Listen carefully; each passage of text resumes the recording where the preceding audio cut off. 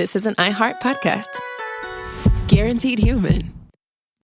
Hey, this is U.S. Olympic gold medalist Tara Davis-Woodhull. And I'm U.S. Paralympic gold medalist Hunter Woodhull. As athletes, our lives are about having a clear path. And a team that you can absolutely trust. So when it came to getting the best mortgage, we chose PennyMac. PennyMac is proud to be the official mortgage provider of Team USA and you. Learn more at pennymac.com. PennyMac Loan Services, LLC, Equal Housing Lender, NMLS ID 35953. Licensed by the Department of Financial Protection and Innovation under the California Residential Mortgage Lending Act. Conditions and restrictions may apply.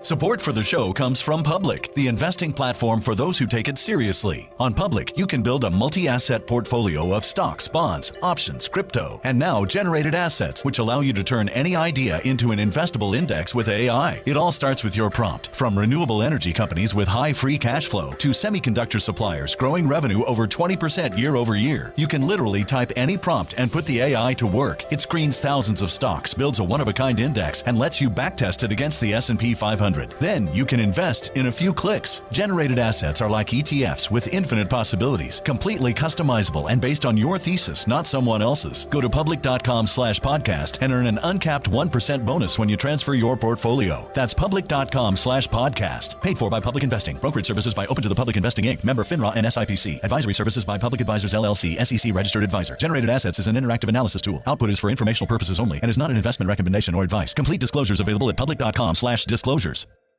Tired of spills and stains on your sofa? Wash away your worries with Anabay.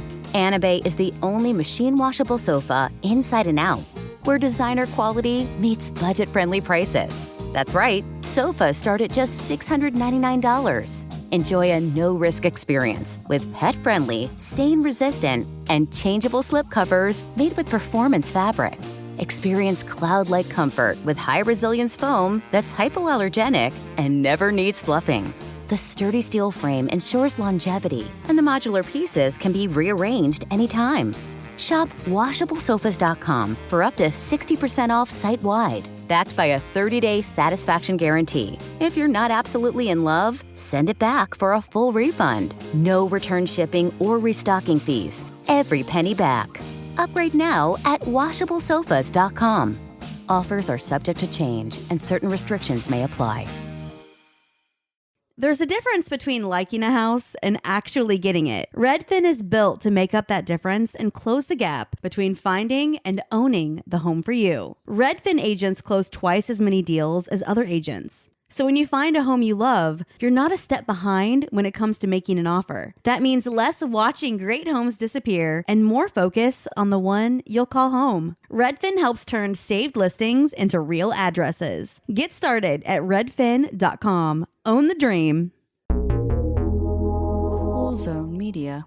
Hey everybody, Robert Evans here, and I wanted to let you know this is a compilation episode. So every episode of the week that just happened is here in one convenient and with somewhat less ads package for you to listen to in a long stretch if you want. If you've been listening to the episodes every day this week, there's going to be nothing new here for you, but you can make your own decisions. Welcome to It Could Happen Here, a podcast where in the wake of Mamdani's victory, we are reviving the old 2016 slogan, eat your pheasants, drink your wine, your days are numbered, bourgeois swine. I am your host, Mia Wong, and with me is Garrison Davis. Looking unhappy. Well, this is actually the new mandatory greeting in New York, as decreed yesterday. Yeah.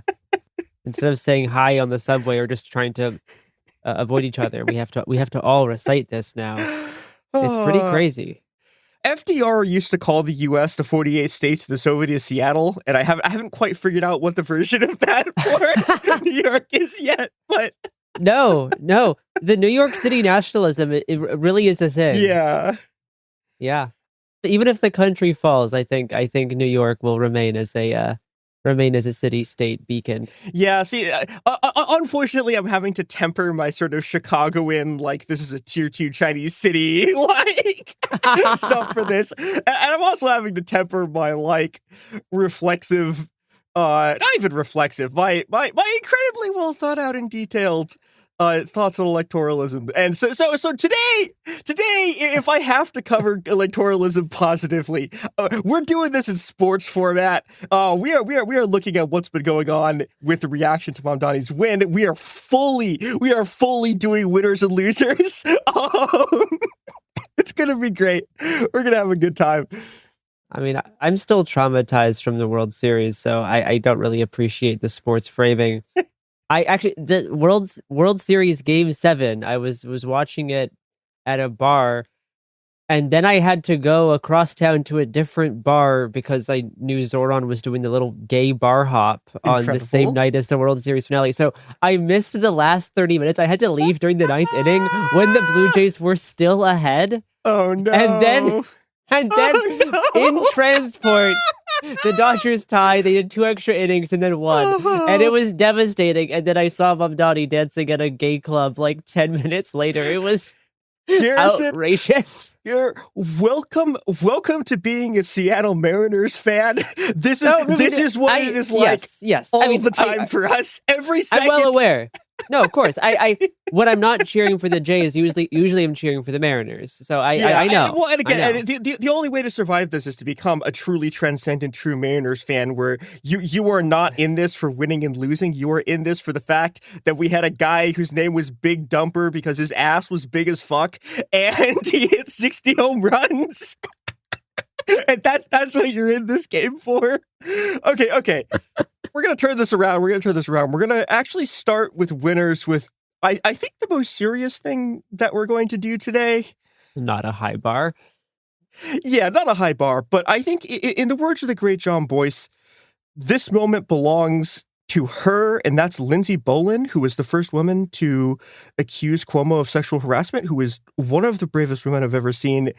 And she's having a great time. That's good. There's a bunch of pictures of her going around that she's posting. She's so happy. It rocks. She's just having a great time. This is like a dual pronged moment, right? One prong is just seeing Andrew Cuomo get completely humiliated for the second time in a row. Yes. And then the whole, like prospective hope of what a Mamdani mayoral occupation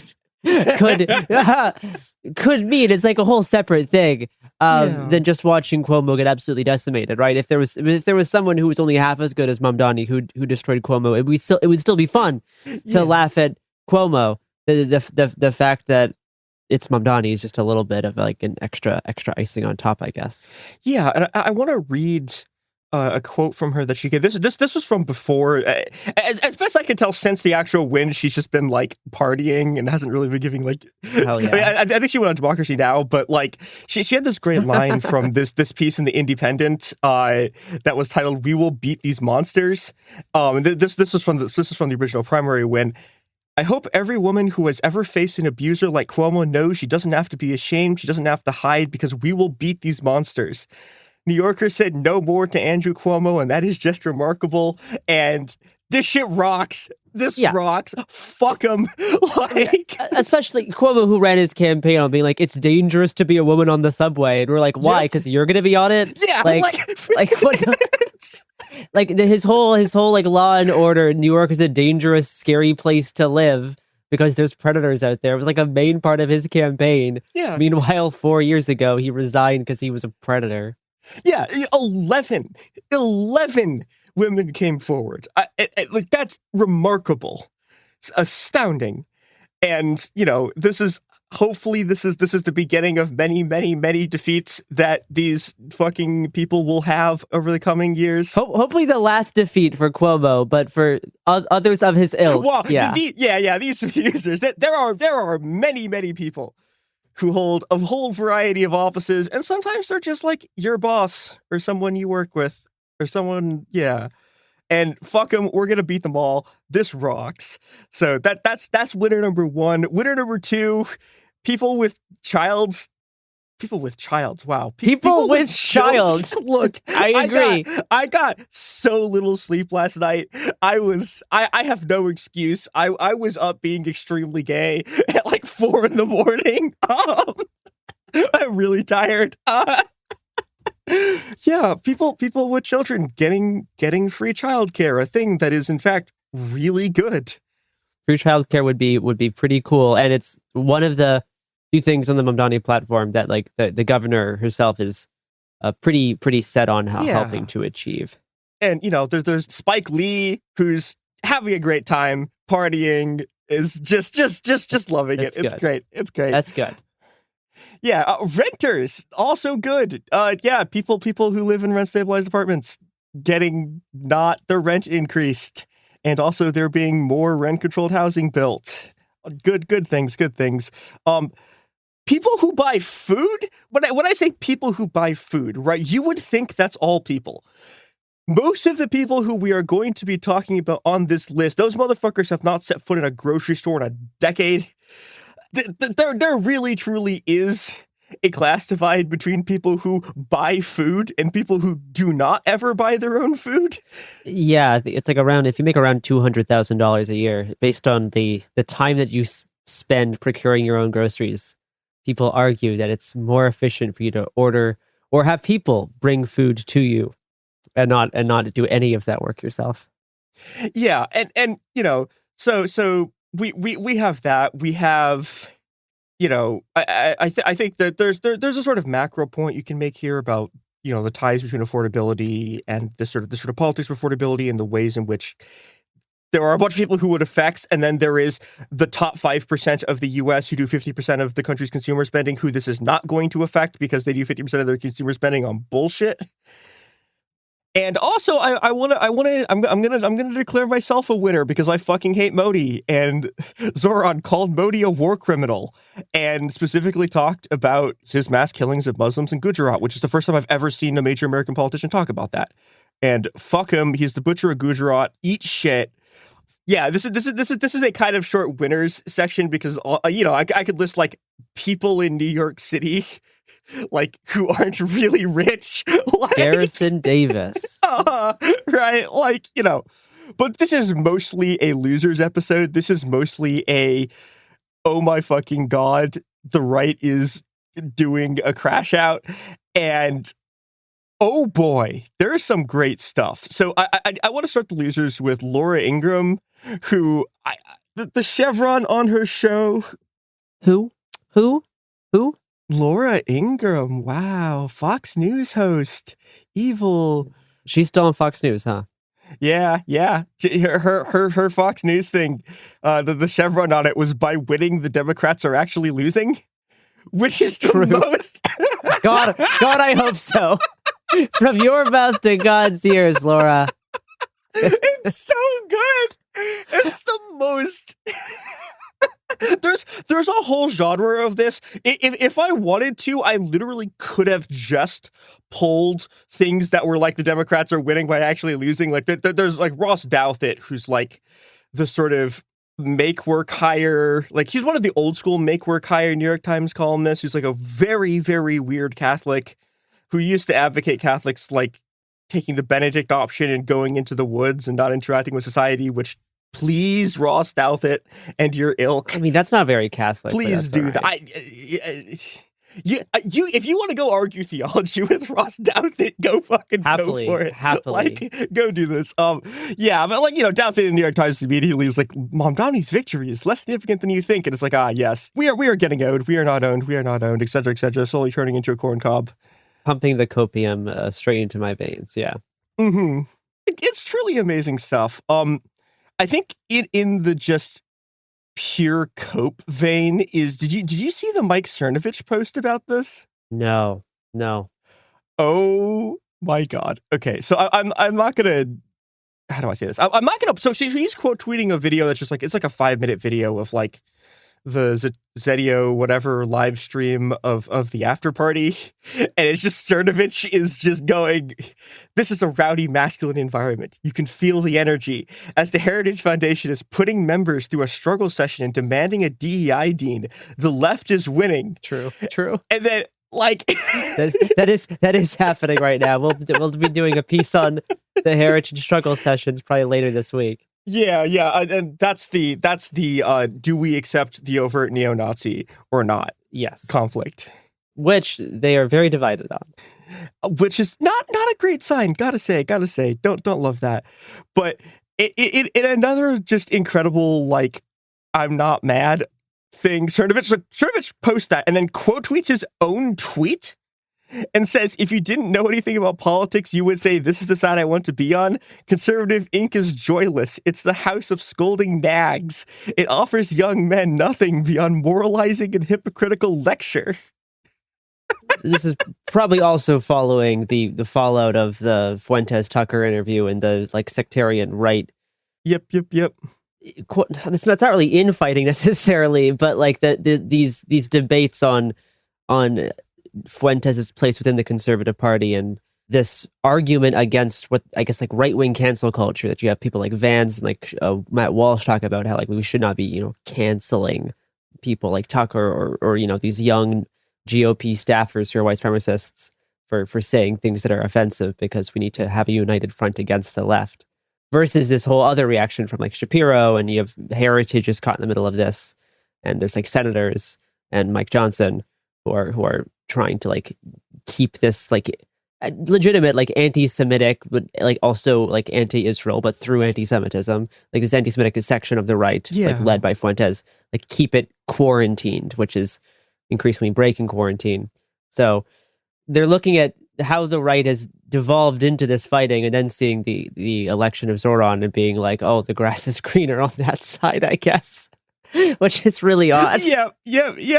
And it's so funny because it's just like literally just all of the shit they've been saying about the left forever. They're just suddenly like, oh my god, some of the right is like maybe not literally the neo-Nazi, and now they're like, oh, it's actually the right that is the house of scolding nags who offer young men nothing beyond moralizing and hypocritical lecture, which is it's just amazing. It's I don't know.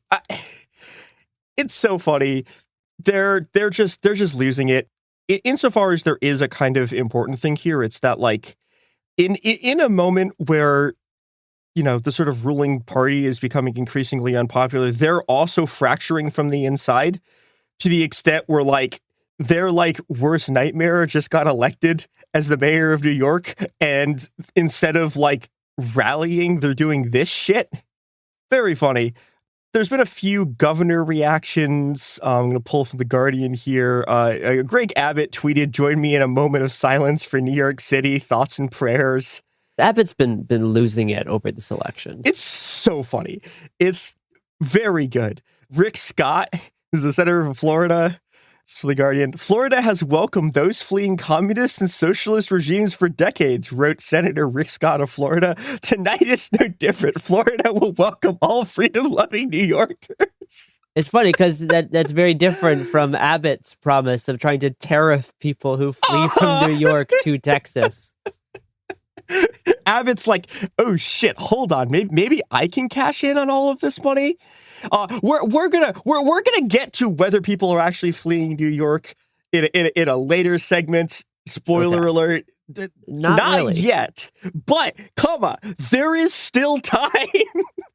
If we want people to flee New York, we're just gonna have to do it ourselves. Speaking of doing it ourselves, this podcast. We do it, but also the products and services support the show do it. We cannot, in fact, do it ourselves. No, not yet. We have to, at this point, have the assistance of the capitalist advertising industry. So enjoy that.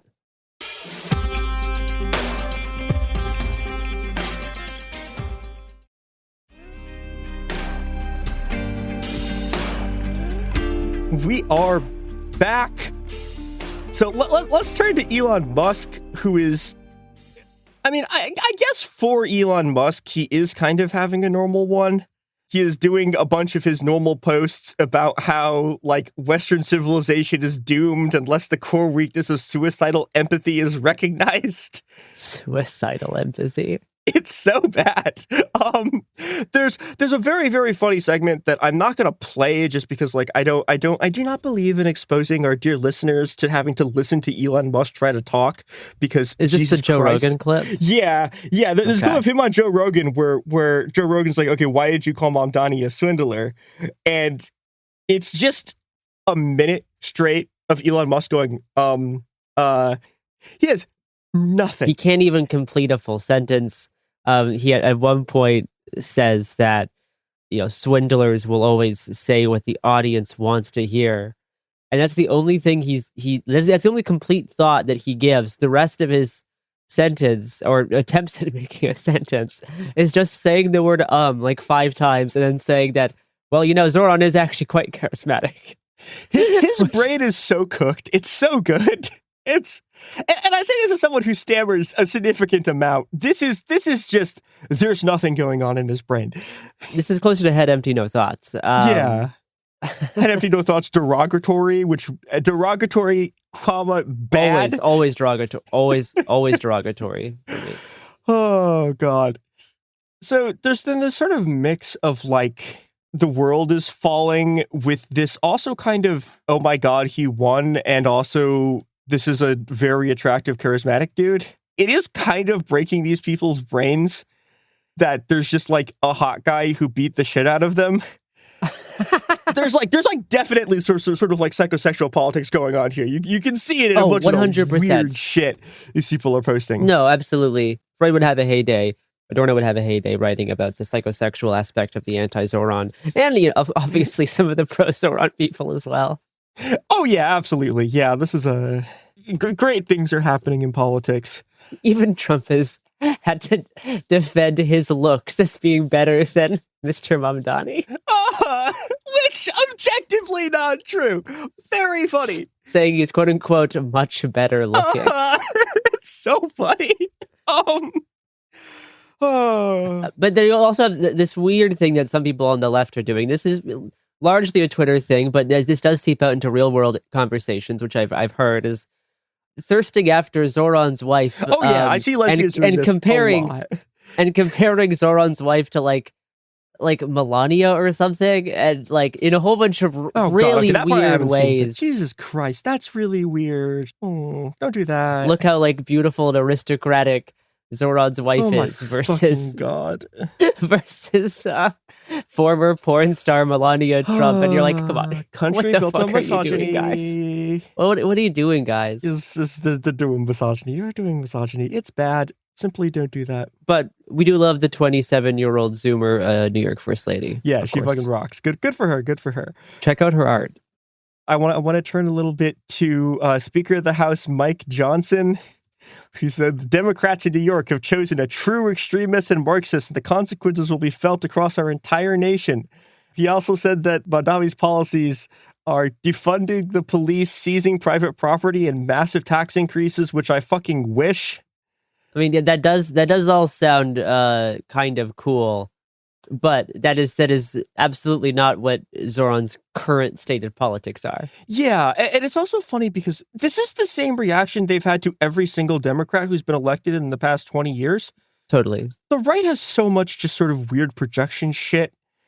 And I feel like they've been doing this whole like, oh my God, you all called us fascists and now we're all fascists. And it's like, no, you called Barack Obama, who was like the most neoliberal Democrat they've ever put in office, maybe second only to Bill Clinton, maybe. Like, you called him a communist, and now it's like, okay, this guy's a democratic socialist, and you're just saying like, oh, this time it's communism. This is like, okay. Really? No, the boy who cried wolf thing that the right does all the time. It depowers their own rhetorical tactics. Yep. And you see this in a few ways. I think you've seen this in part with like the trans mass shooter thing, and certainly they've been doing this thing around communism or socialism for a while, to the point where you can have the mayor of New York proudly call himself a socialist, a democratic socialist, and gets elected with record numbers. Yep. So one of the things that he's going to be dealing with, obviously, is the financial clash. We're going to get to some more weird reactions, but there's a very funny NPR quote that I'm going to read. I'm just going to read this quote. I think it's the stages of grief, said Karen Wild, who runs the Partnership for New York City, an influential business group that represents more than 300 large employers. Which is very funny. They're fully in their like acceptance negotiation phase of this. Yeah. I mean, I think they might not be letting on the degree to which they have been in this process for a while. There was like a final push among like Bloomberg, who privately met with Mamdani like months ago. And they like developed like a kind of like truce, which Bloomberg broke in the week before the election when he suddenly funneled millions of dollars into Islamophobic ads, like 9/11 ads. But there was a lot of meetings happening between Mamdani and people who would make up his future administration and the business class, which have happened since he won the primary in June. And this sort of negotiating and bargaining has been going on for quite a while. And I think the acceptance now is really the final. I mean, these steps aren't necessarily always like sequential. Yeah. But I think we are rapidly approaching the acceptance phase across the city, and people are actually looking at like realistically and what the negotiating side of enacting these things is going to look like, including the financial people. Yeah. That said, Ken Griffin, not happy at all. No, they're not happy. No, yeah, I'm going to quote obviously. him. This is from Business Insider. For the people of New York, I pray that the policies Mamdani uses to govern and lead New York are different than the talking points he used to win the mayoral race. The people in New York deserve better. I did cut out the part in the middle of there from the Business Insider where he said this Wednesday at the American Business Forum in Miami. Some motherfucker's not even in New York. Like, for this to say this, very funny. Hell yeah. Very funny. In this sort of like crash out spectrum, there's a lot of people who are like having the absolute worst time are a bunch of Israeli politicians who are very mad about this. Shocking. Yeah. I'm just going to quote the Washington Post here. Israel's far-right Minister of Security, Ben-Gvir, said Wednesday that Mamdani's win would be, quote, remembered eternally as the moment when anti-Semitism overcame common sense. Diaspora Affairs Minister Amichai Chikli, in an excoriating statement, accused New York City of, quote, handing its keys over to a Hamas supporter. Uh-huh. And this is also a giant loss for one Benjamin Netanyahu, who Mamdani has said he will arrest if he sets foot in New York, which rocks. Very funny. Will this actually happen? I don't know. Hilarious. Yeah, I mean, these things just don't work anymore. Like they yeah. I watched an interview with Jonathan Greenblatt, the head of the ADL, on like Good Morning America, like talking about this and how they're establishing an anti-Semitism monitor to track the Zoran administration. And even like the hosts of Good Morning America were like, come on, man. Like he's not. He's not. Like, what are we doing? He's not an anti-Semite. Like he's against the genocide in Gaza. Like he's not. He's not like a Jew-hating anti-Semite. Yeah. And like they were even getting tired of Greenblatt's little like shtick and how he was constantly like performing to the camera to try to get people to like, I don't report incidents that then they'll add into this monitor program. So they'll try to blame the Mamdani administration for not protecting Jews or whatever. Yeah. This was on Morning Joe on MSNBC, not Good Morning America. My apologies. This is also, if you want to talk about another sort of category of losers, just like all of the unhinged Islamophobia. Oh, yeah. Like all of the people spreading that got annihilated. Yeah. Just absolutely smashed. And it is worth saying, this was one of the most racist campaigns I have ever seen that Andrew Cuomo sort of waged. It was just hideous. More racist than Trump versus Kamala by far. Yeah. Exceptionally so, and done by Democrat establishment figures largely. Yep. Man, just rancid, and they got their ass handed to them. And I think that's good. There's a very, very public level of acceptance for Islamophobia. You can just say the most Islamophobic shit anyone's ever heard on TV and it's fine and no one does anything. But also, people don't fucking like that shit. It sucks. It's awful. And fuck these people. And, I think this is sort of the tide turning. And speaking of the tide turning, Bill Ackman, as we talked about on ED, bending the knee, saying, Zoran Mamdani, congrats on the win. Now you have a big responsibility. If I can help New York City, just let me know what I can do. Very good. So to sort of close out this, the losers section, I want to turn, there's a great piece in Defector about the people who threatened to leave New York City if Mamdani won, and unfortunately reached out for comment. None of them were actually leaving. It's really sad. No, because people don't want to leave the city. It's a good city, which is the whole point of Zoran's campaign, was about how much the city is cool and rocks, and Cuomo's campaign was about how much it's bad and scary. Yeah. And unfortunately, tragically, this does mean that you are going to have Dave Portnoy and this whole his whole crew of Barstool dipshits still in the city.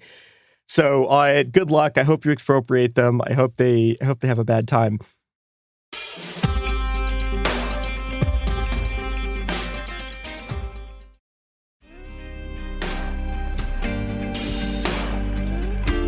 Now I want to move into my last category, which is the sort of baffling category. We got a kind of wild Obama quote, "The future looks a little bit brighter. It's a reminder that when we come together around strong, forward-looking leaders who care about the issues that matter, we can win." It's a very silly quote. The odds that Obama personally had at least one person on that campaign staff beat and drain Occupy are very high. Like, it's really truly this moment of like, brother, you spent so much time trying to make sure this wouldn't happen, and you have failed, and now you're in the like, I'm going to do the Obama thing where like, I'm the friend of all the young leaders, and I'm going to give them the worst advice you've ever heard in your entire life. I don't know. Still have never gone over Obama personally intervening to make sure the NBA players didn't go on strike during the uprising. Oh God, what are the worst like post-presidential moments I've ever seen? I want to close on Jamie Dimon, the CEO of J.P. Morgan Chase, who, when asked about Mamdani, said, quote, "He's a young man. Will he get good at it?" Dimon said about Mamdani making and implementing good policies, "I see a lot of people in big jobs, including big political jobs. They grow into it. I've seen a lot of people. They kind of swell into the job. They get worse. All of it becomes about them.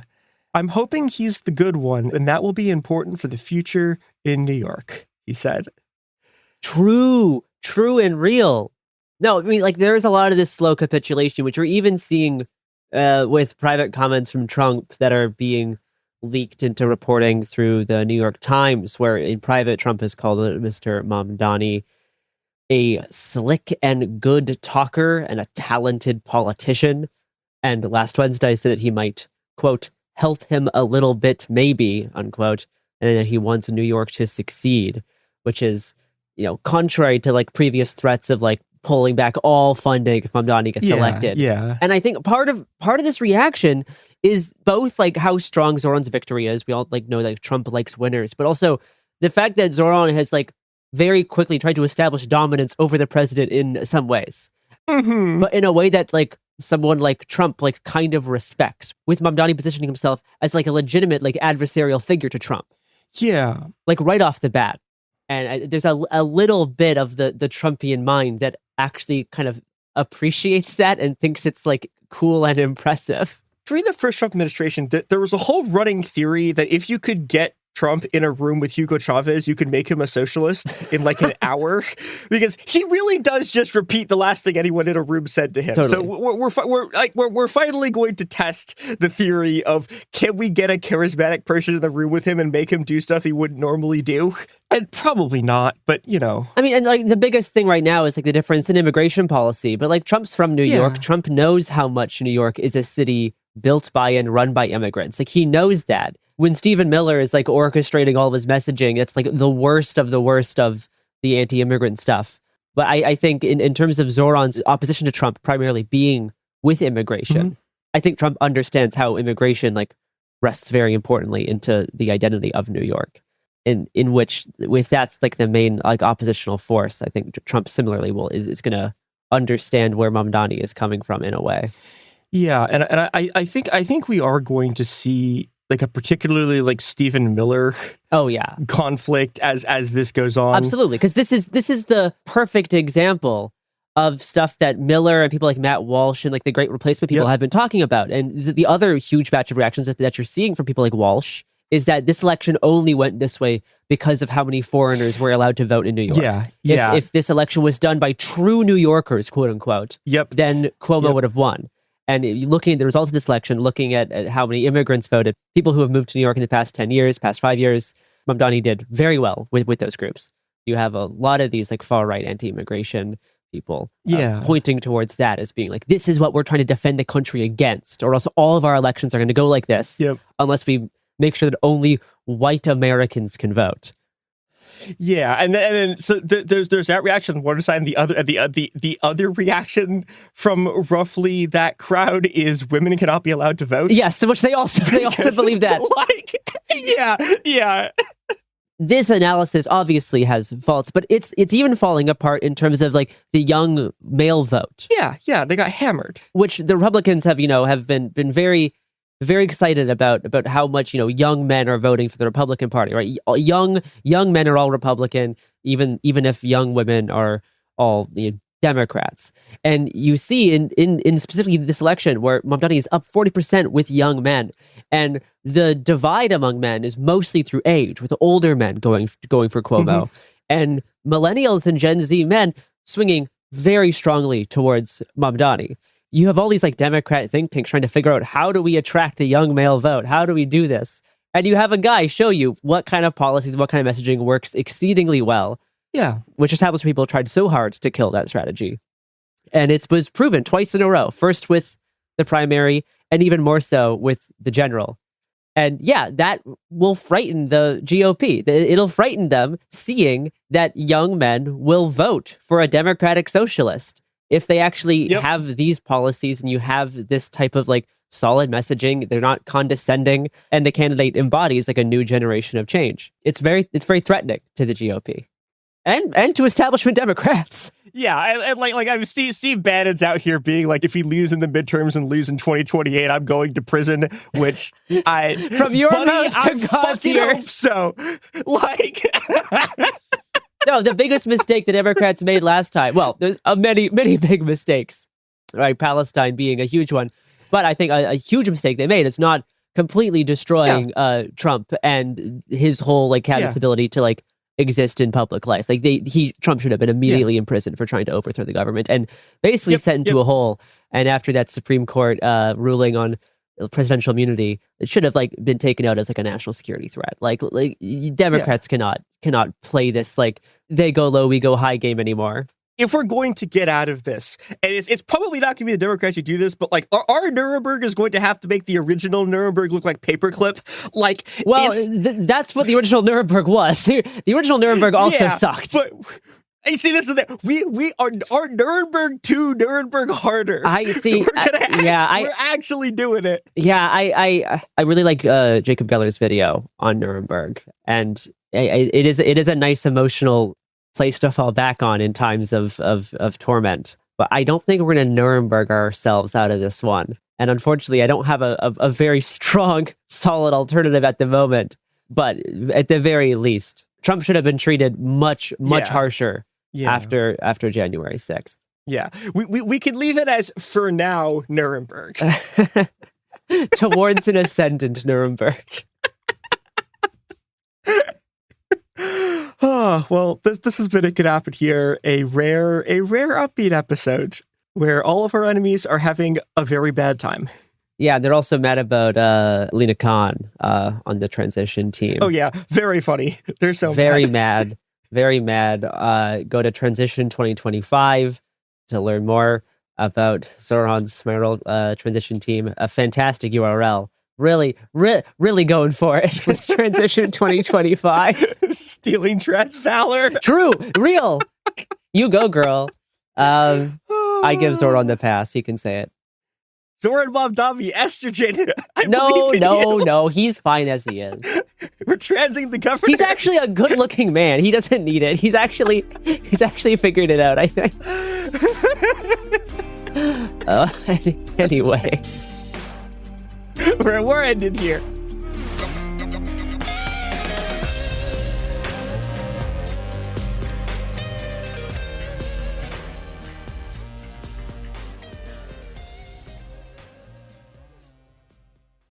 Hey, this is U.S. Olympic gold medalist Tara Davis Woodhull. And I'm U.S. Paralympic gold medalist Hunter Woodhull. As athletes, our lives are about having a clear path. And a team that you can absolutely trust. So when it came to getting the best mortgage, we chose PennyMac. PennyMac is proud to be the official mortgage provider of Team USA and you. Learn more at pennymac.com. PennyMac Loan Services, LLC, Equal Housing Lender, NMLS ID 35953. Licensed by the Department of Financial Protection and Innovation under the California Residential Mortgage Lending Act. Conditions and restrictions may apply. Support for the show comes from Public, the investing platform for those who take it seriously. On Public, you can build a multi-asset portfolio of stocks, bonds, options, crypto, and now generated assets, which allow you to turn any idea into an investable index with AI. It all starts with your prompt. From renewable energy companies with high free cash flow to semiconductor suppliers growing revenue over 20% year over year, you can literally type any prompt and put the AI to work. It screens thousands of stocks, builds a one-of-a-kind index, and lets you backtest it against the S&P 500.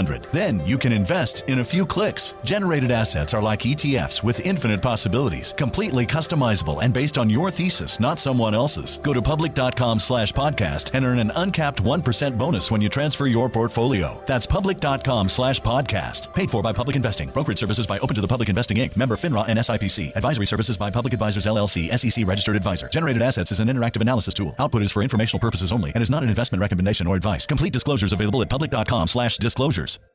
Tired of spills and stains on your sofa? Wash away your worries with Anabay. Anabay is the only designer sofa that's machine washable inside and out, starting at just $699. Plus, Anabay sofas are pet-friendly, stain-resistant, and feature changeable slip covers and modular pieces. Get up to 60% off site-wide with a 30-day money-back guarantee. Visit washablesofas.com to get yours now. That's washablesofas.com. Offers are subject to change and certain restrictions may apply. Flag football is exploding, and iFlag is leading the way. As the Guinness World Record holder, iFlag hosts premier flag football tournaments nationwide for boys, girls, high school girls, and adults. From first-time players to elite competitors, iFlag delivers top-level competition, unforgettable experiences, and a community built around the game. Ready to be part of it? Join the movement. Find your tournament and learn more at iflag.org. That's iflag.org. Hello, everyone, and welcome to It Could Happen Here, a podcast where I have just been attacked for my identity as a British person by my colleague, Garrison Davis. Hi, Gar. It's going to happen again. I never. This podcast is not a safe space. Not for British people, sadly. Many such places for us, including Britain, which is a country which is not doing so well right now. Though Britain is still very safe. I don't want to talk about Britain today. I do, incidentally, I guess, because I grew up in a country that has virtually no fucking public land. I mean, enclosure of the commons. The commons. It's actually kind of topical. Yeah, it is. That is a question that actually, so earlier this year in September, I was staying with Gwich'in people who are indigenous to like, the northern Alaskan interior, Arctic and subarctic. And one of them was like, hey, how did you guys get so dislocated from your lands? One of my friends who I was talking to. And it was a really interesting question for me, right? Because they have lived on that same land for as long as human beings have existed in the Americas, like 25,000 years, something like that. Like the answer is the enclosure of the commons, right? The answer is like proto-capitalism is what removed folks like me from the land and identifying it in a way that those people identify with the land. But in the United States, we do have a little bit, or quite a lot actually, of public land, right? Various different types of public land, various different land protections that anyone can go to, right? You don't have to be an American or a citizen. Anyone can go to public lands and enjoy them. Unfortunately, Utah Senator, quote unquote, based Mike Lee is once again attempting to weaken protections on wilderness, which will render some of the small parts of the USA that have not been fundamentally damaged by capitalism permanently and irrevocably changed. Are you familiar with Mike Lee? Yeah. He's the senator from Utah. The senator from Utah, yep. And he's based, as you have said. Yes, he's based, right? That's He's a hashtag poster. He's a poster, yeah. He operates a Twitter account, which some might deem as offensive, and tweets about current events in a very provocative way. Yeah. Usually in line with some kind of partisan sentiment. Yeah, I think that's pretty fair. Specifically following the assassination of Melissa Hortman and her husband, made a series of tweets that were, I guess, kind of insensitive, if not laying blame at the governor of Minnesota in a kind of ironic, joking way where you have plausible deniability, but in general handled that situation very grossly. And I think that's what most people might know his tweets for. But he's very active. He's tweets about many a thing. He's if he thinks it, he posts it. But most people will know him as a guy who made the extremely poor taste posts following those murders. Nightmare on Walls Street. Yeah, just not a thing to be posting when some people have been murdered. I think in general, when people are murdered, I think we as humans should post less. Yeah, right. If somebody has died, just don't post. It may be nice to say this is terrible, send your condolences or whatever, but realistically, their family aren't looking on twitter.com to see who's sending their condolences, but they sure as fuck will find out if you try and make a funny about it. So just don't. Just resist the urge to post. Another urge that Mike Lee sadly have is... I don't like this at all. Yeah. Well, yeah. I don't like that we're talking about Mike Lee's urges. Yeah. Okay, it's in the broadcastable space. Mike Lee has the urge to sell off public land. He has tried twice this year. We spoke about this a little bit on ED, right? We talked about it in the context of the Big Beautiful Bill or the One Big Beautiful Bill Act. Yeah, he did try that like half a year ago, didn't he? Yes, he did. Well, Garrison, I regret to inform you that Mike Lee is back. Somehow Mike Lee has returned. Yeah, and this time he has got a new thing. So last time, if you remember, he talked about selling off the public land to make affordable housing. Sure. Yeah. Not going to look into this any further. And I'm going to... That was exactly what he was relying on. That no one gave a shit about the millions of acres that we all get access to, and they would just trust him on that one. Based Mike Lee and his abundance agenda here. Yeah, exactly. It's him and Zoran shaking hands when it comes to affordable housing, but something they care about very much. I'm sure something that Mike Lee has campaigned on for years. He did not stick the landing on that because people read the proposal and they noticed that it was going to do nothing for housing affordability whatsoever. If it did create any housing at all, it was going to be like super rich people's McMansions. This was not going to do anything to move the needle on affordable housing in the US. This time, he has found a cause which receives even less scrutiny. Can you guess what it is, Garrison? For why we need to sell the public lands? Yes. I'm trying to not just look ahead on your script. There is a document in front of you which has the answer. So close your eyes. I feel like there's like 2 or 3 things in the US where everyone just seems to turn a blind eye to. Like, I mean, is it for developing land for like oil data centers? Well, that probably is what's happening, but he's smart enough not to say that, right? Super gold Magikarp, as in the as in the film Eddington. I mean, I would guess data centers, but I could be wrong. It's border security. Oh, great! This, of course, right? You could have said anti-terrorism and probably got there too, but no, Sure. It is securing our all our borders, actually. Southern border, northern border, eastern and western maritime borders. Obviously, they're looking to prevent any more people coming in from Canada. Utah's not a border state. That is correct. That's why I didn't say borders, because you... I saw you go to search something. I literally pulled up a map of the United States. I was like, I don't think Utah's a border. Maybe I'm misremembering, but Utah's not a border state, is it? Utah is absolutely not a border state, Garrison. In fact, not a border state. It is above Arizona, which is a border state. Yeah. So that is perhaps what's going on here. Mike Lee has found a way to sell off public lands without selling off Utah public lands. In this case, not really sell off, but destroy and degrade in a way which is very clearly going to lead to commercial exploitation, right? What Lee's bill has a bunch of co-sponsors. I believe the only border state senator co-sponsoring it is Ted Cruz. Yeah, makes sense. Big public lands respecter. But Lee's bill would allow the Department of Homeland Security to, quote, inventory illegal roads and trails on public land within 100 miles of the border and then convert them into navigable roads. That is the part that makes no sense, right? Like, when you look at Lee's statements, I will read one of Lee's statements here.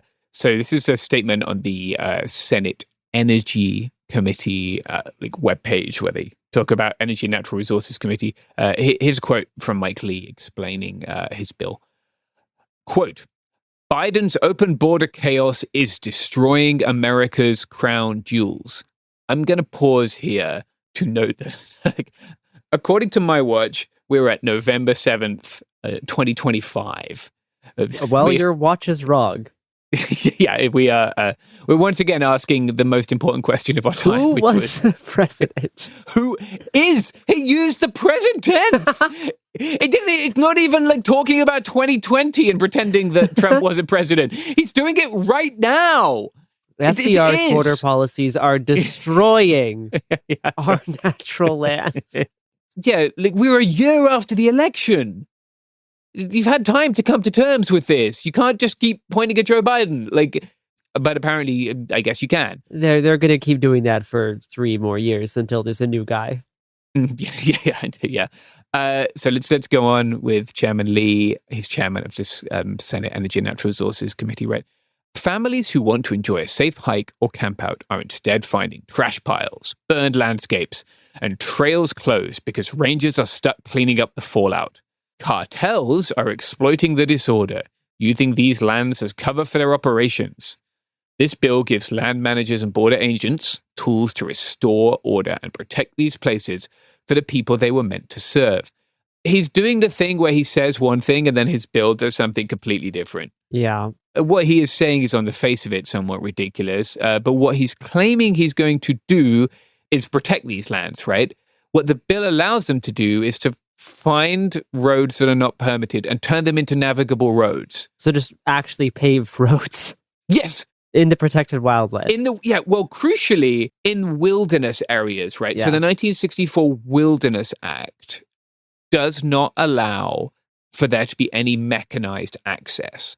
Lee's bill proposes not just to amend the Wilderness Act for within 100 miles of the border, but to amend it entirely to allow for the construction of roads. So that they can police the public lands better? That's what he's saying. Yeah, right. Well, one of his claims is for search and rescue, that there are already exemptions that allow for mechanized search and rescue access, right? Things like helicopters, right? Helicopters. Yeah, if you get, and even you get motorized gurneys you can use for SAR, things like that, right? Like even ATVs, right? If there's a threat to human life. A Toyota Tacoma. Yeah, I mean, you'd struggle in most wilderness lands with a Tacoma. Sure. But yeah, you could give it a college try. But it's ludicrous. He hasn't even made an effort to join the dots, you know? It also calls for fire mitigation by clearing fuels and building fire breaks, and includes a provision that would, quote, address invasive or non-native species. In the wilderness area? Yeah, like what, are you going to go in there and round up? Because everyone's planting and spreading invasive species. Yeah, I mean, of course there are invasive species, right? Like if you go to parts of where I live, you'll see mustard, which is not an indigenous species, because the climate's changing and people move around the world, and lots and lots of animals that weren't here 20,000 years ago are here now. I mean, you can make an argument for managing these areas. I don't think he's coming at this from an environmental conservation standpoint. Yeah, I don't know what the non-native species thing is about, other than just nativism for plants. I genuinely can't work it out. If anyone has any ideas, please let me know. It also attempts to inventory damage done to public lands by migrants. What wildfires are caused by migrants? How many national parks are trashed by migrants? Oh my God. Yeah. As opposed to the American citizens who treat these areas like dog shit. Yeah, and then the park rangers shit. who simply just don't do their jobs because they're too lazy. Yeah, and the literally thousands of people a year who fucking drag their refrigerator or television onto public land and execute it by firing squad. Yeah, maybe make a bill about that if you want to do something nice for public land. I want to give a definition of wilderness from Howard. I think it's Zanisser. I've only ever read his name, but the Wilderness Society, who more or less wrote the act. It defines wilderness as, quote, a wilderness, in contrast with those areas where man and his own works dominate the landscape, is hereby recognized as an area where the earth and its community of life are untrammeled by man, where man himself is a visitor who does not remain. I don't actually really like that definition. I like wilderness But I'm not a big fan of the idea of like quote unquote untouched wilderness, right? Like every bit of what is now the United States is a place where indigenous people have been living and surviving for tens of thousands of years, long before it was the United States. It's not untouched. It's just not fucked by extractive capitalism in a way that a lot of our land has been in the last 200 years. There could be touching without fucking, is what you're saying. Garrison. Oh dear. I saw this mischievous look come on their face and I didn't know which direction they were going to take it. But I didn't expect that one. Now this is podcasting. Yeah, wow, yeah. We've just left the newsroom. Let's do an advertising break. We can't come back from that.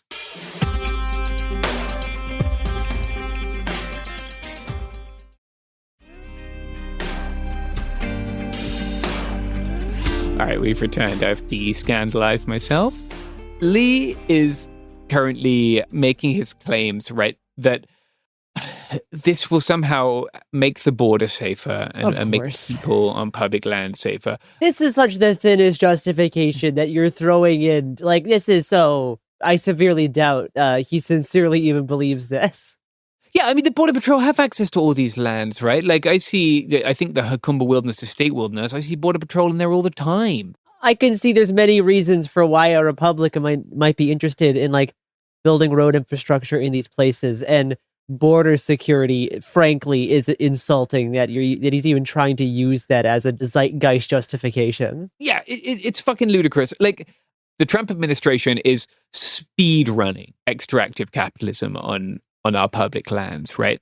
Just yesterday, when we're recording on Friday, Joe Biden is president, as you will remember, Friday, 7th November 2025. The Trump administration nominated, okay, I've outed myself. I'm not a Biden truther. The Trump administration nominated Steve Pierce to lead the Bureau of Land Management. Pierce is a former New Mexico congressman who has supported drilling and fracking on federal land. He's also a serial loser in congressional and state races in New Mexico. I think he lost a Senate and a gubernatorial race. And he has voted to shrink existing public lands. The Trump admin did this before, right? People will probably, if they're engaged in public land advocacy, they will remember the attempts to save the Bears Ears National Monument from oil exploitation, right? Which again is in Utah. Utah is, for whatever reason, Utah is a hotbed of anti-public lands settlement. Amusingly, the previous nominee for the leadership of the BLM had to be removed when emails condemning Trump's response to January 6th came to light. So she, I guess, failed the loyalty test. Trump has also put Doug Burgum at the head of the Department of the Interior, right? Are you familiar with Burgum's shtick, Gare? His name sounds incredibly familiar. Yeah, he was governor, I believe, in North Dakota. Yes. Yeah, like he did this pivot on like culture war issues where he had previously been not opposed to abortion, for example. And he just like took a massive swing to the right in order to kind of align with the MAGA position over time. So he's now leading the Department of the Interior. I wrote about this on my little newsletter that I write because when he was nominated, he received a letter of support from the Outdoor Recreation Roundtable, a bunch of outdoor brands. Notably, REI was one of the brands that supported his nomination. Burgum is another big oil and gas guy, right? He's a guy who has talked about the need for energy exploitation on public land. I have a whole scripted series that I'm working on about specifically drilling in the Arctic refuge. But this goes far, far beyond that, right? This could potentially affect every piece of public land, every national park, every national monument in the United States. Drill, baby, drill. Yes, drill, baby, drill is pretty much our approach to public land these days. Amusingly, REI was shamed into rescinding their support of Burgum. Good for them. But yeah, one of the few instances where people probably posted their way to a change in some kind of policy, I guess, even if it's only REI policy.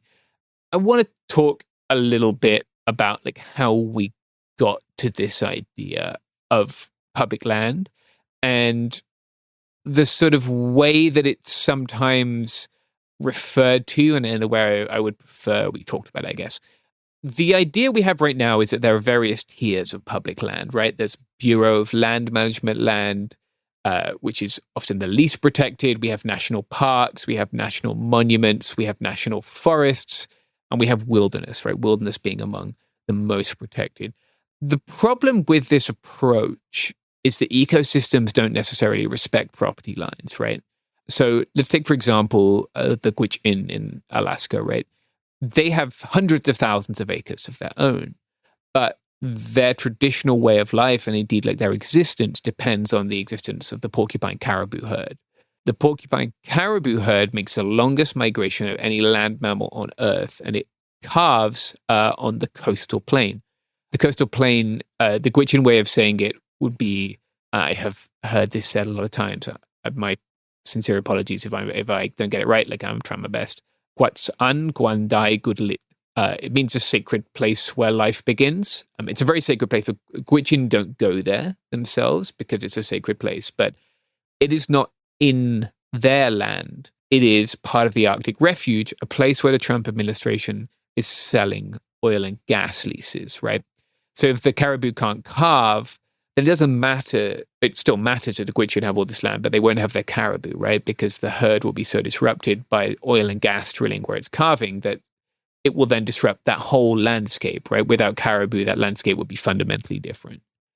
So right now, the way we talk about public lands, I think we talk about them like in terms of leisure, right? Like often they're seen as having a value.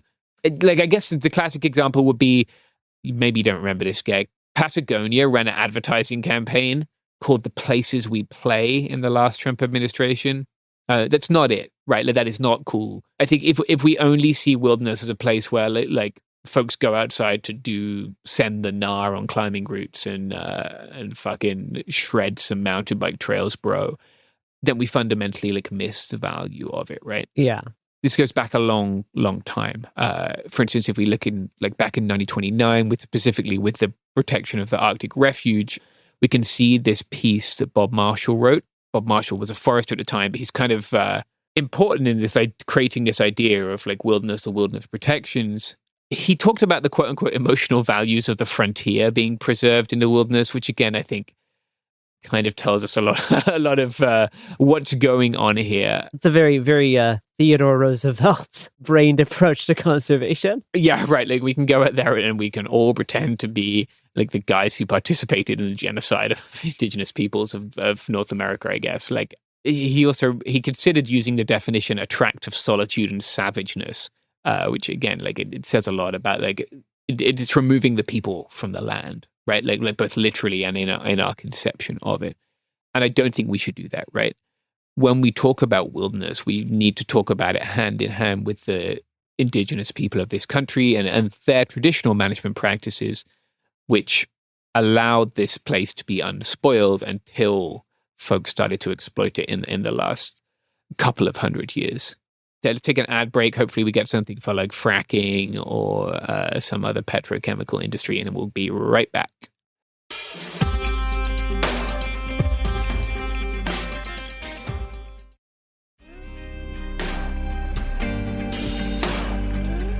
We are back, and we are talking about Senator Mike Lee again.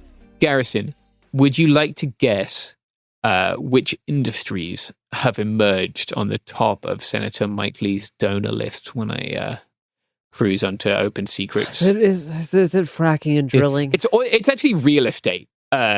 He's got a ton of money from real estate, about 665,000.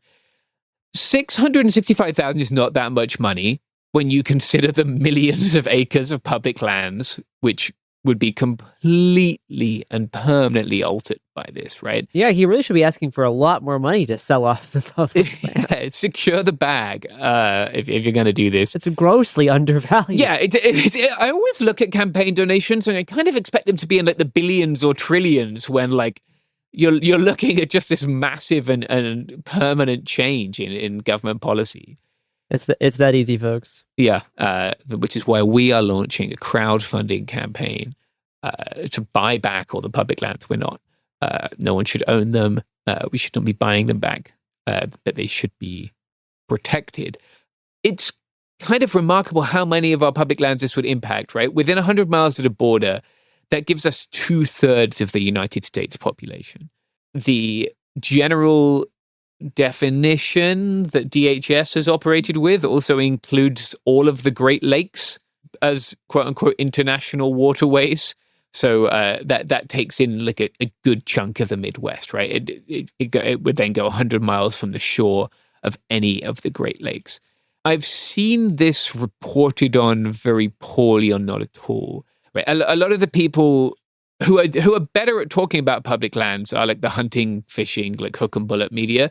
They will talk about it more, in my experience, and like the straight up outdoor media, right? Which is where I've made my career, at least somewhat, for the last 15 years. They will also go harder for it. Like it's generally a more conservative world, but like they will go after politicians who sell public lands. But I think if you're incapable of understanding that, like, the border as a zone of exception, the border as a zone without constitutional rights is a problem, and this selling of the public lands is part of that problem, then like it's very hard to have a complete analysis of this. So like I've seen a lot of analysis without any, seemingly where the writers don't understand that United States operates this 100-mile border enforcement zone, right? And that you as a US citizen or as a non-citizen have fewer rights within that enforcement zone. I have seen a lot of analysis which doesn't take into account this weird assessing of migrant damage to public land. Like, in what world is that a useful allocation of government resources? Like, there are places, right, where, like if I think about the places where the Biden administration did outdoor detention, that landscape was damaged because people had fires to stay warm. And that fire causes scarring, right, in our desert landscapes. Yeah, that landscape is damaged. Like, what are you going to do? There were like 1,000 people a day coming through at one point. Are you going to find them all and charge them all for like misdemeanor California fire? It also, there's a tiny provision in this bill that I found that suggests that migrants cannot be housed on federal public land unless they are housed in a detention center. Yeah. Yeah, great, thanks. That was kind of the case before. Like, you couldn't really just be like, well, I mean, the Biden administration did just say, right, you all camp here and we'll come get you in a week. But there wasn't really a legal precedent for that. They just went ahead and did it. I guess what I want to end up with is, like, I'm obviously like very passionate about this. I guess I'm kind of a public land super user. You do be camping. Yeah, I do. I am a camping guy. If there's one thing that defines me, it's going camping. I try and sleep outside at least once a month. But yeah, most of my happiest memories in life are like moving under my own power through the mountains. That is when I'm happiest. That is how I deal with my shit. That is what I do with myself after every single one of the traumatic work trips that you that you seem to love listening to, right? Like that is how I cope with the fact that my job is to turn trauma into stuff to go in between Chumba Casino ads. So yeah, I love public lands, but you should too, even if you don't recreate on public lands, right?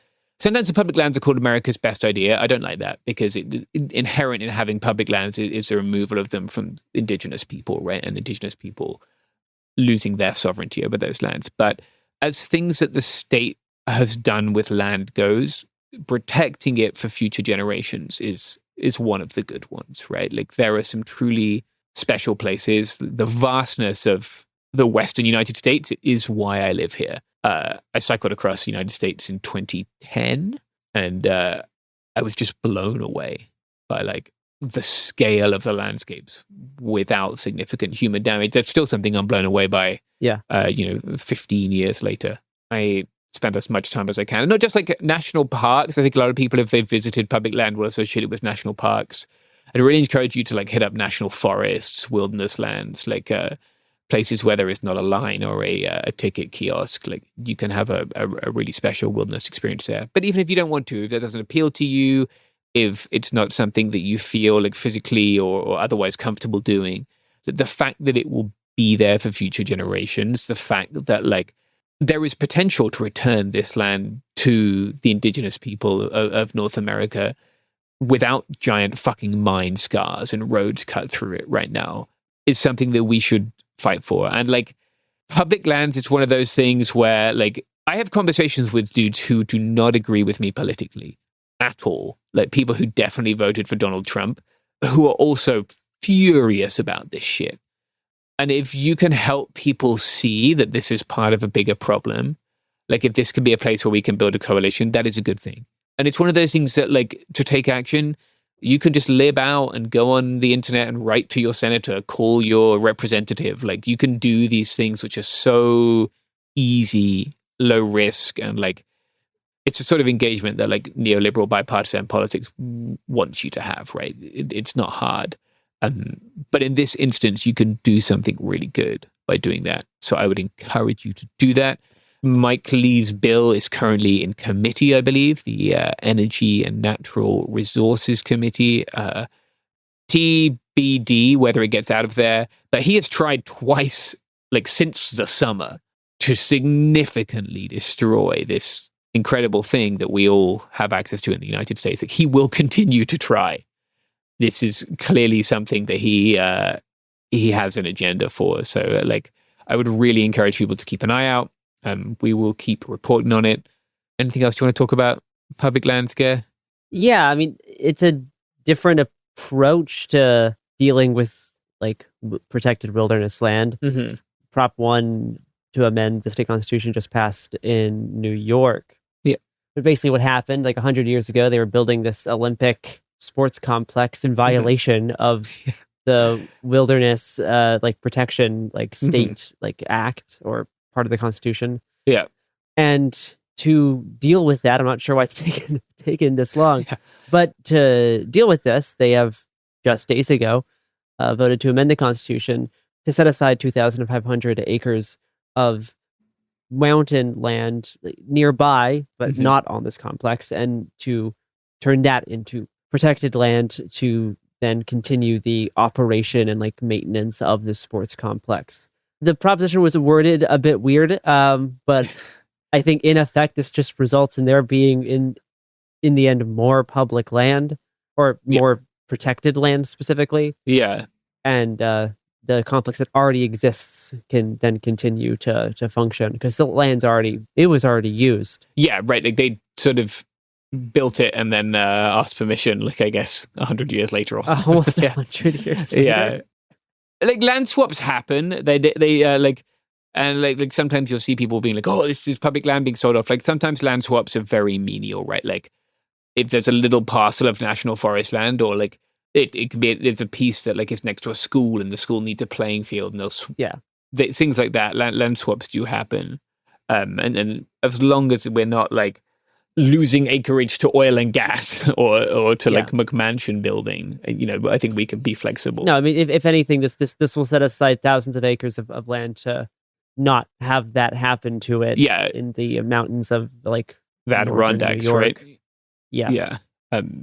And then this complex can now continue to get maintained. I think if this didn't pass, they would like restrictions would fall upon the capacity of this complex to continue operating. That's dumb because you have a place which is like it's not going back, right? Like once you've built stuff, you should use it. The damage has been done, and exactly. now you should use it here and then protect more land. Exactly. Yeah. And luckily, this thing barely passed. It was pretty close. I think around 52% yes. Most of the votes for no did come from people, I think, living in New York City. I think mostly because of the way the proposition was worded. It was worded in an odd way because it made it sound like you're like sacrificing currently protected land that this complex is on. So I think people who are approaching this from like kind of an ecological standpoint, a conservation standpoint, like misunderstood or had some like differing view on like the value of protecting the current land that the complex is on, right, versus establishing thousands of acres of more land to be protected nearby. Right. Yeah. I mean, initiatives and propositions are often written in a particularly bizarre way, and it's not like the California Prop 50 was like 2 lines. This is several paragraphs of. So I can see how it would have been confusing to people. But yeah, like this also happens at a state level all the time, right? Like states have public lands too. You'll see like a patchwork of state and federal and private land, especially like in some national forests in the West, right? But that's something that especially in Republican-run states now, people should be very aware of in their own states is like the GOP didn't used to be massively anti-public lands. This is a new thing for them, right? They always felt like they needed their, like, I guess maybe that they needed their like hunting, fishing, shooting crowd. No, but environmentalism is now wokeified, right? Yeah, exactly. This is like a post-Al Gore thing of now the conservatives associate a lot of this language with like climate change algorithm, and it has this woke element. Yeah, it's very strange. Like it's funny. I'll often when I'm out and about, like exploring in the backcountry, I run into guys who are out there, like they're either hunting or like looking for places to hunt. I think we'll be like, oh yeah, well there aren't as many of the turkeys or the deer or the whatever as there used to be. But then it's very hard for people who now can't say climate change is real to find a way of like having permission to say what they want to say because they've seen it with their own eyes. Yeah. But also, they don't want to say it. But no, I mean, I did an episode about this after the RNC because I talked with this like Republican conservation group about how they're trying to bring back, like, put the conservative back in conservation or whatever. Jesus, I think generally the idea of them conserving anything is pretty much off the table at this point. But yeah, people getting out in public land you will understand climate change. You spend long enough going to the same spot, and you're going to see what that means. So it has a lot of benefits. Go outside this weekend. Go camping. It's great desert season right now. If you're within range of a desert, go camping in the desert. Look at the stars. Go find a dark sky area if that's your thing. Was it REI who had the like don't go shopping on Black Friday, go outside? I don't know. You don't remember this? It's okay. This is just shit. I am pro gazing at the flickering lights of civilization. Garrison. No one wants to see the fucking flickering lights of civilization. I do. I do. I don't. I want to see the stars.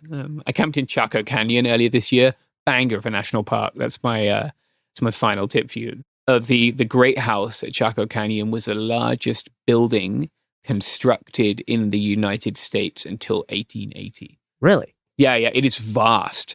It is one of the least visited parks in the system because you have to go like 17 miles down a dirt road. Sure. But incredible. These are the ancestral Puebloans, right? Like the people who are the ancestors of the Pueblo tribes today. But it's an amazing place to go check out. You should all go, not at once. There's not enough space for all of you. I mean, I'm just scrolling through Mike Lee's Twitter account now. Oh yeah, you got any bangers? Not really. Oh really? Not really. I mean, he's whining about Zoran and posting a lot about Charlie Kirk, and that's mostly it. See, he doesn't even talk about this stuff because no one likes it. He got hammered by a bunch of like very right-wing rancher types on Twitter last time he tried to do this. Yeah, makes sense. I think he knows better. Because a lot of people, you can also graze cattle on public land, right? There's been a whole standoff about this. Long-time listeners will remember the Bundy situation. But yeah, I guess he's also pissed those people off now.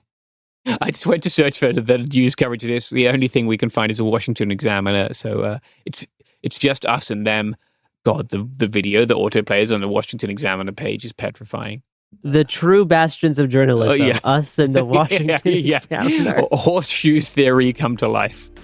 Oh, God. All right, go outside this week/weekend. Fuck it, don't go to work. Go outside. Go outside tomorrow. Bye.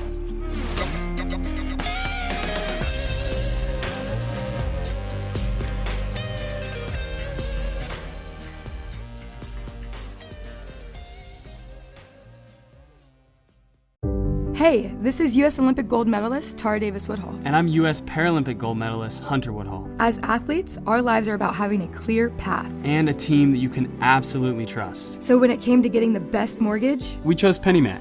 PennyMac is proud to be the official mortgage provider of Team USA and you. Learn more at pennymac.com. PennyMac Loan Services, LLC, Equal Housing Lender, NMLS ID 35953. Licensed by the Department of Financial Protection and Innovation under the California Residential Mortgage Lending Act. Conditions and restrictions may apply.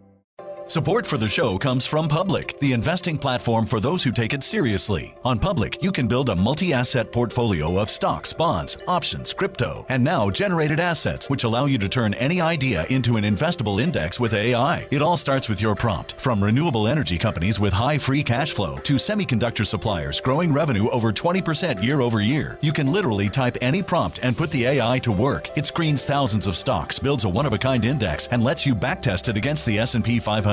Then you can invest in a few clicks. Generated assets are like ETFs with infinite possibilities, completely customizable and based on your thesis, not someone else's. Go to public.com/podcast and earn an uncapped 1% bonus when you transfer your portfolio. That's public.com/podcast. Paid for by Public Investing. Brokerage services by Open to the Public Investing Inc. Member FINRA and SIPC. Advisory services by Public Advisors LLC, SEC registered advisor. Generated assets is an interactive analysis tool. Output is for informational purposes only and is not an investment recommendation or advice. Complete disclosures available at public.com/disclosures.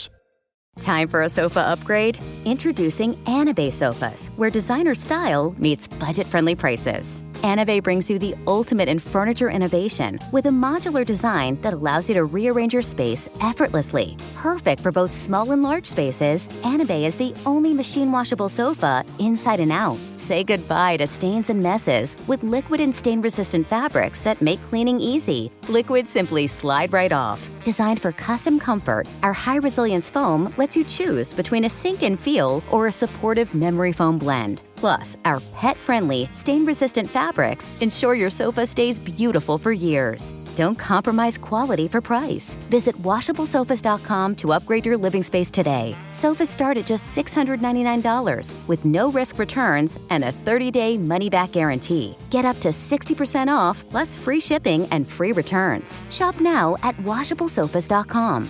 Offers are subject to change and certain restrictions may apply. Flag football is exploding, and iFlag is leading the way. As the Guinness World Record holder, iFlag hosts premier flag football tournaments nationwide for boys, girls, high school girls, and adults. From first-time players to elite competitors, iFlag delivers top-level competition, unforgettable experiences, and a community built around the game. Ready to be part of it? Join the movement. Find your tournament and learn more at iflag.org. That's iflag.org. Hello, everyone. This is Dana Al-Kurd for It Could Happen Here. I'm a professor and analyst of Palestinian and Arab politics. And today we're joined by Ahmed Moore, who is the 2025 Foundation for Middle East Peace Fellow. He's also an author, an activist, just very, very involved in the Palestinian space and on the question of Palestinian liberation. So I've invited Ahmed today to discuss with us what we can understand about pro-Palestine organizing in the past 2 years in comparison to prior to October 7th, 2023, and think kind of analytically about where we can go from here. We're recording this on November 5th, 2025. We had a very interesting night last night where Zohran Mamdani was named the mayor of New York City, and a lot of think pieces since about how this means nothing and actually means everything, and the pro-Palestine movement is winning. It's really not winning enough, et cetera, et cetera. So, we're in an interesting moment in American politics. I think the Palestine question is obviously very, very relevant. So, Ahmed, welcome to the podcast. Thank you, Donna. Huge pleasure to be here. All right. So maybe we can start with kind of an introduction to yourself. You can tell us about your experience as an activist, as an organizer.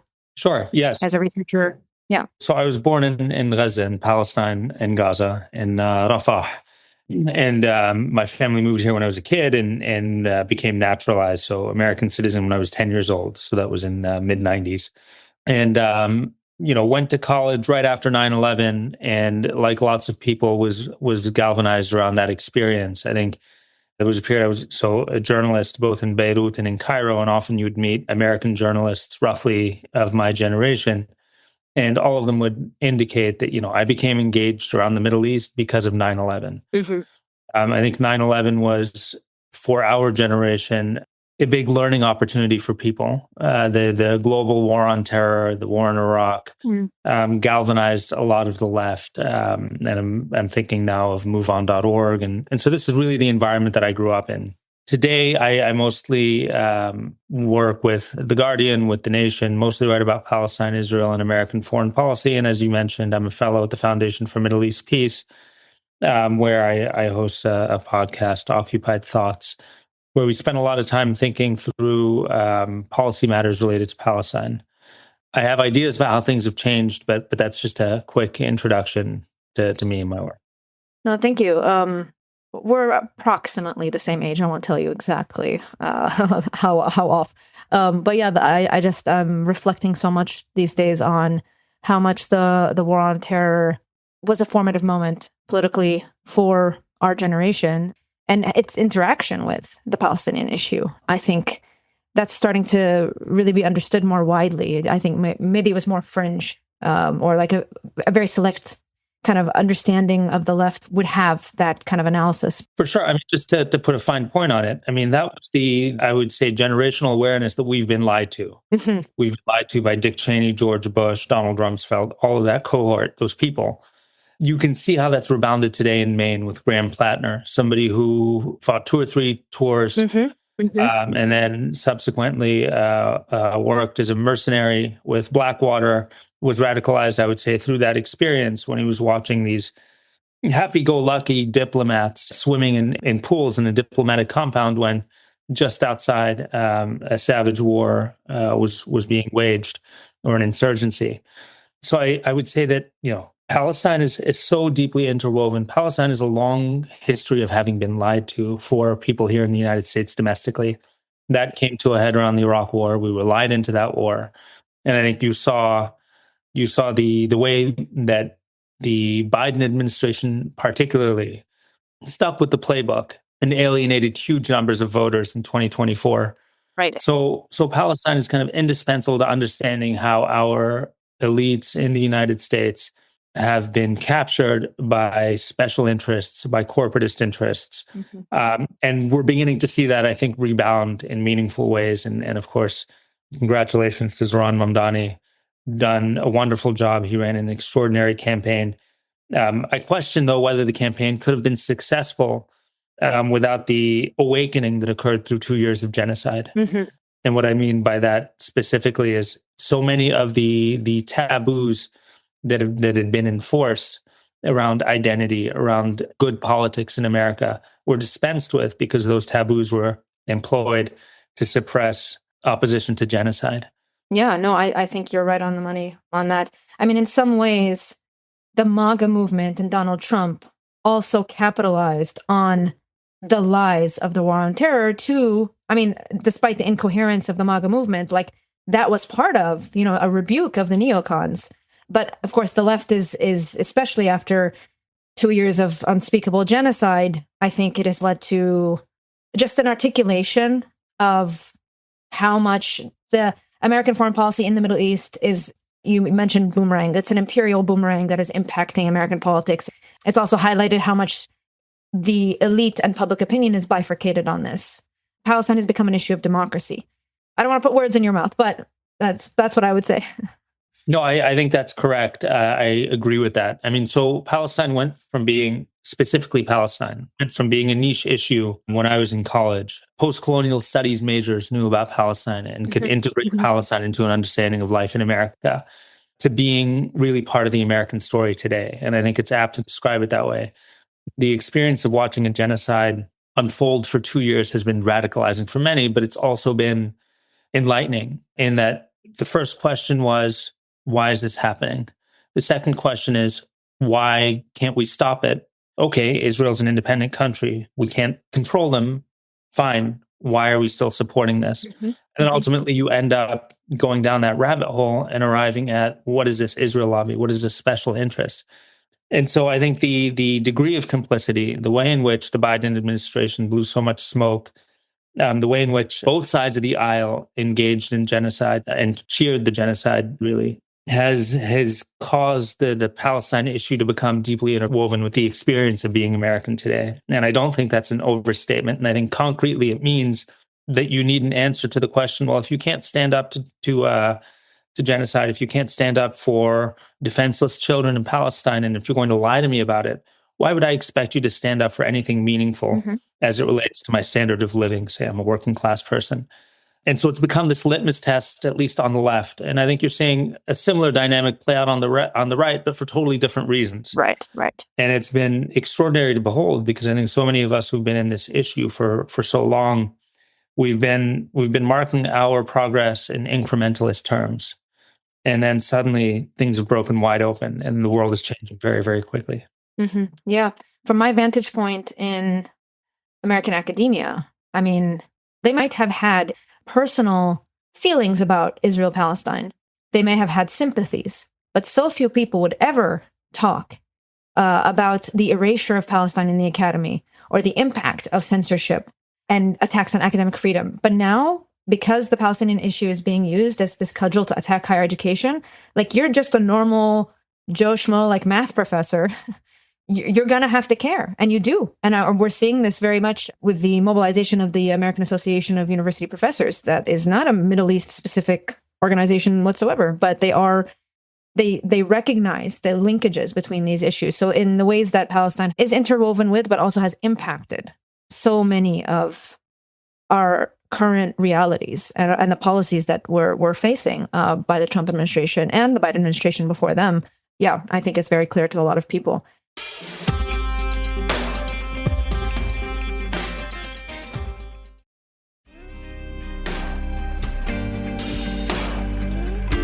So that actually brings me to one of the main questions that I wanted to ask you is, aside from kind of this increased awareness and the taboos that have been broken around the discussion of Palestine and its integration in American foreign policy and American domestic policy, what are some other ways that you think, since the genocide began, that pro-Palestine organizing has changed? So the biggest thing I've seen is that the analytical frame has changed. We used to talk about foreign policy adventurism, wars for oil, those kinds of things. Now I think the analysis is very correctly focused on empire, the way in which resources domestically, the real working class effort to build a life in the United States is subsumed by wars of really imperial overreach. The whole idea of empire for me was an antiquated one. I didn't think it had a whole lot of relevance today, but I think I and many others who may have thought in that way missed the point. The reality is that empire is intact. And I think that awareness that our efforts domestically are deeply, deeply intertwined with what's happening, what we're doing elsewhere, is important, and it's emergent. It's new. When I was in graduate school, you would hear people talk about how they were engaged with domestic policy, or people talk about their interest in foreign policy. And I was mostly interested in foreign policy. But today, to try to draw that differentiation is really meaningless. And again, you see that in the race in New York. Mamdani did run on affordability. He ran on a domestic policy program. But equally, 38%, I think, of voters were heavily motivated by his foreign policy interests and his foreign policy perspectives, which, again, from a policy point of view, he can't really impact, but nonetheless are supported by this idea that our taxes, what we do domestically, is having a huge impact everywhere else in the world, and that American empire is sprawling and a challenge for people domestically as well. From a pure activist point of view, I used to have a real belief in electoral politics that was shaken deeply through the DNC, through the grassroots effort to be heard. Uncommitted, yeah. The uncommitted movement, precisely. We'll see where things go. I mean, the truth is that the person who was just elected in Jersey is a typical, I believe, AIPAC Democrat, Mike Sherrill.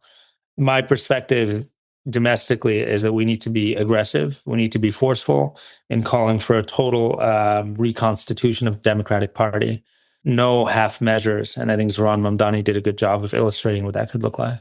Yeah, I mean, there's always a tension in this very money-captured system that we have, that at certain level, it doesn't really matter liberal or Republican, they are captured. But I think what the New York City race has demonstrated is that can only go so far. You still need some public support, which is why, of course, they're going after gerrymandering and all of that. But yeah, it's an uphill battle. But I think if this democracy is to exist, we are in a better footing than we were, on this discussion. I also am wondering what you think of this characterization, which is that I think before this genocide, and I don't mean to create this binary, but it has been a very transformative event. Before this genocide, I think a lot of Palestinian American organizing in spaces discussed the issue of Palestine in a rights-based approach way. So about human rights, about ending apartheid, about extending rights. And I think the framing for that has also changed. It is really a critique of settler colonialism and the legitimacy of these nation states. First of all, what do you think of that characterization on my end? But also, what do you think of the tension then that poses for the Palestinian national liberation movement that still wants a state?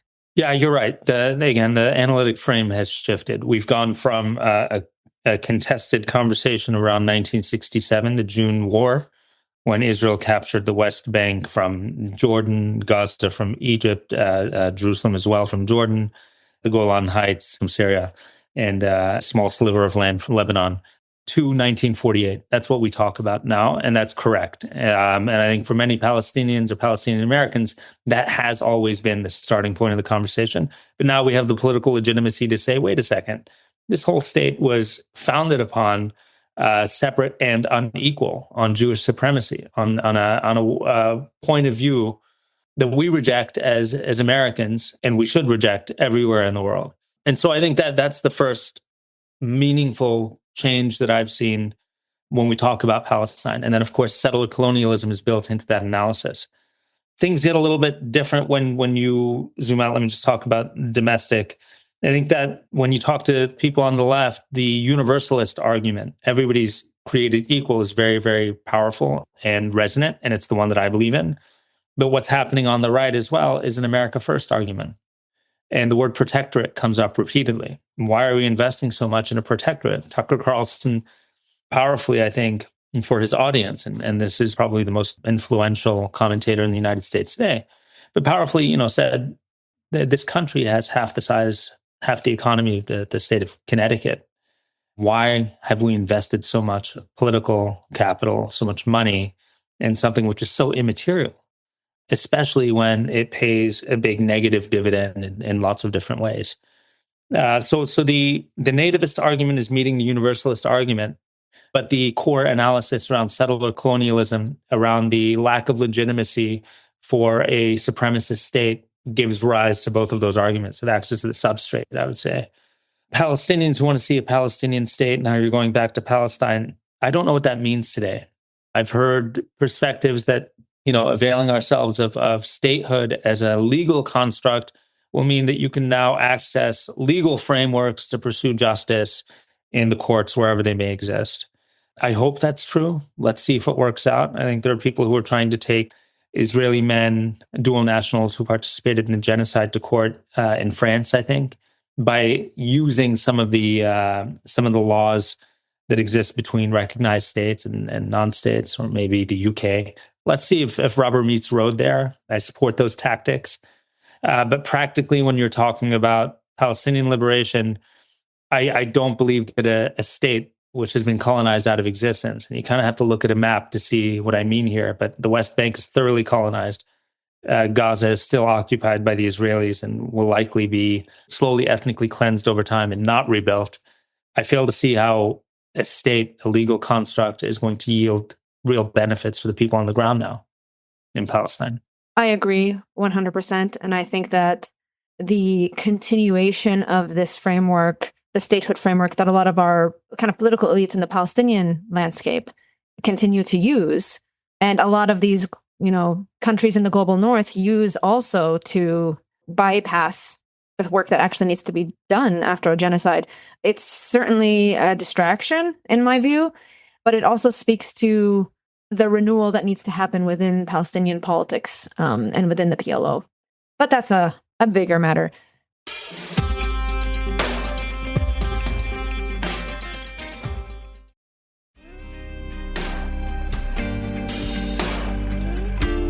My next question was going to be on the Palestinian American diaspora. In what ways do you think the Palestinian American diaspora is alike with people in historic Palestine, with other diasporas? And in what ways do you think that they're unique? That's a hard question for me to answer. I think the diaspora and the way that I've interacted with people is diverse. What people have in common is a common reference point, the Nakba. They have a common understanding around the legitimacy of Israel as an ethno-state, which takes Jewish supremacy as its point of departure. But it's a very diverse diaspora. I mean, our first Palestinian American in Congress is Justin Amash, who is on the right. That's right. I always forget about him. Yeah. I mean, he had relatives who were murdered in Gaza at a church in northern Gaza, which dates back to, I think, the 11th century. So we're a diverse diaspora. I think the Palestinian diaspora in the United States is integrated, it's educated. That's the passport for lots of Palestinians around the world. It's how you get out. It's how you build a life. We have a very high literacy rate in Palestine, exceeds 99.5%. But I think where the diaspora hasn't, at least in the United States, done as effective a job, and this is kind of the natural trajectory, I think, of diaspora communities generally, I don't know that we're as aggressive and organized as we could be. And I want to emphasize the word aggressive. The idea that we can go out and compete at all levels of government, that we can go out and assert our understanding of history backed by facts. We should be doing more of that, especially when you look kind of across the board when it comes to people who are doing well in medicine or in business, where there's been a real career risk for speaking out and for being assertive. We can do more now. And we should use the leverage gained through 2 years of genocide, the most expensive access to leverage I can imagine, to push much harder politically. Yeah, that's a very good point. I'm also wondering how well you think the Palestinian organizing groups and spaces, how well integrated are they into other activist issue areas? Yeah, I think this is where, when I was in college, I didn't know the word intersectionality. That wasn't a concept that really was one that people thought about, You would host an event and you would invite your friends, some of whom would be in the Black students group, some of whom would be in the queer students group, and just regular left groups. But today I'd say that activists have a much more complete sense of how you almost have a social quilt, and a compression on one part of it will impact everything else that's related to it, and we're all interrelated in that way. I'd say that the most potent discussions around Palestine are coming from left organizing groups, not exactly Palestinian organizing groups. I think if I could offer gentle criticism of Palestine organizers, there's been too much, and you saw this with Uncommitted, too much effort to ingratiate yourselves to the existing power apparatus, to ask for a seat at the table, when it's somebody like Zoran Mamdani, again, who demanded a seat at the table through an unrelenting focus on the issues, achieved access to a platform that nobody wanted to cede. And I don't think that following the rules exactly or being friendly about accessing platforms within the Democratic Party is going to yield a huge benefit to Palestinian Americans or people here. I'd say the most principled organizing is the organizing that's going to win. And today that comes from non-Palestinian groups. And I'm okay with that. I don't really think it matters if the best argument is coming from somebody whose family comes from South Asia through Uganda, or somebody whose family emerges from, the Balata refugee camp. That doesn't really matter to me. I think just to focus on the principles is the most important thing. Yeah, right. I think we're definitely seeing more of an acceptance of that. I agree with the limitations that you referenced. I also sometimes do reflect on how matched the discussion is in the United States with the discussion in historic Palestine, and what activists can do to kind of bridge some gaps that might emerge. But of course, understanding that we do exist in a different political reality, and we obviously will develop different views as a result of that. I agree. And look, I mean, nobody needs to be apologetic about inhabiting a different reality. We don't need to defer to a leadership which is divided in Palestine, a PLO that won't talk to itself. And there are structural reasons for that, right? I mean, the Israelis and the Americans have done a very effective job in splintering Palestinian leadership. I think we need to think extremely locally. There are issues that matter to my community in West Philadelphia, bigger issues across Pennsylvania that impact my life as a father of 3 little girls. So I think being a member of a community and focusing again relentlessly on the principles and the facts that we've known all along is critical to pushing the conversation on Palestine forward. And practically today, for me, that means an arms embargo, it means sanctions, it means a cultural boycott, and it means those things unapologetically. Again, those are principled positions that I can take as an American citizen, a citizen of a country which has underwritten genocide, has underwritten apartheid for decades. Yep, I think I agree with that analysis. As the author, which we didn't mention at the beginning, as the author, one of the co-authors of After Zionism with Anthony Lowenstein, I'm going to pose a difficult question for you. No, I'm just joking. Not that you have to answer it fully, but where do you think we go from here? Where do you think the pro-Palestine movement goes from here? And if you can reflect in your answer on where we've stalled as well. Yeah. So I used to believe in one state for everybody with equal rights. Today, I think the writing is on the wall for the Palestinians in Palestine. The ethnic cleansing of Palestine is proceeding. The fact that Gaza has been utterly destroyed. There are no universities, no schools, no really functioning hospitals. The basic infrastructure required for the maintenance of life doesn't exist there anymore. That's part of why it's a genocide.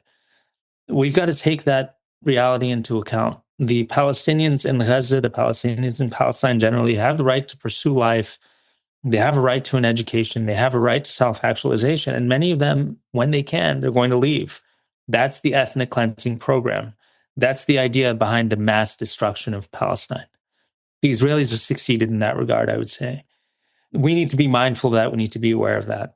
So what I think will happen ultimately is that you'll end up with some rump community of Palestinians in Palestine who are eventually, when an arms embargo is enacted, and I hope it's within our lifetimes, when the sanctions are enacted, when Israel is forced to become a normal country with equal rights for all, will continue to exist in that space.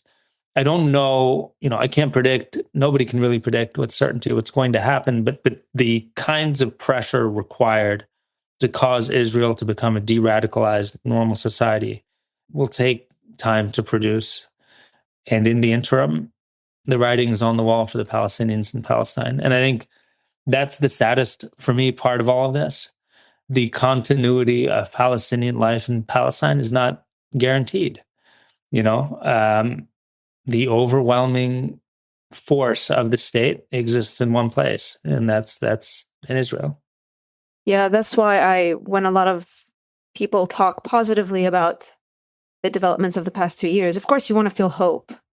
You want to highlight how the discussion has changed here in America, how politics is moving forward. You want to have some pathway, but we never were able to prevent that genocide. Nothing we did in any avenue. All of us have, different positionalities, engaged with different actors. Like, none of it actually stopped that. And that is a very hard pill to swallow. I've always been hoping that at least that will allow us to get to the place of self-reflection about what radical solutions look like in the aftermath of this kind of disaster. And yeah, I hope that's where we go from here on my end.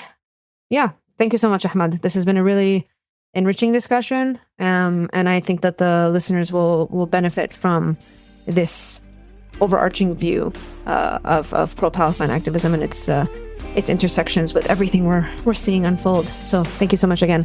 Thank you, Donna. It's been a huge pleasure.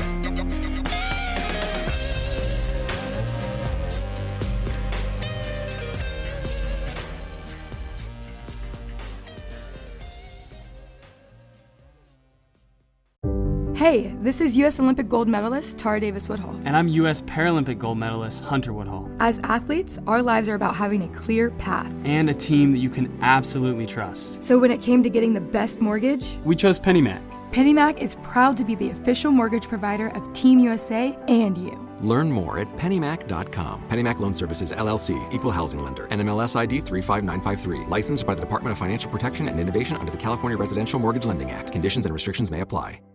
Support for the show comes from Public, the investing platform for those who take it seriously. On Public, you can build a multi-asset portfolio of stocks, bonds, options, crypto, and now generated assets, which allow you to turn any idea into an investable index with AI. It all starts with your prompt. From renewable energy companies with high free cash flow to semiconductor suppliers growing revenue over 20% year over year, you can literally type any prompt and put the AI to work. It screens thousands of stocks, builds a one-of-a-kind index, and lets you backtest it against the S&P 500. Then you can invest in a few clicks. Generated assets are like ETFs with infinite possibilities, completely customizable and based on your thesis, not someone else's. Go to public.com/podcast and earn an uncapped 1% bonus when you transfer your portfolio. That's public.com/podcast. Paid for by Public Investing. Brokerage services by Open to the Public Investing Inc. Member FINRA and SIPC. Advisory services by Public Advisors LLC, SEC registered advisor. Generated assets is an interactive analysis tool. Output is for informational purposes only and is not an investment recommendation or advice. Complete disclosures available at public.com/disclosures. Tired of spills and stains on your sofa? Wash away your worries with Anabay. Anabay is the only machine washable sofa inside and out, where designer quality meets budget-friendly prices. That's right, sofas start at just $699. Enjoy a no-risk experience with pet-friendly, stain-resistant, and changeable slip covers made with performance fabric. Experience cloud-like comfort with high-resilience foam that's hypoallergenic and never needs fluffing. The sturdy steel frame ensures longevity, and the modular pieces can be rearranged anytime.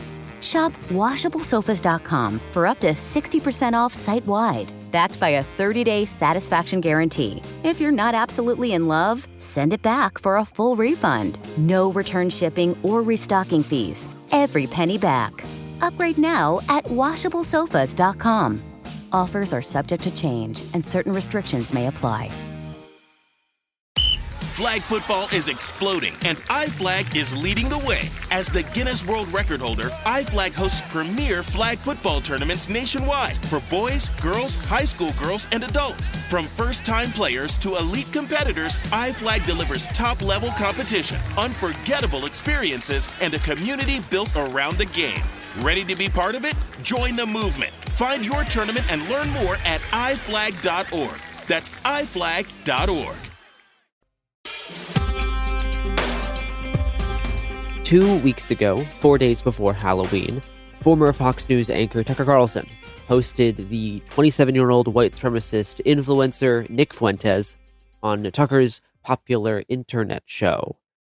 2 weeks later, this interview has over 6 million views on YouTube, over 500,000 on Rumble, and 18 million alleged views on X, the Everything app, with over 100,000 likes and 20,000 retweets, plus the unknown number of views from podcasting platforms like Apple or Spotify, on which Tucker Carlson's show also airs.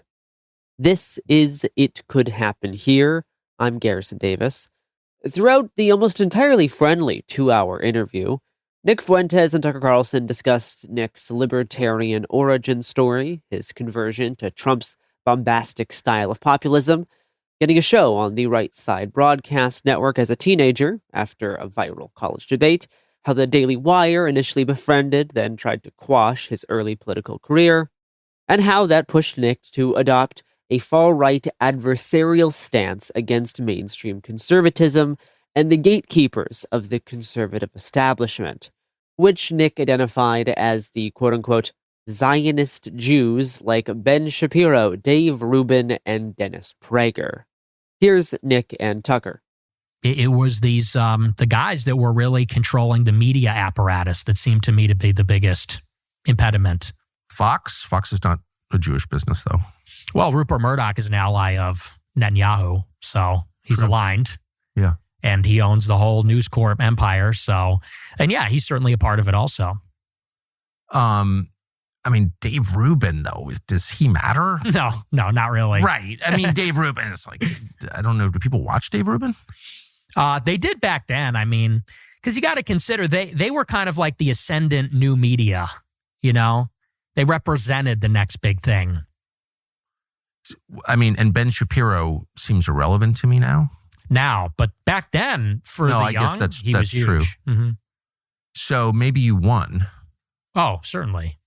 Tucker tried to advise Fuentes to focus more of his ire on Israel's influence on American politics as a foreign policy issue and not, quote-unquote, blood guilt based on ethnicity. While Fuentes defended the necessity of his rhetoric against what he called the, quote-unquote, unique issue of, quote-unquote, organized Jewry that promotes a form of identity politics linking Israel to, quote, Jewishness as an ethnicity, identity, and religion, unquote, which makes most culturally Jewish people incompatible with America First patriotism. This is basic, dual loyalty anti-Semitism, which Nick continued to outline by framing Jewish people as a historically stateless people that resist assimilation and put their own interests above those of whichever non-Jewish majority country they currently reside, a tension which the existence of Israel now heightens. No other country has a strong identity like that, this religious blood and soil conviction, this history of being in the diaspora, stateless, wandering, persecuted, and in particular, the historic animosity between the Jewish people and the Europeans. They hate the Romans because the Romans destroyed the temple. That's why Eric Weinstein goes to the Arch of Titus and gives it the finger and takes a picture. We don't think like that as Americans and white people. We don't think about the Roman Empire in 2,000 years ago. They do. Right. Americans and Christians would never think about Czech's notes, the Roman Empire, or the events of 2,000 years ago. Sure, Nick. Obviously, to many people listening to this show, Fuentes has been a known anti-Semitic streamer troll for nearly 10 years. And Tucker himself knows this. The main pushback Tucker gave Nick was on why Nick attacked other figures on the far right who were possible allies of the America First movement and America First foreign policy, like Marjorie Taylor Greene, J.D. Vance, Joe Kent, and Tucker himself. Why attack them? Well, in short, they attacked me first. Yeah, but like, who cares? Well, let's take Joe Kent. I mean, you attack me constantly.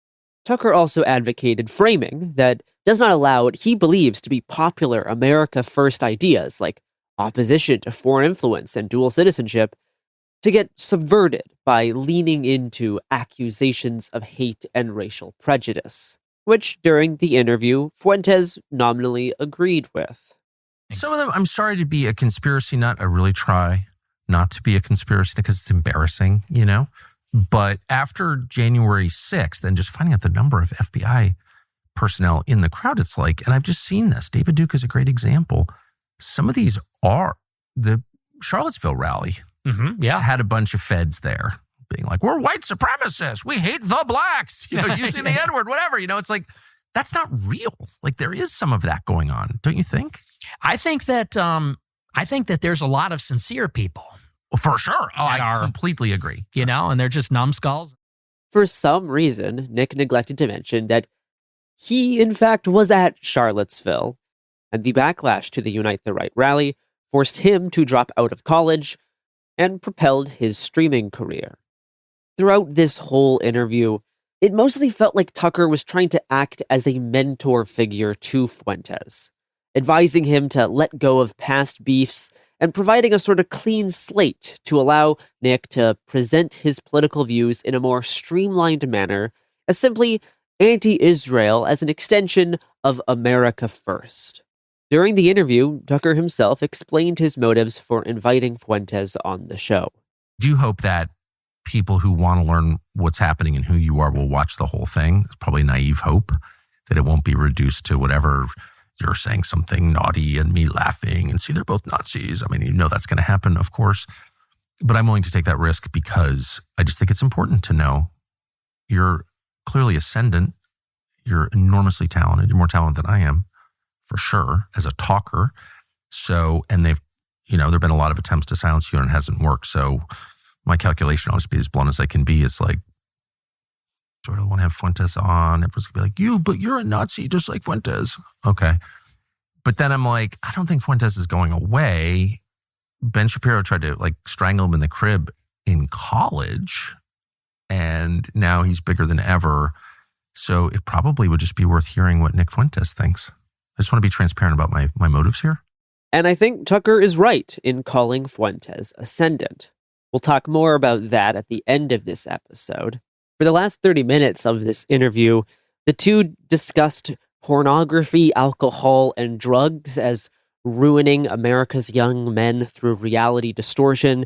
And I had a whole segment on Nick Fuentes explaining to a confused Tucker Carlson the concept of internet pornography, which unfortunately I had to cut for time. But if there's enough demand for this on Blue Sky or Reddit, maybe I can make a bonus episode next week.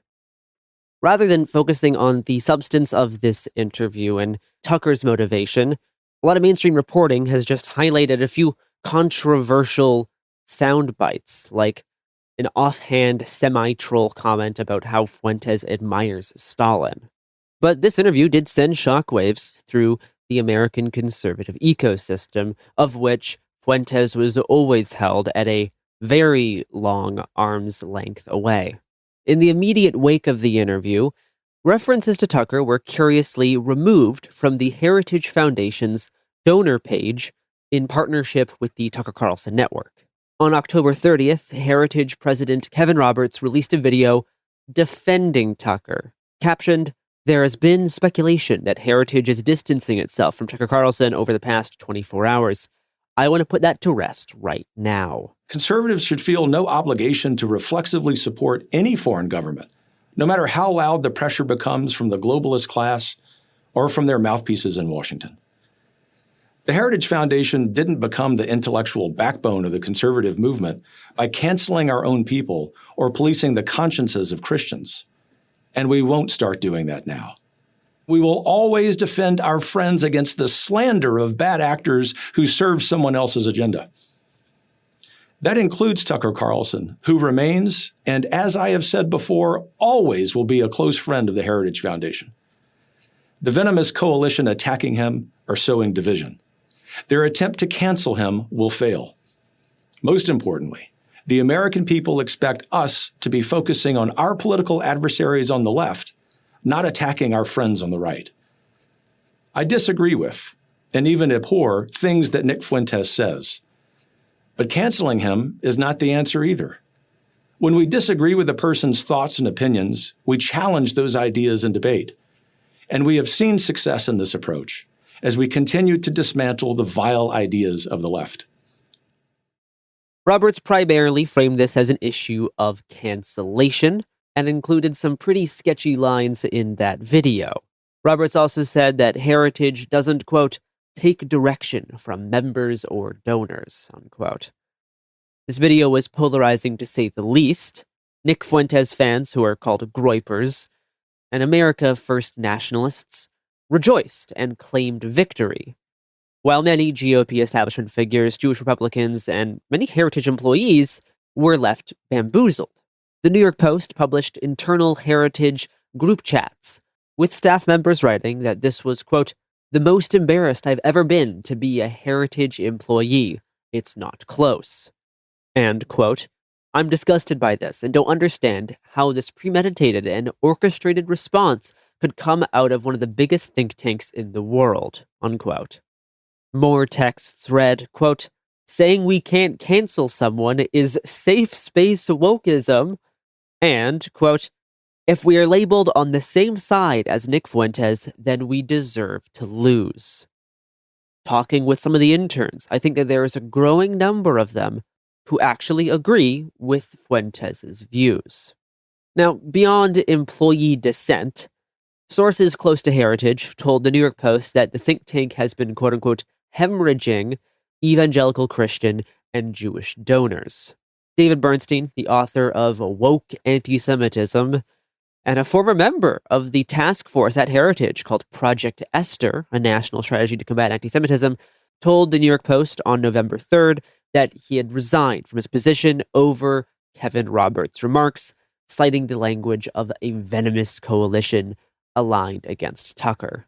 To quote Jewish Insider, quote, Rabbi Yaakov Menken, executive vice president of the Coalition for Jewish Values, told Jewish Insider that Roberts' message, quote, was the most tone-deaf in both its content and timing that I've ever heard from a major Washington organization on any political side, unquote. Mencken resigned from Heritage's Project Esther, the group's anti-Semitism initiative, last week in response to Roberts' video message defending Carlson. Along with Mencken and Coalition for Jewish Voices, several other groups have also publicly disaffiliated from Heritage's anti-Semitism task force, including the National Jewish Advocacy Center, the Zionist Organization of America, and the Young Jewish Conservatives, unquote. On Halloween, Heritage President Kevin Roberts made a post summarizing a small sampling of Fuentes' most racist, anti-Semitic, and pro-Hitler views, and said, quote, "Our task is to confront and challenge those poisonous ideas at every turn to prevent them from taking America to a very dark place. Join us, not to cancel, but to guide, challenge, and strengthen the conversation, and be confident, as I am, that our best ideas at the heart of Western civilization will prevail. For those, especially young men, who are enticed by Fuentes and his acolytes online, there is a better way." Roberts has repeatedly said that attempting to cancel Fuentes would only grow his audience, as opposed to whatever Roberts is doing by playing footsies with Tucker and Fuentes, resulting in multiple news stories a day name-dropping Fuentes and massively raising his public profile. It would not invite him to a Heritage event or to my show, but the point is we have to find other avenues to engage the ridiculous ideas that he's saying, rather than, as many people have called for online, that you can just shun him, that you can just ignore him, and that the problem goes away.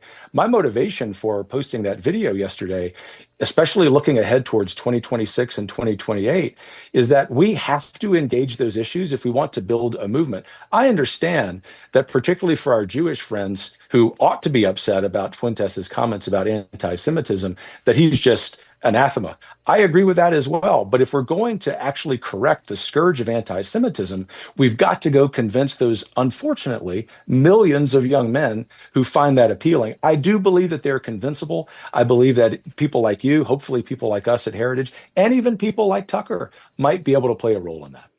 Following backlash to Kevin Roberts' initial statement, Roberts' chief of staff, Ryan Newhouse, resigned from Heritage after being reassigned as a senior advisor on housing policy, a position sources told New York Post was the quote-unquote Siberia of Heritage. Before resigning, Newhouse reposted messages defending Roberts' video, including a post advocating that quote-unquote virtue-signaling employees at the Heritage Foundation should resign if they're so outraged by Roberts' statement. During Halloween weekend, lawyer Mark Goldfeder resigned from the Heritage-affiliated National Task Force to Combat Anti-Semitism, writing on X, the Everything app, "I cannot serve under someone who thinks Nazis are worth debating." On November 1st, Princeton University professor Robert P. George, member of the Heritage Board of Trustees, who allegedly has been attempting to oust Roberts as the head of the foundation in the wake of this controversy, posted on X, the Everything app, quote, "American conservatism today faces a challenge. That challenge comes from those who reject our commitment to inherent and equal human dignity. They are seeking acceptance in the conservative movement and its institutions, and they do so with the ultimate objective of transforming them by undermining that commitment. I cannot accept the idea that we have no enemies to the right. The white supremacists, anti-Semites, the eugenicists, bigots must not be welcome into our movement or treated as normal or acceptable," unquote. You sure about that, Robert P. George? This conservative commitment to inherent and equal human dignity? You sure about that? You sure about that? Surely the American conservatives aren't restricting people's health care and pushing them off food stamps and kidnapping and uprooting families and sending them to far-off countries. Seems like all those things would breach this commitment to inherent and equal human dignity. "I never thought the leopards would eat my face," sobs Heritage Board of Trustees member who voted for the Leopards Eating People's Faces party. We'll be right back after these ads.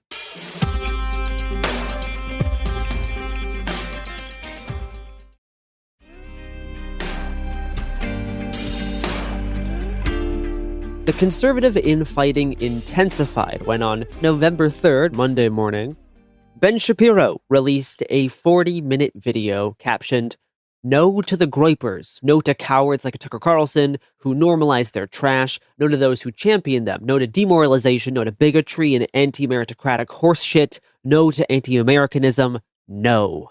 That fragmentation is being caused purposefully by a splinter faction of people led by a young man named Nick Fuentes.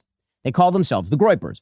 They are white supremacists. They hate women, Jews, Hindus, many types of Christians, brown people of a wide variety of backgrounds, blacks, America's foreign policy, and America's Constitution. They admire Hitler and Stalin. And that splinter faction is now being facilitated and normalized within the mainstream Republican Party. The main agent in that normalization is Tucker Carlson, who is an intellectual coward, a dishonest interlocutor, and a terrible friend. And Tucker Carlson last week was aided, abetted, celebrated for normalizing Nazism within the Republican Party by the mainstay organization of the traditional right, the Heritage Foundation. Shapiro then had to preface his comments by saying, quote, "This is not about free speech or cancellation," and quote, "Criticisms of bad speech is in fact just a form of free speech," unquote, and went on this lengthy diatribe to explain how what he's doing isn't cancellation, which Ben defined as banning people from social media and publishing platforms, what would be more accurately described as deplatforming as opposed to like social cancellation, which is not something that Ben is calling for. Ben's not calling for deplatforming. It is not cancellation to draw moral lines between viewpoints. In fact, we used to call that one of the key aspects of conservatism. It is not cancellation to refuse to signal boost Hitler's supporters like Nick Fuentes. It is not cancellation to criticize Tucker Carlson for rhetorically fluffing Nick Fuentes and other anti-American crackpots. It's not cancellation if you urge others to stop promoting those who rhetorically fluff Nazi apologists. Those are all elements of free speech. And anyone who says differently is lying to you, and lying for the most cynical reasons to misdirect from their own defense of those Nazi apologists and their promoters. The issue here isn't that Tucker Carlson had Nick Fuentes on his show last week. He has every right to do that, of course. The issue here is that Tucker Carlson decided to normalize and fluff Nick Fuentes, and that the Heritage Foundation then decided to robustly defend that performance. Those who criticize both Tucker and Heritage aren't canceling. They are quite properly drawing a moral line. Now, from Tucker Carlson's interview, you might have gathered that Fuentes has some borderline views on race, a peculiar obsession with what he calls organized Jewry, and a rather sad relationship with the female sex. But probably you came away thinking that, for the most part, Fuentes lives on the radical edge of normality. You think that if you watch the interview, because Tucker Carlson decided that it was important not only to host Fuentes, but to smooth over his views, water them down, and make them far more palatable to a normal audience. Ben proceeded to do a 10-minute Nick Fuentes clip show, playing a select collection of some of the most offensive things Nick has said to camera, and then blamed the left for creating the conditions that let this hatred emerge, framing Fuentes as the dialectical inverse of the hyper-woke id-pol left. And there's no doubt that Nick Fuentes has a lot of play these days. That's because the left, by moving into a politics of anti-white, anti-Christian, anti-male identitarianism, created its bizarro mirror image, a white pseudo-Christian incel identitarian movement dedicated to destroying the institutions of this country and replacing Americanism with something else. Nick Fuentes' philosophy is not fully formed. It's an incoherent stew of malignity. The left did not create Nick Fuentes. He is the direct product of the right-wing content ecosystem that Shapiro himself trailblazed. It's Ben Shapiro, but taken even further with post-ironic Gen Z brain rot. Even if Fuentes himself has been banned from many of the big tent conservative events, his ideas still festered, spread under the radar, and influenced the further radicalization of other right-wing commentators so that they could better compete with Fuentes. Tucker himself was a part of this. The 2019 quote-unquote Groyper War, in which Nick Fuentes deployed his fans to disrupt Turning Point USA Q&A events with leading questions, pressured Charlie Kirk to adopt viewpoints further and further to the right, specifically on race and immigration. And now the white great replacement is basically a mainstream conservative viewpoint. And Fuentes played a huge part in that. This is, in fact, your problem, Ben. For the rest of this 40-minute video, Shapiro directed his attention to Tucker Carlson, criticizing his defense of Russia and multipolar views, Tucker's pro-dictator comments, populist criticism of Trump, and sorta dodgy anti-Israel statements.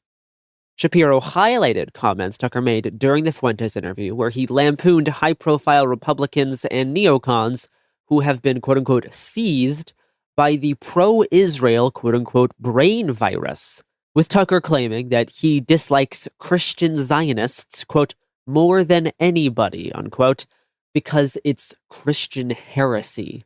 Shapiro described the function of Tucker's current online platform as a safe space to bring on conspiracy theorists, fringe figures, alternative historians, and those just outside the Overton window to then, quote-unquote, gloss them, as Shapiro says. It's not about building a radicalization pipeline out of the mainstream, but bringing the actual radical ideas to the mainstream. Tucker Carlson acts as an ideological launderer for other people's evils. Tucker Carlson says many inflammatory things, always buying back just enough of it to appear as though he's not saying what he's clearly saying. He's a master of gaslighting. Tucker Carlson, for example, would never say out loud what Nick Fuentes does. He wouldn't say the things many of his guests say. And so instead, he acts as an ideological launderer. He takes other people's hideous ideas, he softens them, he treats them with love and care, and then he provides them with a massive signal boost.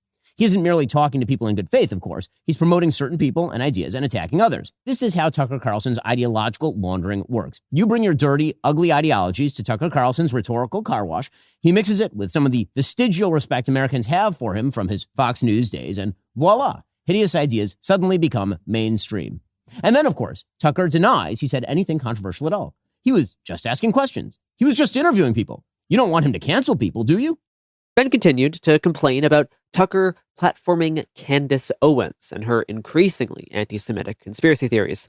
Except, remember, it was your company that gave Candace a huge platform after she left Turning Point and PragerU. Is she also a consequence of the woke left like Fuentes is? Shapiro, the call is coming from inside your own company.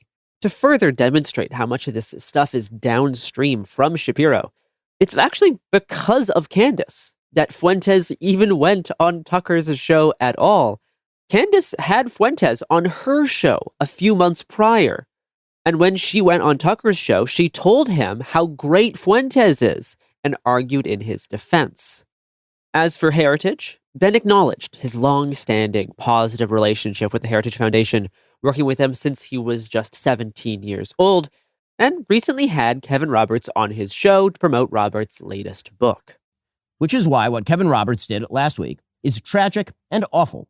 He put out a statement that Heritage Foundation didn't just stand by Tucker Carlson. Kevin instead said openly and repeatedly that Tucker Carlson can do nothing, ever, that will sever his relationship with the conservative movement. He said that after and in defense of Tucker's glossing of Hitler defender Nick Fuentes. And he added that only members of the globalist class, direct quote, a venomous coalition, direct quote, subject to the dictates of someone else's agenda, direct quote, oppose Heritage's ongoing relationship with Tucker Carlson, which means that according to Kevin Roberts, apparently, anyone opposing the ongoing mainstreaming of Tucker Carlson is acting on behalf of a foreign power. Kevin's statement is a betrayal of the Heritage Foundation's history and principles, which is presumably why both Tucker Carlson and Nick Fuentes loved it. Shapiro still expressed the need for an organization like Heritage that focuses on ideas over personal loyalty to grifters, and expressed hope that Heritage could recover from this controversy and speak out against the quote-unquote moral rot that threatens our future. But if not, conservatives may need to look for leadership elsewhere. And the cause of this moral rot? Political horseshoe theory that is destroying both parties, with the GOP being eaten by radicals. Like the Democratic Party, the Republican Party is being eaten by its radicals. Many in the political class are too cowardly to stand up. Apparently, they're willing to play footsie with groypers and hug Tucker Carlson out of fear of somehow losing support. They've been bamboozled by the lies of the X algorithm and the TikTok metrics. The left followed its radicals to electoral hell. Apparently, many on the right wish to do the same. Forget the morality then for just a moment. Let's be pragmatic. Here is the thing. Americans hate Nick Fuentes' philosophy. They think it's trash. Republicans, by the polling, think it's trash. Independents think it's trash. Democrats think it's trash. And here's the other thing. Americans hate Tucker Carlson's laundered anti-Americanism. Republicans think it's trash. Independents think it's trash. Democrats think it's trash. Americans are not pro-segregation, pro-rape, anti-woman, pro-child marriage, anti-black, anti-Jew, anti-Indian, anti-Latino, anti-Constitution, pro-Hitler nutjobs like Nick Fuentes. You might want to tell that to, I don't know, Stephen Miller, Ben, and like maybe half your employees.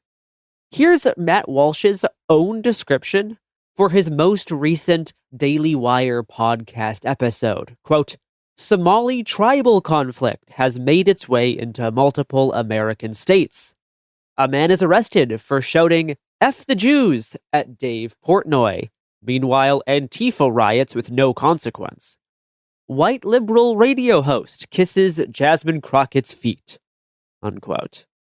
Ben, the call is coming from inside the Daily Wire house. If Republicans decide to cower before the likes of neo-Nazis and their propagandizers, they deserve to lose. And they will lose.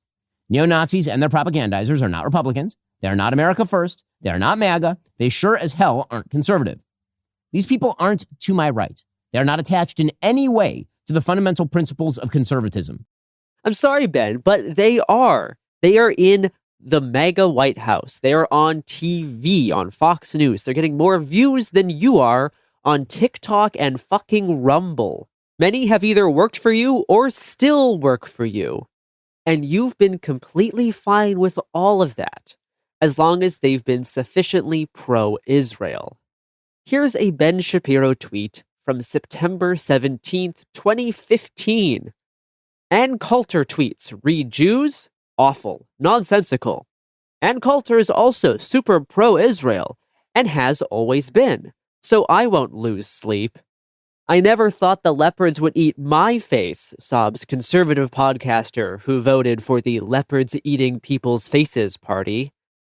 The same day Shapiro released this 40-minute video, Matt Walsh posted, quote, Pat Buchanan didn't just have good ideas. He was right about almost everything. He's the most vindicated political figure of our lifetime. Unquote. If you want a fun little 10-minute side quest, Google Pat Buchanan Nazi, Pat Buchanan anti-Semitism. Every few months, these right-wing ghouls get a harsh reminder of the world that they have conjured into being. Remember the H-1B visa debacle earlier this year with Elon Musk and Ramaswamy upset that all of their racist fans don't want to bring in immigrant workers after Elon funded a campaign about how immigrants are stealing Americans' jobs? As writer John Gans put it, quote, the GOP civil war is between the vanilla fascists and the National Socialists, unquote. At the Republican Jewish Coalition 40th Anniversary Summit, Congressman Randy Fine proudly announced that he canceled an upcoming event with Heritage. I was supposed to do an event with Heritage next week. I think on Wednesday. They don't know what I'm about to tell you. Right now, we're canceling it.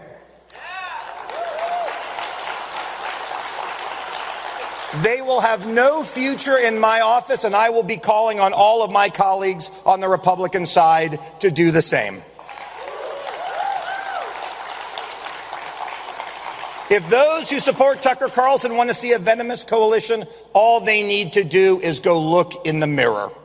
During that same speech, he boasted about this. I've called for Zohran Mamdani to be deported.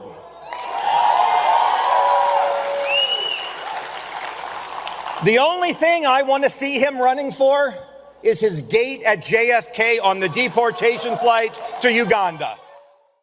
First, they came for the communists, Randy.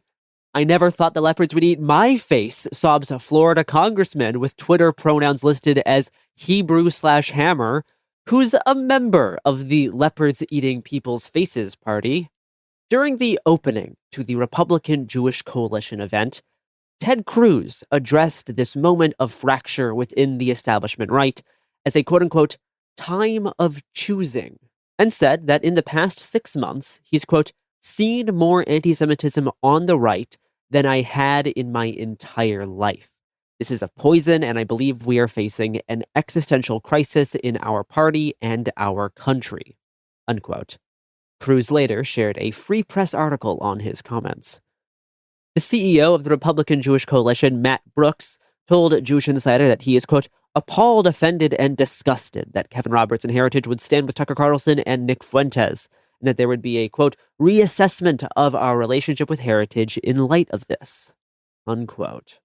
On November 3rd, Missouri Senator and J6 supporter Josh Hawley denounced Fuentes' rhetoric as anti-Semitic, telling Jewish Insider, quote, that's not who we are as Republicans, as conservatives.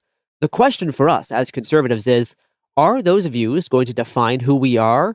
I think we need to say no. As a conservative, but also as a Christian. There is no place for anti-Semitic hatred, tropes, any of that stuff. Do we really want to be a part of what we've seen happen on college campuses?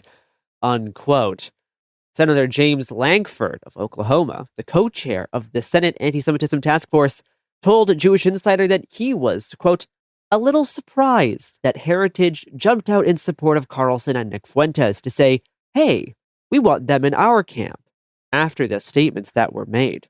Heritage could have just sat back and not said anything, but instead they chose to jump out on their side? I don't get that, unquote. Like Ben Shapiro and Josh Hawley, James Lankford related this to a perceived bipartisan crisis. Quote, the left has seen an implosion of their party based on anti-Semitism rising in their party. I don't want to see the same thing happen on the right. What I've tried to be very clear on is that the new right is now quoting an old wrong, unquote. Senator Rick Scott of Florida basically said the same thing. Quote, the Democrat Party, we already have a party that's for anti-Semitism and is against Israel. The Republican Party is going to stand for Israel, and we're going to stand against anti-Semitism. I don't think there's any question, unquote. As if the Democrat Party is against Israel. And it's astonishing to watch all of these senators cope with the results of years of watering down accusations of anti-Semitism to simply reflect any criticism of Israel as they're now facing a massive resurgence of genuine anti-Semitism from known anti-Semitic actors on the right. Turns out it's way easier to police campus anti-genocide protests than deal with the anti-Semitism spread on the massive platforms of Nick Fuentes and Tucker Carlson. But not all senators are worried. Lindsey Graham, while speaking at the Republican Jewish Coalition, was less worried about Tucker, Fuentes, and the future of the party. So I just want to say, I feel good about the Republican Party. I feel good about where we're going as a nation. We're killing all the right people and we're cutting your taxes.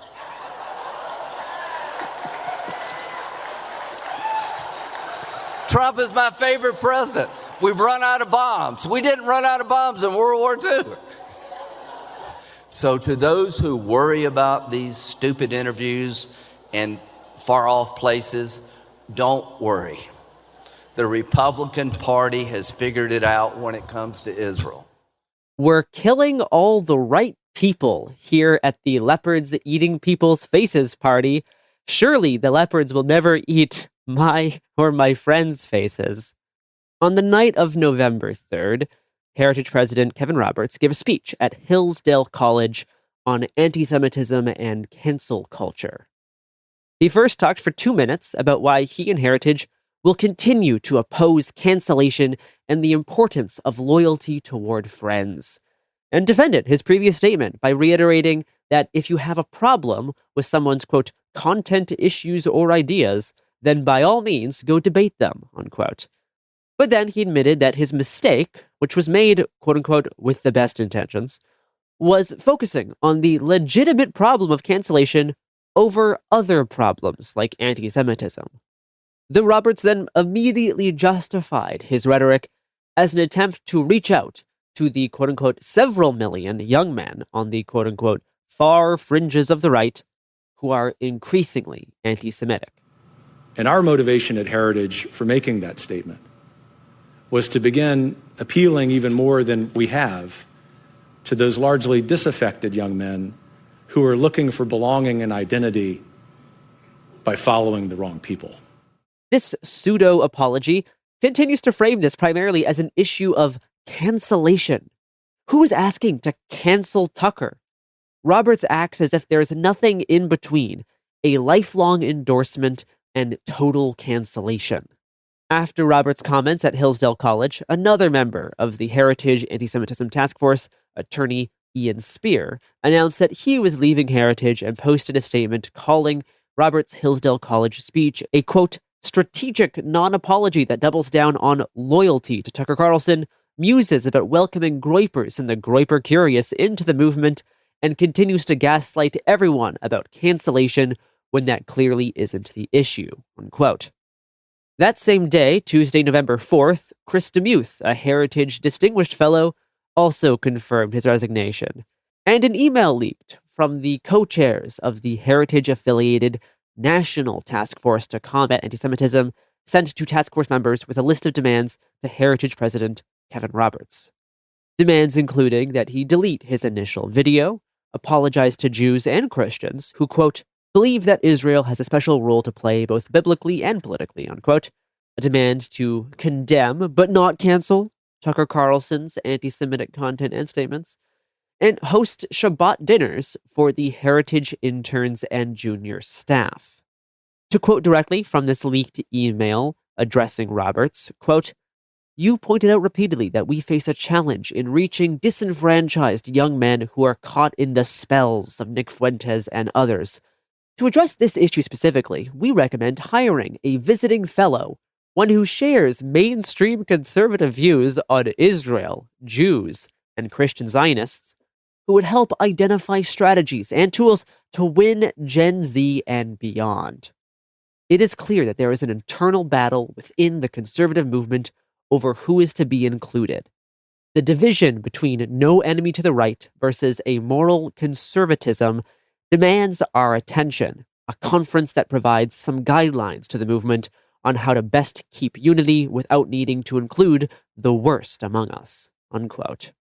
2 days later, the National Task Force decided to break ties with the Heritage Foundation, writing in an email that it was, quote, important for us to continue the work of the task force outside the Heritage Foundation for a season, unquote. Writing that this whole incident, quote, exposed a serious problem within the conservative movement, unquote.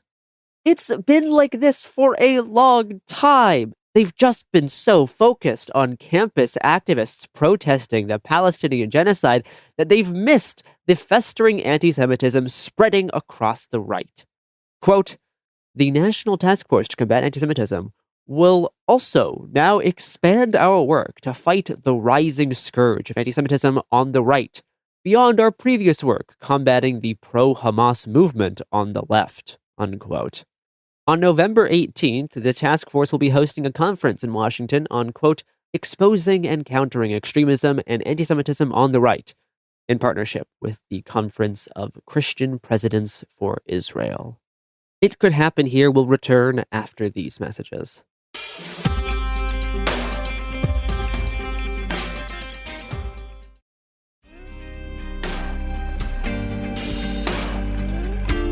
At this point, Heritage went into complete damage control. Roberts apologized during a Heritage all-hands meeting last Wednesday, November 5th. Quote, I made a mistake and I let you down, and I let down this institution, period, full stop, unquote. Roberts claimed that it was the since-resigned Chief of Staff, Ryan Newhouse, who wrote the script for Roberts' initial video entirely himself, and lied about the script being approved by a handful of colleagues. Roberts called the use of the phrase a venomous coalition a quote-unquote terrible choice of words.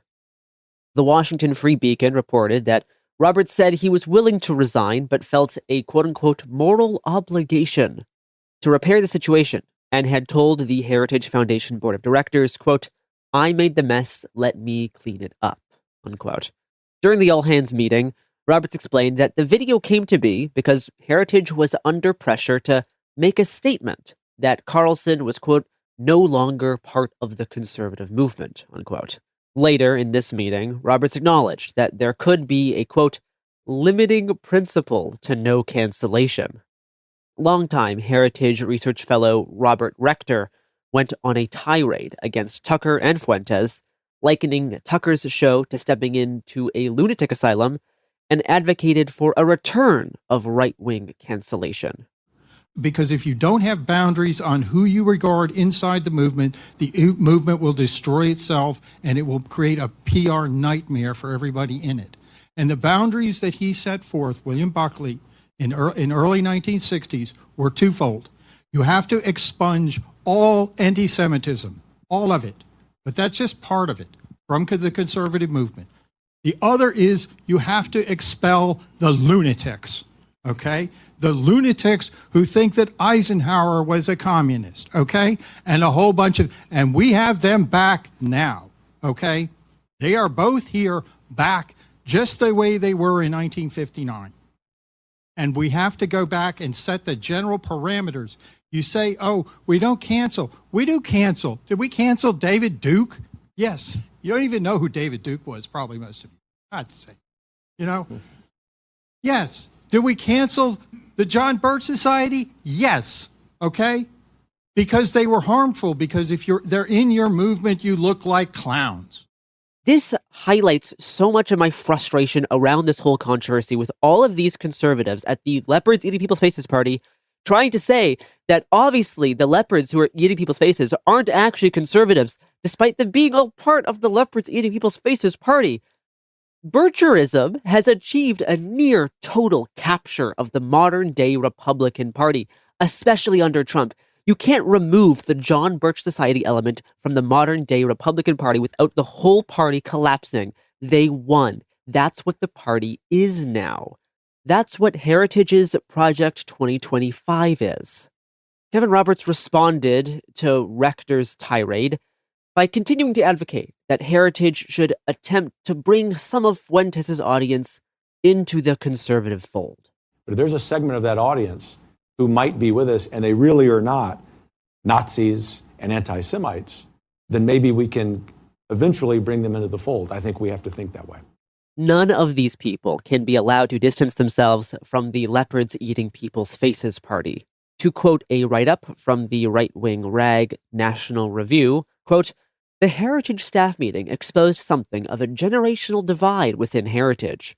As one staffer who claimed to represent the perspective of the foundation's younger employees said that she did not have a problem with Robert's initial defense of Carlson and wanted to make sure that the viewpoints of her generation, who she said were generally more critical of Israel, would still be welcome at Heritage." Unquote. The Heritage Tucker Fuentes debacle has come at a time where the right was already in the middle of a debate over how to handle infighting, conservative anti-cancel culture, and the newly adopted principle of no enemies to the right, after years of suffering from liberal-led deplatforming campaigns during the quote-unquote woke era.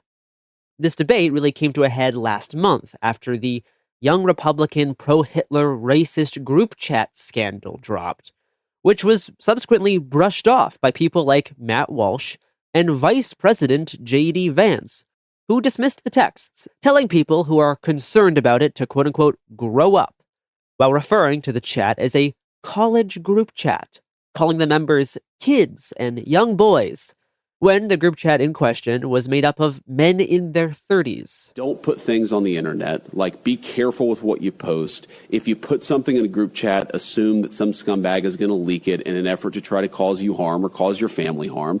But the reality is that kids do stupid things, especially young boys. They tell edgy, offensive jokes. Like, that's what kids do. And I really don't want us to grow up in a country where a kid telling a stupid joke, telling a very offensive stupid joke, is cause to ruin their lives. And at some point, we're all going to have to say, enough of this BS. We're not going to allow the worst moment in a 21-year-old's group chat to ruin a kid's life for the rest of time. That's just not okay. Like, we live in a digital world. This stuff is now etched in stone online. We're all going to have to say, you know what? No. We're not doing this. We're not canceling kids because they do something stupid in a group chat. And if I have to be the person who carries that message forward, I'm fine with it. To quote Matt Walsh, quote, "I said a few weeks ago that we all need to band together in the wake of Charlie's death, and the answer I got back from a lot of people on the right was basically no. Well, okay then, guys, we'll just lose instead. The left will keep the united front and defend their guys no matter what, while we keep throwing each other to the wolves at every opportunity. Great plan. The left actually wants me dead, like specifically and personally. They're the reason why I need security at my house, why I worry for my children's safety. We've had to make major changes to the way we live our daily lives to account for this danger. So when I say that I want to stop the infighting and unite against this threat, that's the context. I'm sorry if the squabbles among right-wingers just kind of pale in comparison for me. If you have the luxury to care more about that, I envy you. I truly do. Last week, Megyn Kelly interviewed Tucker and Shapiro across a 2-day event where she asked both about the possibility of uniting the right. Is there any way that you and Ben Shapiro can actually find your way to détente? I'm not against Ben Shapiro. He did like a 40-minute thing yesterday calling me dangerous and all this stuff. It's like, I didn't watch it because why? But I got a lot of texts about it, and it's like, I don't think Ben Shapiro is driving a lot of this stuff. I don't consider him like the world's greatest force for evil. I don't feel that way at all. I don't actually think about him ever. So I don't want to have a war with Ben Shapiro. I don't know does he really think that me doing an interview in which I explain that anti-Semitism is wrong to one of the lead purveyors of anti-Semitism, that somehow makes me a Nazi? Like, what is the argument here? I'm going to ask him tomorrow night. No, but I don't even understand what the argument is. All I know is that the right, and I've been on the right since before Ben was born, is acting like the left in such an amazingly precise way that I'm like, what the hell is going on? I agree with Tucker that the right is in fact acting like the left by, again, massaging its radicals in the name of some sort of faux unity. That does not sound détente. Because Can it again, happen? I'm not, again, trying to turn this personal is a mistake. I know, but can it happen? During the fallout of the Tucker Fuentes interview, far-right influencer Mike Cernovich said, quote, "There's a lot of bad faith going on, so this is for those few of you perplexed about the reluctance of MAGA people to ever disavow anyone. We are old, and we know it never stops. They will always demand more. Hence, we draw a hard line. It's not our job to be internet cops," unquote. After trailblazing this rhetoric for the new right, now Walsh and Vance find themselves in an uncomfortable position. Walsh, due to his employer, Ben Shapiro, and Vance because of his future political prospects. In the midst of the Fuentes controversy, Walsh posted, quote, "We have a very short window of time where we control Congress and the White House, and we have the power to push our agenda forward. We're going to waste this window fighting with each other.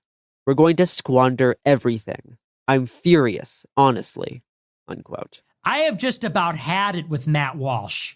Matt, you work for this fucking guy. Whose side are you on already? Cut the shit. Matt Walsh, every day on his show, he goes on Twitter in his show and says, this is all just gossip and drama. It ain't gossip and drama. This is the war. Might not be the one you wanted, but this is the one that's going on. So Walsh wants to recuse himself from this and say, hey, man, I just care about America. Hey, fucker, it's happening in America right now. Tucker's an American, last I checked. This is going on here. We didn't make anti-Semitism the wedge issue. They did. We didn't make fighting Israel's wars the wedge issue. They did. And Walsh wants to get on Twitter and say, I just don't want to talk about it. I just want to keep taking a paycheck from the worst of the worst Shapiro. You got to pick a side, and nobody can let him get away with this. As long as you're America first, you need to be in his reply saying, no, Matt, you work for Ben Shapiro, cuck. Vance's only statement about this debacle reads, quote, "The infighting is stupid. I care about my fellow citizens, particularly young Americans, being able to afford a decent life. I care about immigration and our sovereignty. And I care about establishing peace overseas so our resources can be focused at home. If you care about these things too, let's work together," unquote. Compare that to Mike Pence sharing an article critical of Fuentes by the Wall Street Journal editorial board titled, "The Right's New Anti-Semites." Meanwhile, Nick Fuentes is bragging that he has Vance caught in his Groyper squeeze, threatening to send Groypers to 2028 primary states to disrupt Vance's campaign, much like the Groyper War of 2019 targeting TPUSA. He's getting squeezed because the Groypers are on the one hand saying, hey, listen, fat boy, we want America first. You want to run for president? We want to hear you say America first. And on the other side, he's got his donors, and they're saying they're horrible anti-Semites. You have to disavow them. You have to forcefully condemn them. Condemn Tucker. Condemn the Groypers.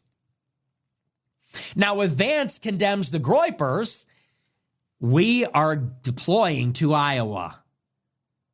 Raise your right hand. I swear I'm going to move to Iowa and New Hampshire and Nevada and South Carolina and one primary after the next. And we will go to every town hall. We will go to every meet and greet where there's 4 or 5 people, and we will be there. And we'll do it for free. Nick has since laid out a more clear 3-year strategy for his fans to shape the upcoming presidential primary and infiltrate the next Republican White House. In some ways, I think Ted Cruz is right. This has been a time of choosing. The only problem is that the choice has already been made. The Fuentes interview is already Tucker Carlson's 4th most popular video ever, just 2 weeks after its release. Fuentes' quote tweet of Shapiro's takedown video ratioed Shapiro by 120,000 likes. Fuentes' last 10 live streams have had an average viewership of over 800,000 people on Rumble, beating Shapiro's average YouTube view count by hundreds of thousands. The New York Times has put out 7 pieces on Fuentes, both articles and opinion, since the Tucker interview, plus other related news stories about Heritage and Tucker, which obviously mention Fuentes. Other outlets from the Wall Street Journal to the Washington Post have followed suit. CNN did a 5-minute and 30-second segment on the fallout of the Heritage Tucker-Fuentes situation and what it means for the future of the Republican Party. CNN has since done more segments on the issue, including one with Ben Shapiro. Multiple Fuentes segments have also aired on MSNBC. Here's a sampling. For once, Donald Trump has remained silent on an issue, as well as J.D. Vance, who is reportedly personally close to Carlson. It also has opened up an uncomfortable discussion for the GOP about what place people like Nick Fuentes have within the MAGA movement. And now to the brewing war within MAGA over the future of the American conservative movement. It comes as far-right influencer Nick Fuentes recently recorded a cordial interview at the invitation of Tucker Carlson that more than 5 million people have viewed. The latest op-ed in the Los Angeles Times by our next guest is highlighting this growing division. Contributing writer Matt Lewis contends that some Trump loyalists are now objecting to MAGA's, quote, white power element. Matt joins us now. He's an author, columnist, and conservative writer. Matt, the fact that we're even talking about a quote-unquote white power element is, I think, concerning on its face. But this is also something that's persisted within MAGA over the course of the last 10 years. I mean, I remember covering when Trump himself had dinner with Nick Fuentes at the invitation of Kanye West just a few years ago, November 2022 at Mar-a-Lago. Why was this not a conversation then, and what's changed now? Look, yeah, I think you're totally right. I mean, part of it is that Donald Trump has actually been a really good friend to Israel. I never thought the leopards would eat my face, sobs conservative columnist who voted for the Leopards Eating People's Faces party. Even calling Fuentes a quote-unquote white power figure shows how outdated and out of touch the talking heads and many journalists are. It's not the 80s anymore. White power? What are you talking about? That's not what Fuentes is doing. If you can't recognize that, you shouldn't be talking about it. These talking heads are completely ill-equipped to understand Gen Z politics or the lack thereof. We saw this in the reporting on Tyler Robinson and the past few mass-killing fandom school shooters. Here's MSNBC again. According to some sources at the Heritage Foundation, a lot of their interns, something like 40 to 50% or something, agree with Fuentes, which is really stunning if you were around the conservative movement, like say in the George W. Bush era. the fucking George W. Bush era. Unbelievable. Nick Fuentes' politically vulgar obscenity is exactly what pushes his clips into people's social media feeds, cutting through the dry neoconservative boomer slop of older Republican content creators. As Trump 2.0 continues and MAGA becomes the establishment again, it's not going to be cool to listen to Benny Johnson, whoever's hosting the new Charlie Kirk show, or Ben Shapiro, to the extent to which listening to any of those is even still cool or countercultural. Fuentes doesn't have this same problem. He can ride the cultural vibe shift of the 2024 election and still appeal to the reactionary tendencies of some young men, but is outside enough to continue benefiting from the Gen Z thirst for anti-establishment populism. At the end of last month, there was a short article in The Atlantic titled, "The Firewall Against Nick Fuentes is Crumbling. The white supremacist influencer is entering the MAGA mainstream." And yeah, that's correct. The tact agreement against talking about, covering, or platforming Nick has slowly fallen apart the past few months. Google Trends graphs of search popularity has Nick Fuentes high above Tucker Carlson, Ben Shapiro, or Candace Owens. And considering Nick's newfound fame, he isn't trying to slow down or moderate his views to appeal to a bigger audience, and he doesn't need to. The audience is coming to him. To explain why his audience is growing so much, it's not that he's gotten less ideologically dogmatic as of recent. It's that the Zoomer world has caught up to the anti-ideology behind Nick Fuentes, the void of animosity that animates Fuentes, which is underneath his gesturing to relics of tradition and culture to offer a North Star through the grievance-inspired nihilism he actually embodies. Nick Fuentes is a meme. His clips spread like a meme. His Groyper movement is named after a meme. And Nick is ready, willing, and able to seize the spotlight he has been gifted. To Nick, this controversy demonstrates that the prestigious Heritage Foundation is territory ripe for Groyper infiltration. What this signifies is that Heritage, the accreditation institution, the brain, the priestly class that promulgates the Republican dogma, if that institution says that Groyperism is up for debate, it's on the table, it's not canceled, we should talk about the ideas, and we should defend the people that defend the Groypers or talk to the Groypers. It signifies that, one, that place is a safe harbor, as I said before. So a Groyper could go to work at Heritage and maybe feel welcome and comfortable, and he won't be fired. And you might have a Groyper at Heritage who is going to be writing a policy paper about, who knows, foreign policy, education, immigration. They might be considered like an expert, and maybe they'll go on to be a legislative director for a senator. And they might be writing laws for the U.S. government. It's conceivable. If the president of Heritage says Tucker is in the Big Tent, then that means that Tucker and Nick Fuentes sympathizers are allowed to be employed at Heritage. And thus, they might be in the position to determine the dogma. They can write the doctrine. Conservative writer Rob Dreher has claimed, based on BC contacts and talking with Gen Z staffers, quote, between 30 to 40% of the Zoomers who work in official Republican Washington are fans of Nick Fuentes, unquote. Writing that this is emblematic of a generation, quote, willing to revel in transgression such as they tear down the pillars of civilization, just for the fun of seeing those who have been gate-kept away breaching containment. The Groyper thing is real. It is not a fringe movement in that it really has infiltrated young conservative Washington networks to a significant degree, unquote. After the young Republican racist group chat story dropped, Nick Fuentes said on his show, quote, Groypers are all over the government, and everyone knows that. There's groypers at Harvard. There's groypers in all the Ivy League schools. I talked to all of them. There's groypers in government. There's groypers in every department, every agency, unquote. There's no reason to believe Nick is exaggerating. This is something he has advocated his followers do for years. And stories like the Young Republican pro-Hitler group chat are evidence of this. Nick Fuentes is mainstream now. Nick Fuentes is a legitimate part of the mainstream conservative movement.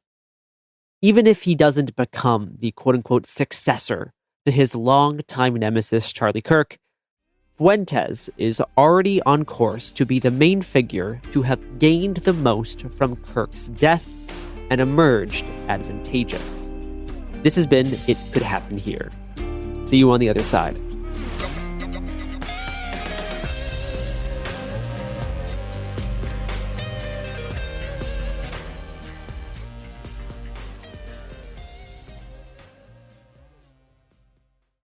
Hey, this is U.S. Olympic gold medalist Tara Davis Woodhull. And I'm U.S. Paralympic gold medalist Hunter Woodhull. As athletes, our lives are about having a clear path. And a team that you can absolutely trust. So when it came to getting the best mortgage, we chose PennyMac.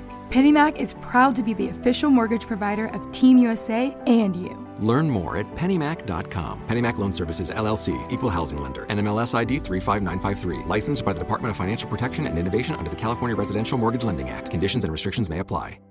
Support for the show comes from Public, the investing platform for those who take it seriously. On Public, you can build a multi-asset portfolio of stocks, bonds, options, crypto, and now generated assets, which allow you to turn any idea into an investable index with AI. It all starts with your prompt. From renewable energy companies with high free cash flow to semiconductor suppliers growing revenue over 20% year over year, you can literally type any prompt and put the AI to work. It screens thousands of stocks, builds a one-of-a-kind index, and lets you backtest it against the S&P 500.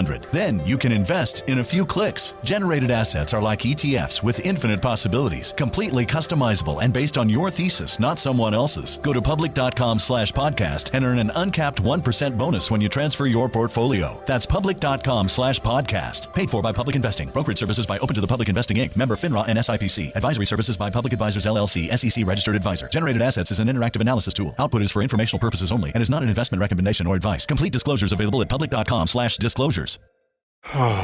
Sink into affordable luxury. Anabay is the only machine washable sofa, inside and out. With stain-resistant slip covers and a cloud-like frame duvet, everything goes right in the wash. Plus, the modular design lets you change the look of your space anytime. Visit washablesofas.com to upgrade your home. Shop up to 60% off site-wide, with sofas starting at just $699 and a 30-day money-back guarantee. Shop now at washablesofas.com. Offers are subject to change, and certain restrictions may apply. Flag football is exploding, and iFlag is leading the way. As the Guinness World Record holder, iFlag hosts premier flag football tournaments nationwide for boys, girls, high school girls, and adults. From first-time players to elite competitors, iFlag delivers top-level competition, unforgettable experiences, and a community built around the game. Ready to be part of it? Join the movement. Find your tournament and learn more at iflag.org. That's iflag.org.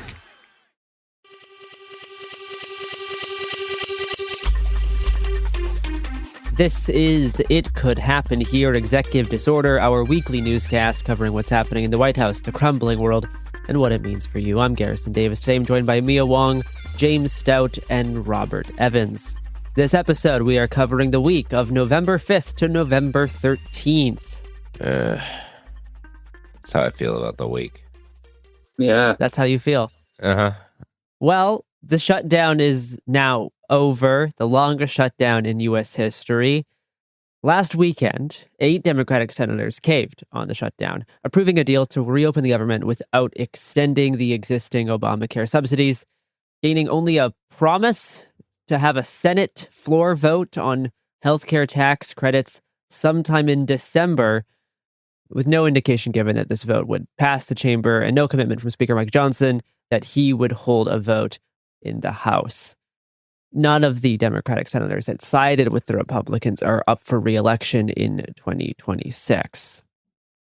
Yeah, and I think that suggests pretty clearly that this was orchestrated and staged by the Democratic Party as a whole. You don't have, we picked 8 specific people who you can't vote against in the next cycle. Yeah.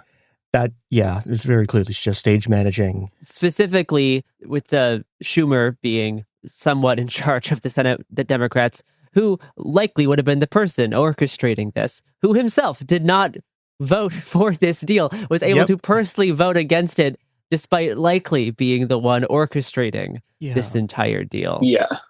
2 of the senators who signed on are retiring at the end of their term. But even if we can't get health care through this shutdown bill, you know what these Democrats did able to squeeze in there? Well, I don't know if the Democrats squeezed it in there, but it is in there. That's a Delta-8 hemp THC ban, which is included in the Senate funding bill. Absolutely awful. Yeah, of course they did. Boy, howdy. And the hemp industry has gotten angry about this. They're planning to fight it in 2026. I guess we'll all see, because it takes a while to take effect. But yeah, that is, there's a lot of hemp farms in Kentucky that are pissed off right now. Yep. So we can't get health care, but at least we also can't get hemp THC. So what if there wasn't bread or circuses? What would happen then? Wow. We would vote for the Democrats, Mia, because they're the least bad option. I think that's how that goes, right? I've been on Blue Sky a few times this week. I think I've got it pretty drilled in. Catherine Cortez, Maestro of Nevada, Dick Durbin of Illinois, John Fetterman of Pennsylvania, Maggie Hassan of New Hampshire, Tim Kaine of Virginia, Angus King of Maine, No Kings protest member just dropped, Catherine Cortez Masto of Nevada, and Jean Shaheen of New Hampshire. Speaking of the Senate and the Oversight Committee, this whole Jeffrey Epstein thing doesn't seem to be going away, does it? Man. Like you, I was a skeptic about, could there be anything in there that's actually going to hurt Trump if he hasn't been hurt so far by everything that is out there? And I don't know, I guess I'm still a little bit of a skeptic, but it's increasingly hard to be, because, how could it be worse than this? Yeah, there's something that isn't this. How could it be worse than Donald Trump was at Jeffrey Epstein's mansion and walked into a glass door because he was so busy ogling children? The fact that this is what they released to distract you from the stuff they don't want to release. Well, this was the Democrats, to be fair. Well, both. This was the emails they were able to subpoena from Jeffrey Epstein's estate as a part of the oversight investigation into the federal government's investigation of the Epstein files. Yeah.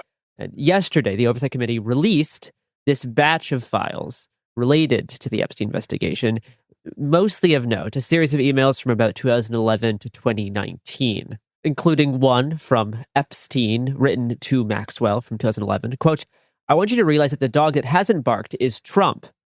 Victim," redacted, name victim, "spent hours at my house with him. He has never once been mentioned. Police chief, etc. I'm 75% there," unquote. In a short email exchange from December of 2018, an unknown individual sent Jeffrey Epstein this message, quote, "It will all blow over. They're really just trying to take down Trump and doing whatever they can to do that." With Epstein replying, "Yes, thanks. It's wild, because I am the one able to take him down." Whatever could he mean by that? Yeah. Who knows? There's no way to tell. There's absolutely no way to tell. If you are currently in high school English class and people tell you will not be able to make billions of dollars if you're unable to use grammar or punctuation or capital letters correctly, that appears not to have been an impediment to Jeffrey Epstein. Jeffrey Epstein's typing style is fascinating. It's awful. Well, it's extremely distinctive, which I suppose is a valuable thing in itself. No, it's fascinating. But I mean, there's a lot of different emails of note.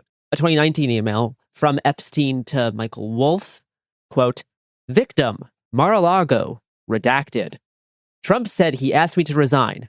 Never a member ever. Of course, he knew about the girls as he asked Ghislaine to stop," unquote. Which, by the way, the way that I've been seeing that quote passed around is just that he knew about the girls part, which makes it a little bit technically ambiguous as to what he's talking about. But the second part being, as he asked Ghislaine to stop, that's as blatant as it could possibly be, right? What Epstein's saying there is really clear. The main thing that's clear from this exchange is, at the very least, the extent to which Trump was very aware of Epstein's activities. Mm-hmm. Yeah. Well, in which everyone was. Not just fucking Donald Trump, but like the Obama White House's chief legal counsel from 2011 to 2014, right? Who he messaged with regularly and seems to have been flirting with him, right? She seems to have been into him. And they're all just kind of casually, or he is with them casually joking about like being a pedophile. Yeah.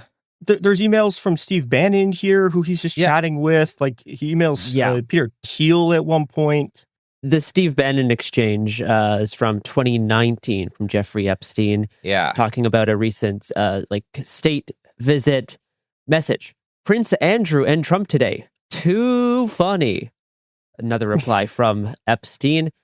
Recall Prince Andrew's accuser came out of Mar-a-Lago? And response from Bannon. Can't believe nobody's making you the connective tissue.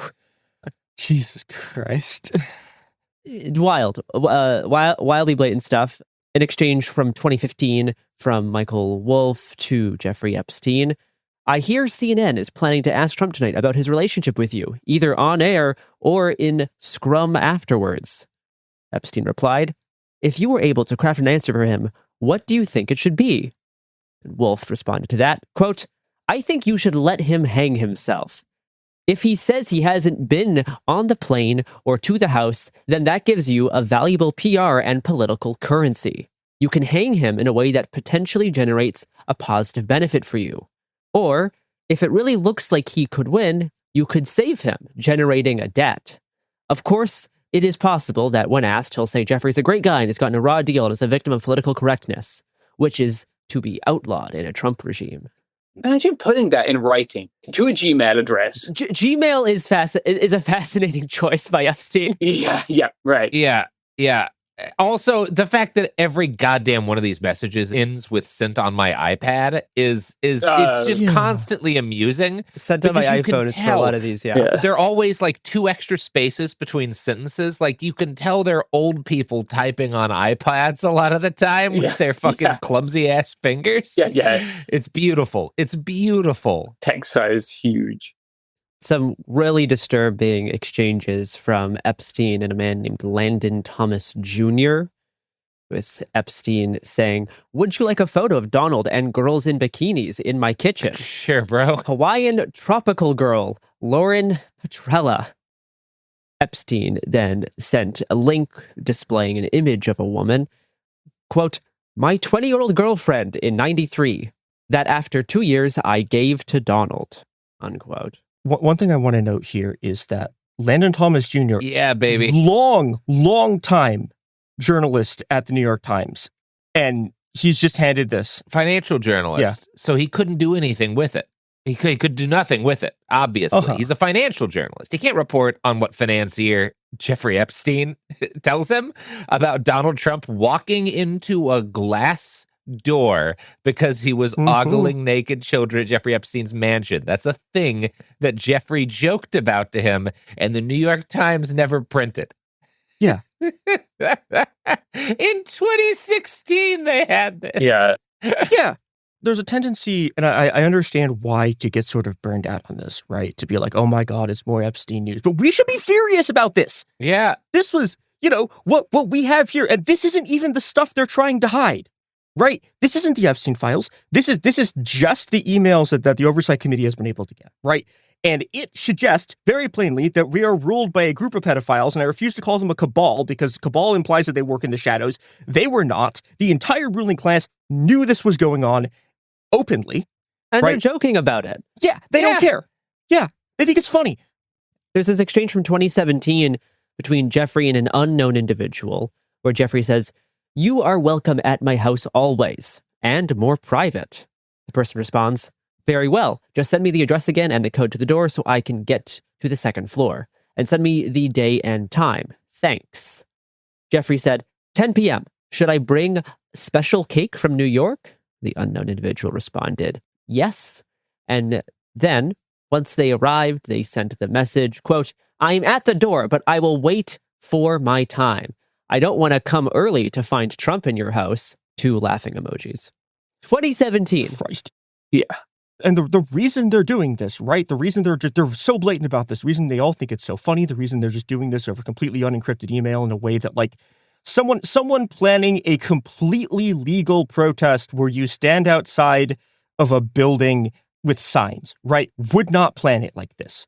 The reason they're doing this is that these people and men like them have been ruling this country for 500 years in an uninterrupted line from Columbus's fucking crew through on Hispaniola, through Jefferson and Sally Hemings, like to Epstein. It is an uninterrupted line. They think that they are completely invincible and that no one will ever challenge them. And, you know, maybe they're fucking right. Like for all of the sort of moaning and complaining about woke censorship and Me Too and cancel culture, these people never shut the fuck up. Ever. At any point. All of these people are running around to their fucking Epstein conferences, taking a bunch of money to talk about eugenics. Well, and that's, I mean, there was some fun stuff about that in here too, because he was emailing with Lawrence Krauss, less eugenics and more hatred of women, where that too. Like there were very funny emails where Krauss was being like, you know, I made a comment in a speech that half of all the IQ in the world comes from women, but they're more than half the population. Ha ha ha ha ha. Like a lot of just like casual. It's a really interesting insight into how people at kind of the highest levels of finance and government and just wealth in general, and in media, in like communicated with each other during this period of time. I'm sure it's different now, because people are even less good at writing. But yeah, it's a useful, it's a snapshot that we don't get anywhere else of like this chunk of the. I mean, talking about that fucker at the New York Times, who by the way was shit canned in 2019. For soliciting donations from Jeffrey Epstein and not informing them of his personal relationship. Yeah. But again, the Times never published anything based on their conversations. Mm-hmm. It's the same group of people who have been telling us every issue that like it might tangentially be connected to like transitioning is newsworthy. And it's incredibly newsworthy if this like official at a college might have plagiarized once in their childhood, or in their youth, but like it's not newsworthy at all to talk about the possible future president walking face first into a glass door because he's staring at naked children in a pedophile's mansion. Yeah. This is the period where they were running stories about the food at Grinnell College. Yeah. And you can, and you know, and there's another, I think, part of this too, where if you look through these things, you can find these people all complaining about Me Too. Right. Yeah. You can find these people all doing their sort of like, oh, these are all the same people who do all of the like, oh, like we're the bold truth tellers, blah, blah, blah. We're being censored by like cancer culture. I want to take a stab at the question that you're actually not allowed to ask, you know, and what I say you're not allowed to ask is these people don't want you to ask. All the fucking hedge fund managers, the CEOs, all the senators, all the presidents, every one of these fucking files does not want you to ask a simple question. Why do we have a ruling class? Like we gave them 500 years of running this continent. And do you know what they produced? Again, 500 years of like uninterrupted pedophiles, right? We are on year 500 of this, from like Columbus to Jefferson to Epstein to Trump, right? So why do we have this? That's just not how people, no one's going to a store or to the politics store or heading out to vote and voting for another year of the pedophile ruling class. People don't really people don't tend to think about it that way. And in part they don't because the ruling strata of the United States has not portrayed itself in the same unbroken way, right? Like it very much makes an effort not to in public. And there's an extent to which it's certainly different than like the old aristocracy of the British and the landed gentry that ruled the British Empire. It's not exactly the same, but it is like the same kind of people. And in a lot of cases, the same families that continue to control large amounts of wealth and inherit political power. I mean, there's another fucking Kennedy who seems like a nice kid getting into politics just as we speak, right? Yeah. I don't know. I feel like we'll have a dedicated episode on more of the Epstein stuff. Like, and there's an extent to which I keep thinking about that like bit in Community where it's like no one's on the other side of this issue that's listening to this podcast. Everybody's very angry about the pedophilia. Everybody's very angry about all of this stuff. And I have mostly been interpreting it through just like laughing over the last day or two, which is bad because it's like really bad stuff. You shouldn't just do that at it. But like what else? What other reactions? Like you can pick and choose whatever you do. I think to your point, Mia, however you react to this is not going to change anything. Right? Yeah. Like so far it hasn't. Yeah. Well, but I mean, I don't think that's completely true. You can watch how just like pissed off and scared these people were about Me Too, right? And like you can go listen to Bannon a couple of weeks ago talking about how if they lose the election, like we're all going to prison. Yeah. Right? Like these people are like concerned about even like Me Too, which was a fairly milquetoast, like it wasn't like a particularly radical feminist movement, right? No. And these people were losing their fucking minds about it. Yeah. And, you know, like we have the potential to organize feminist movements that can actually do things about this shit. Like we are capable of building new feminist movements. We did one not that long ago that was a big part of this administration like, collapsing the first time. And we can do it again. I'm not saying there's no point in fighting them. I'm just saying like your reaction in the moment to the Epstein leaks doesn't matter as much as is this going to cause any kind of like long-term resistance to the administration? Is this going to, and maybe it will, but like I guess the thing that I'm curious about is like what are we doing to try and make this matter? Right? Because like that's where I am. Yeah, but the answer to the question, is this going to matter, is also something that every single one of us decides, right? Because if we all just do nothing, then yeah, nothing will happen, right? If we go mobilize and we go do things to resist these people, and we intensify the things we're already doing, if we start doing new things, if we start doing new sort of feminist insurgencies, right, then things can change. But if we don't, they're not going to, and we're just going to have another 500 years of these pedophiles ruling everything. Yeah, I mean, I think that it's probably more a matter of like, this is likely to shift more people away from the GOP, at least in the immediate future. I don't think in the long term, I don't know that you don't build a coalition off of this because the Dems certainly aren't trying to. You at least get this like wider awareness of where the real problem was. But I just don't know. I think it's going to be utilized electorally by some Republicans to eventually decouple the party from Trump. Yes. After this becomes more and more evident, and they're looking for a way to get themselves out of becoming the Trump party, and turning on him specifically through this issue will probably be one of the methods in which they do that. And you see that with some people, like even like Marjorie Taylor Greene and Lauren Boebert. Yeah. Rod Dreher is writing about some stuff adjacent to this, right? These are the guys who think Vance needs to lead the party away from Trump. Yeah. Yeah, and are already viewing Trump as a sort of lame duck presidency in so much is that he's kind of failed to do a whole bunch of stuff, especially on the economy in the past year. The midterms are about to get up and running. That's going to take up a whole bunch of energy. Everyone expects the Dems to do very well in the midterms and then prevent the Trump administration in the final 2 years from getting much of anything done through blocking things in Congress. Yeah. And that's what a lot of people on the far right are like taking this situation as. Yep. As basically January to now was the second Trump administration. This is the most that they're going to get done. And now it's kind of all downhill from here. Yeah. And they're looking far beyond Trump now. Yes.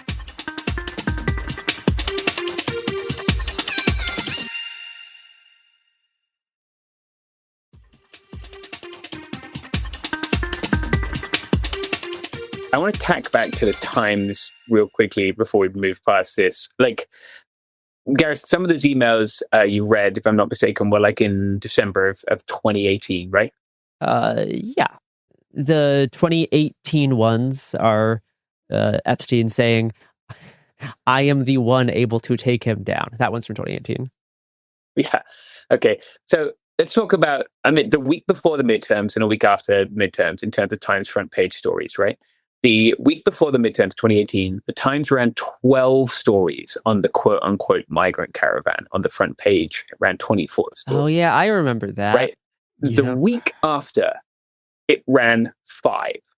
the migrant caravan continued to grow as more people arrived. I was physically present in Tijuana right as the caravan was arriving, and I continued to be present for the rest of that year.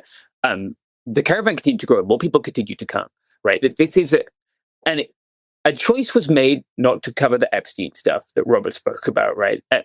A choice was also made at that time to really, like, this caravan was not huge. It was large, but it wasn't a hugely remarkable number of migrants. And it occupied 12 front page stories during that 1 week before the election, right? I don't know how else I can say this. Like, they're literally saying, look over there. Yeah.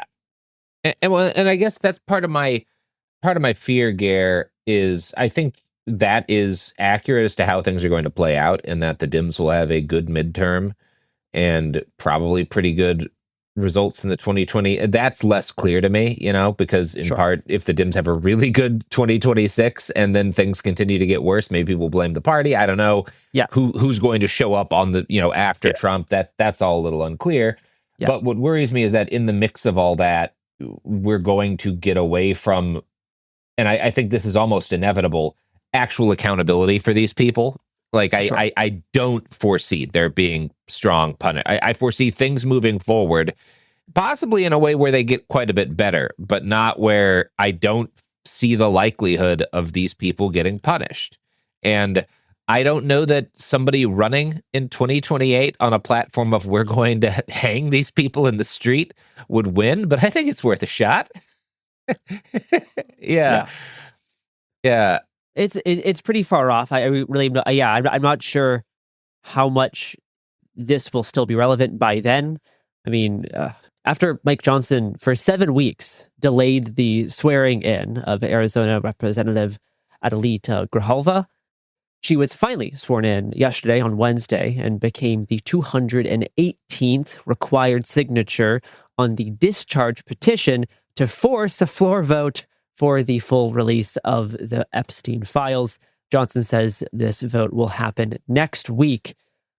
During this process, Trump held an emergency meeting in the Situation Room with Pam Bondi, Todd Blanche, and Kash Patel to convince Lauren Boebert to take her name off the petition, which would then result in it not being complete and forcing the vote. They are certainly in a panic over this. The whole White House team is. This morning, Thursday, Press Secretary Carolyn Leavitt put out an amazing post on X, the Everything app. Quote, "If not for the Jeffrey Epstein story, CNN would be forced to talk about how Chuck Schumer and the Democrats got shellacked by President Trump and Republicans in the government shutdown fight. It's clear this is another Democrat and mainstream media hoax fueled by fake outrage to distract from the president's wins. Republicans, don't be fooled. President Trump will remain focused on making America affordable again. If not for the Jeffrey Epstein story." If not, aren't we all saying that? If the president wasn't a pedophile, then everyone would love him. If not for the child molestation, he'd be allowed to live in this neighborhood. So I want to mention the Megyn Kelly thing in terms of in terms of Republicans reacting to this and trying to find a way to sort through. And some of them are manufacturing like consent, like Megyn Kelly here, and others I think are quite ready to just throw Trump to the wolves, frankly. Yeah, so Megyn Kelly, I'm not going to play the clip from you all because having to listen to Megyn Kelly is... I've listened to 4 hours of Megyn Kelly this week, Mia. Yeah, let's know more. But she has this whole line about how she knows someone who's close to the case and has all the details, and that person thinks that, her exact quote is, "I think there's a difference between a 15-year-old and a 5-year-old." I mean, she literally is talking about how, he wasn't into 4 or 5-year-olds. He's talking about, she says this, and I quote, "barely legal types," and then she says 14 or 15, which... Not legal. Just pause right there. 14, 15, not legal. I think there was a conversation to be had about the extent to which the barely legal, like just turned 18 shit is to a large extent a product of like American pedophile culture and misogyny. But like those are 14 and 15-year-olds. And this is the this is the defense that these people are dragging out for this, which is that, he wasn't like literal like 5-year-olds. So actually it's they're doing the libertarian thing. It's like he's into pedophile or whatever the fuck. I think a lot of this is also the result of like the QAnon brained idea that like they're trafficking 4-year-olds. Mm-hmm. And like, no, this is mostly like really young teenagers. That's mostly what these guys are into. And Megyn Kelly specifically was talking about Epstein there. It's not even really young. They're 15 to 17-year-old girls, right? That's the part of the problem, is that a huge number of not just men, but largely men in this country don't see 15 to 17-year-old girls as children. Which they are. And that's really a problem. Like, that's just something of an issue. It's just just incredible structural misogyny. That's just and so that's what they're sort of trying to bake all of this stuff as now. And I guess we'll see whether it works or not. Just because, I don't think this line from Megyn Kelly is going to be very successful on a large scale of. But a phebophilia. I don't think it's going to work. Her motivations for this are, I'm sure, not great. Now, you don't know that, Garrison. And I think in some ways she is pulling from this QAnon brained idea, right? That these are a whole bunch of basically infants. Yeah. Well, what else do we want to talk about? Let's talk about January 6th and the terrorisms. Sure, I love neither of those things. Garrison, you love terrorism. I had a fun day. No, I had a great January 6th. That's good. That was a really fun morning for me. That was a hoot of a day. Ooh. Boy, howdy. When they breached the Capitol doors, great time. Well, Windows first, but yeah. I think you mean when the FBI breached the Capitol doors, Robert. Sure, yes. So this all takes me to the Substack of a guy named Rod Dreher. Rod he wouldn't call himself a fascist, but if you ever bring up, is this specific fascist from history bad? He'd say, well, not compared to the communists they stopped, right? That's the kind of conservative that Rod is. He's basically friends with Viktor Orban. Yeah, he's basically friends with Viktor Orban. Yeah. Didn't he just write a piece called "Are Women Ruining the Workplace"? Yeah, he's written several like that, yes. I think he's just the piece I'm talking about was one he came out with on November 10th called "What I Saw and Heard in Washington." And he was at a meeting with Vice President James Darrell Vance, not what James his name Dolan stands Vance. for. Yeah, James Dolan Vance. That's a good James Dolan. You're a real New Yorker now, Gare. Are you pissed about the Knicks permanently? No. Basketball's too masculine for me. So he came out with this article about this meeting that Vance had with Viktor Orban and some other Republican luminaries. And for a little bit of context, Dreher is, again, you wouldn't call him an anti-Trumper. You'd call him a guy who thinks that Trump is going to doom the right to fascism unless J.D. Vance can save them. He actually has his most recent column is basically J.D. Vance is the only person who can save the right wing from fascism. And he's a weird dude who reads a lot of Hannah Arendt, but absolutely does not understand her. But this article of his, based on this meeting, is useful for a couple of reasons. One that I'm sure Gare and I will talk about in more detail later is Dreher estimates in here that 30 to 40% of the Zoomers who are working for the Republican Party in D.C. are groypers, a.k.a. fans of Holocaust denier and... Truk. Yeah. Is that what you Gen Z kids are saying for truth, Garrison? Yeah, that's okay. That's Truth Nuke. I can't keep keep track of that shit anymore. Truth Nuke. Great. Yeah. No, that makes sense. That's Truth Nuke. Sure. Yeah, they're all groypers, or at least 40% are. 40%. And I actually, number one, Dreher, he's not someone that I think just makes up nonsense. I think he's wrong because his brain is bad. But he provides some backup, including interviews and conversations he had for this. And this is consistent with other information coming out of the Beltway. I think he's probably pretty close to the accurate number here, right? 40 to 40% seems believable. Gare, I think you're more or less in the same area there. Garrison is 30 to 40% a groyper. Yes, that's... Yes, that's what I meant, James. Thank you for this, the most charitable reading of my sentence there. Now, the thing that I thought was the other thing that I thought was interesting from this article is because he's trying to talk about why the media, which he sees as an inherently left-leaning organization, even though we just talked about all of the carrying water for Jeffrey Epstein while attacking trans people shit that they did.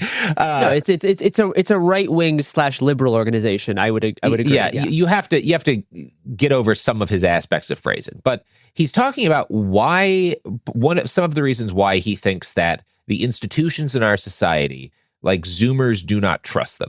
And this is where I think he's on the money, because I think that the reason why so many Gen Z Republicans, like Republican staffers, are groypers is what he gets at, which is that they're having the same problem as the rest of Gen Z. They're just approaching it from a fascist standpoint, but they all are starting from the same point, which is I'm fucked. Yeah. My generation is fucked. Yeah. There's no jobs. I'm not going to own a house. The climate is screwed. Like, and they're blaming the Jews for it, but they're starting at the same place. It's school shooter politics, right? It's school shooter politics, yes. Some people understand this and then decide to do a school shooting. These guys decide to get jobs in Washington. Yes. But it's the same psyche behind the mechanism. Exactly right. And I'm going to read a quote from Dreher's article, and then we'll move past him to the primary thing I wanted to talk about here. And this is him talking about, why these Zoomers don't trust the system and want to destroy everything. The institutions of our society, as they see it, have lied and lied and lied and still lie. They still lie in many ways about race, refusing to be honest about black crime. They lie about COVID. They lied about males and females, and they forced the insanity of gender ideology on us all. The military lied about Iraq. The universities embraced... Is it just the military? Yeah. Just the military, Rod? The universities embraced and enforced ideologies of lies. The Catholic Church lied about sexual abuse and the connection to the prevalence of sexually active gay priests. Yeah, is that Were they the- is that gay? the Was that the issue? problem? Honeycombing the institution. They lied about the benefits of mass migration and diversity. They lied about Trump and Russia. They sure didn't. The political parties and their corporate allies lied about what globalism would mean for ordinary people. The media have lied, and they do lie about most things. This past weekend, everybody was talking about the new report in Blaze Media alleging that the mysterious January 6th pipe bomber was in fact a former Capitol Police officer. The implications being that the whole event was orchestrated by the deep state to discredit Donald Trump. Maybe mainstream media are busy trying to validate this reporting on their own. If the Blaze has this wrong, they're going to be sued into oblivion. And so will all the other media who amplify a false charge. I can tell you that all I can tell you is that nobody in the MSM are talking about it as I write it, even though it is an explosive story. People were, in fact, talking about it. Yeah. And in fact, before we could do this episode, the Bulwark, which has both a website with articles and is a podcast network, came up with an article by Will Sommer, who used to write for he's a good journalist. Yeah, good journalist. Yeah. We took a Bellingham class together. I believe it was the Post that he wrote for at the time. He was like one of the leading QAnon experts for years. Yeah. He was in the Daily Beast, wasn't he, for a while? Yeah, Daily Beast is, I think, where I knew him from. And he wrote a really good article called The Blaze's Pipe Bomb Bombshell Appears to Bomb. And basically, Dreher says here, well, if the Blaze is wrong, they'll be sued into oblivion. And the short answer is, yeah, I think they have to be. Because they absolutely named this lady in the Capitol Police. To make a long story short, if you don't want to read the whole Blaze article, you can read the piece on the Bulwark, you can read the sections of it, or you can type the link to the Blaze article into like archive.org so you don't give them traffic if you want. It's not good. Their entire claims that this particular woman, and I am not going to name this woman because I don't think she's the bomber. I don't think you should name people as being a terrorist if you're not sure they were. I will say that she's a woman and that she's a Capitol Police officer, or at least now a former Capitol Police officer, who is kind of insinuated by the Blaze and has been absolutely taken up by the right-wing media immediately since to be now she got poached by the CIA, right? And that's taken as like proof that she definitely did this. She's a security guard at the CIA's offices now. She's not in the CIA. I'm sorry, guys. She's a rent-a-cop for the CIA, which is, let's be fair, probably the highest rung of rent-a-cop. Sure. Like, you're taking a step up as a rent-a-cop, but she's not out there overthrowing democracies yet. I don't know. Maybe they fast-track you once you're a CIA security guard. I don't know. But so the whole claim that the Blaze is staking the reputation on, because if you're not paying attention to like InfoWars, well, not reputation, their financial solvency, because InfoWars currently owes like $1.5 billion for wrongly accusing people of having faked mass shootings and the deaths of their own children. So their argument that this lady has to be it is based on they have some old footage of her at like the jogging track, and there's a couple of clips from the jogging track they showed, but they're claiming that this gait analysis that they did between the Capitol bomber and this woman is based on footage of her that they are not publishing publicly. That's good. So that you can verify it, but that they say is 94%. And they talked to a gait analysis expert, and he did a personal gait analysis, and he said it had to be more like 98%. So that means basically it definitely was her, because gait analysis is for sure real and not one of the every kind of forensic science is a lie lies. Not even like gait analysis is not even very good for buying shoes. let alone convicting someone. No. Like, we have peer-reviewed data to show that you shouldn't choose your running shoes off gait analysis, let alone fucking... Yes. There's many articles about how it may not be the future of the shoe industry. You certainly shouldn't be hinging your publication's survival on getting right that somebody was a bomber. But incredible. Anyway. This is just the latest attempt by the right to run this whole J6 false flag conspiracy, which is picking up a lot of steam. Like a few months ago, the FBI released some information on how many agents they had in the area during January 6th. And this led many conservative commentators to believe, oh, look, the FBI just admitted that it was their agents that actually started the riot and was most of the rowdy, rambunctious crowd members. And no, the specific wording on the announcement or statement regarding the presence of agents at J6 was after the insurrection had already started and agents were sent there to keep it under control. That's what it was referring to. And Kash Patel released a statement days later clarifying this. But of course, that doesn't pick up nearly as much traction as the original claims were. So this whole gate analysis thing is continuing on this whole conspiracy theory about how the FBI and the CIA staged all of January 6th to crush Trump and remove him from power. And probably warrants a future episode just on January 6th conspiracy theories that have propagated the past few months. Yeah, we probably, I mean, honestly, yes. But okay, to continue with this. So gate analysis was half of what their case lay on. The other half of the case was interviews with a couple of different people, primarily an FBI whistleblower, a former FBI agent, who made a claim that yeah, we tied the woman, this officer's neighbor to a vehicle that picked up the bomber.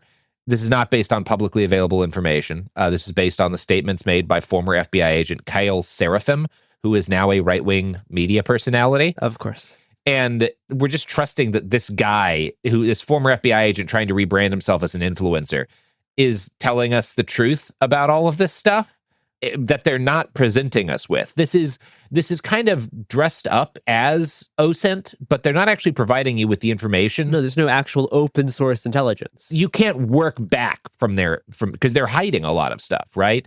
There's a couple other things that Sommer notes in his article here. To make their case against the former Capitol Police officer, Baker, who's the author, and co-author Joseph H. Hanneman focused on a comparison between the officer's gait, some of which was apparently captured in years-old footage of her playing soccer and footage of the pipe bomb suspect from the night of January 5th. Instead of using suspect footage released by the FBI, however, the Blaze claims it used footage from another source the article doesn't name. Critically, the Blaze didn't release an actual video comparison or significant details of the gait analysis. Instead, it draws on the work of a man the Blaze called a video sleuth, a little-known X-user named Armitage, whose online profile image is a picture from the 1998 role-playing video game Xenogears. Hell yeah. Xenogears. Great twinks in that video game. Yeah, you're not going to get sued into oblivion for this shit, the Blaze. I'm proud of you guys. I can't believe the people who published Vance Bolter's probably last interview would do this. Yeah, shocking stuff. Now, to be, again, totally fair here, Dreher does not treat this with any sort of critical thought whatsoever, but actually a bunch of the people critiquing this have been on the right. And I partially agree with Dreher is I think it's a mistake that the mainstream media has not dedicated more effort to busting this immediately and to pointing out the weaknesses and stuff like gait analysis immediately out the gate. So it does kind of seem like they're ignoring it. I think largely this isn't getting covered because it's so shady and bad and because it's dangerous to spread these kinds of claims about a person. Sure. I mean, yeah, it's like the Blaze. Yeah. It's not even Fox News, right? No. There's already law enforcement stationed outside this woman's house because of the number of threats that she's receiving, right?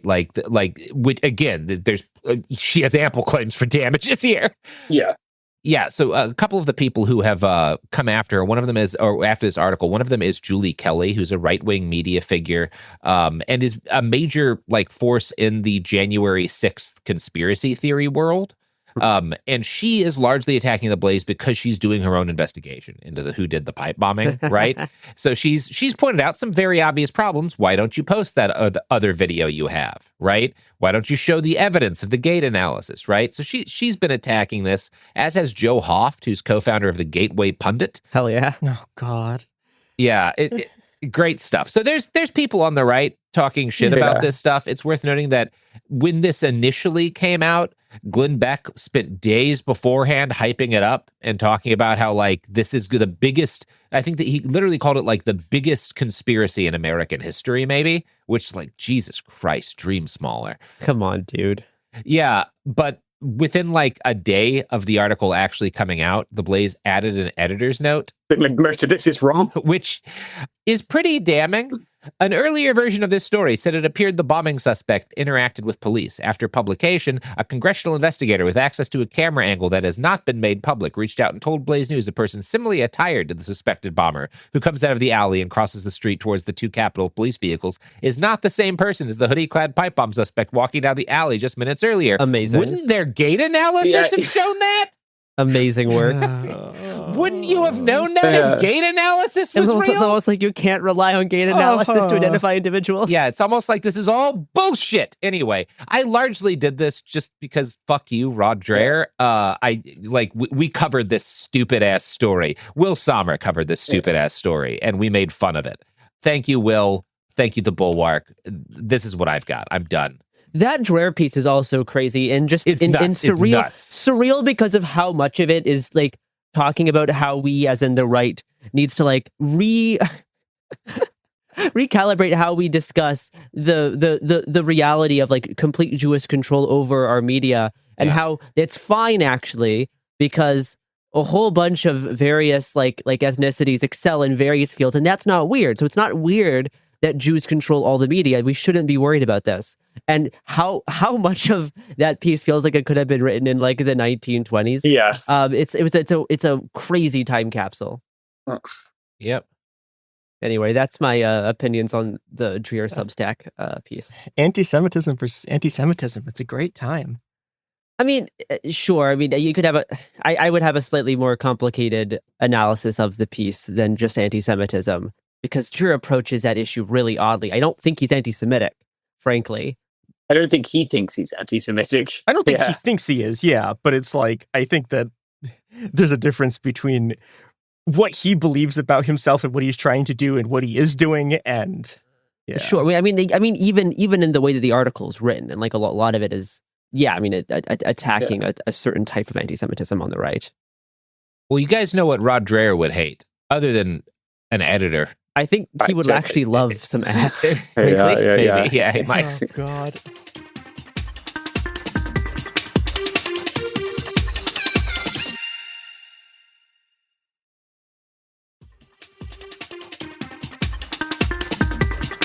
All right, we are back, and we're going to do some very brief immigration stuff, and then we'll play the song you've all been waiting for, and we'll talk to you. The United States Conference of Catholic Bishops. Based. Yeah, thank you, Gare. Issued a statement this week. It's about the strongest condemnation you're going to see from this entity of anything in the political realm, right? Pope Leo has not been soft on this issue. No, he has, unlike we saw it like with Bishop Farm in San Diego, right? Like who himself arrived as what they call an unaccompanied minor, right? A child refugee. I'm going to read from the statement, quote, "We are disturbed when we see among our people a climate of fear and anxiety around questions of profiling and immigration enforcement. We are saddened by the state of contemporary debate and the vilification of migrants. We are concerned about the conditions in detention centers and the lack of access to pastoral care. We lament that some immigrants in the United States have arbitrarily lost their legal status. We are troubled by threats against the sanctity of houses of worship and the special nature of hospitals and schools. We are grieved when we meet parents who fear being detained when taking their children to school, and when we try to console family members who have already been separated from their loved ones." This isn't the usual. Based. Garrison has got a crucifix, I guess. They haven't done this for like 12 years, right? Last time they did it about contraception. I'm not saying the Catholic Church is an organization that I agree with all the time. It is not. It's one that I disagree with most of the time. But I still think this is important, right? Like this is an organization which has millions of followers in the United States, many Catholics around the world. A lot of Catholics. Yeah, this is an organization which therefore we should pay attention to, right? And I think it is telling that the woke Pope has not stopped with this, and that it seems like the vast majority of bishops in the United States are on his side. No, it is pretty funny that we have like a never Trumper, nominally conservative woke Pope. Yeah. And the fact that he will not back down on this issue and has a number of statements on this the past few weeks, and not softly worded statements either. Catholic priests have also been reasonably good on this issue. Yeah. And it's important, especially because of how much these like weird, like fascist friendly trads are using Catholicism as like a fashion statement. Yeah. And JD Vance included. Yeah, I was going to say our vice president. To have the actual church be like pretty freaked out by that, I think is good. It'd be worse if they were leaning into it, which certainly some cardinals like want. When they were doing their Pope selection. Well, if you look at the votes in this issue, right, like 216 votes in favor, 5 against, and 3 abstentions. So among bishops, which is distinct from cardinals, like this is almost universal, right? And given that our vice president has made being an adult convert to Catholicism a large part of his personality, embarrassing. Yeah, this is it is remarkable. It's worth paying attention to. Also, I think, when I talk to migrants, specifically like when I was in the Darien Gap talking to migrants, their faith is massively important to so many of them. Totally. And a lot of people, especially coming from South and Central America, will be Catholic. Yeah. Right. And that is what propels them through. And so for them to feel that the church has not abandoned them, it is important to them. Yeah. The thing, when I speak to people now who are here, the thing that they want more than anything is a priest to come to their hearing, to their meeting with them. Like, that is what makes them feel safe. And so I am happy that the church is continuing to try and make them feel safe, because what else are you going to do, right? We're trying everything else and it's not working. I defer to what will make the person being victimized feel better in basically all instances, and if it's having a priest along, then I'm glad the priest is there. And I'm happy that this is something that can make them feel safer, because critical support to the Catholic Church. Very critical. Yeah, well, emphasis on the critical part. I think the other thing is worth noting that this same conference also voted to have an official ban on any gender-affirming care at Catholic hospitals, which is like 1 in 7 of all people in the U.S. get their care at Catholic hospitals because there's a million of them. So critical support. Yeah, like lots of they're not. They're no Protestants, okay? It does feel bad to have so much Catholic praise on the show. Yeah. But, I will swallow my Protestant pride here. Yeah. I'm neither a Catholic nor a Protestant, but I'm glad this is happening. You're British, though. Yes. So Are we you not straddle Anglican? the two. We do Catholicism without popes. I think we should have popes without Catholicism. See, that's interesting, Robert. Mm-hmm. That's an interesting idea. That's Discordianism. Yeah. Oh, yeah. That's kind of the least interesting version. A real kind of non-Catholic, like clerical class. Anyway, I'm going to put this down in my sci-fi novel folder. Mm-hmm. Isn't stockbrokers a forum of, just fade them out. Some stock fade them out. Adam, just gradually reduce the volume. Okay, we're back to immigration. We did learn this week that the Department of Homeland Security secretly and illegally kept domestic data on 900 Chicagoland residents under Biden, just in case anyone was wondering what they were doing before people started paying attention to them. They also, quote, irrevocably destroyed video from inside Broadview, which is the ICE detention facility in Chicagoland. Yeah, of course they did. I'm not shocked by that, I will say. Like, I would have been shocked if that had happened under a previous administration, put it that way. Like, it's not massively out of character for them to be incompetent at storing and this kind of thing. And Ken Paxton has attempted to sue Harris County, a place in Texas, for donating to nonprofits that provide legal aid to migrants. He has some justification to this, which is ludicrous, but I'm just going to name a few of the NGOs here. Galveston Houston Immigrant Representation Project, Kids in Need of Defense, Justice for All Immigrants, Raices, and Baker Ripley. Yeah. This does, I think, show part of the strategy which we saw and we have seen since 2018, right? Like you'll remember that Lots of NGO volunteers in 2018 were placed on a watch list, as were many journalists, for crossing to cover the migrant caravan. But this idea that the NGOs are, quote, aiding and abetting is a phrase you always see, right? Like that somehow people wouldn't come here if it wasn't for NGOs. Often this takes on a specific form of blaming one NGO, which is HIAS or HIAS, Hebrew Immigrant Aid Society, right? And we saw... Give you one guess as to why they blame that one. Yeah. It's like repeat guest of the show, anti-Semitism coming back again. Yeah. Which resulted directly in the Tree of Life shooting, right? Like, this is of that same intellectual family of thought, I guess, is what I will say. It's ludicrous. People come here because their lives are not livable where they're at. There, that's all I got. Play the song.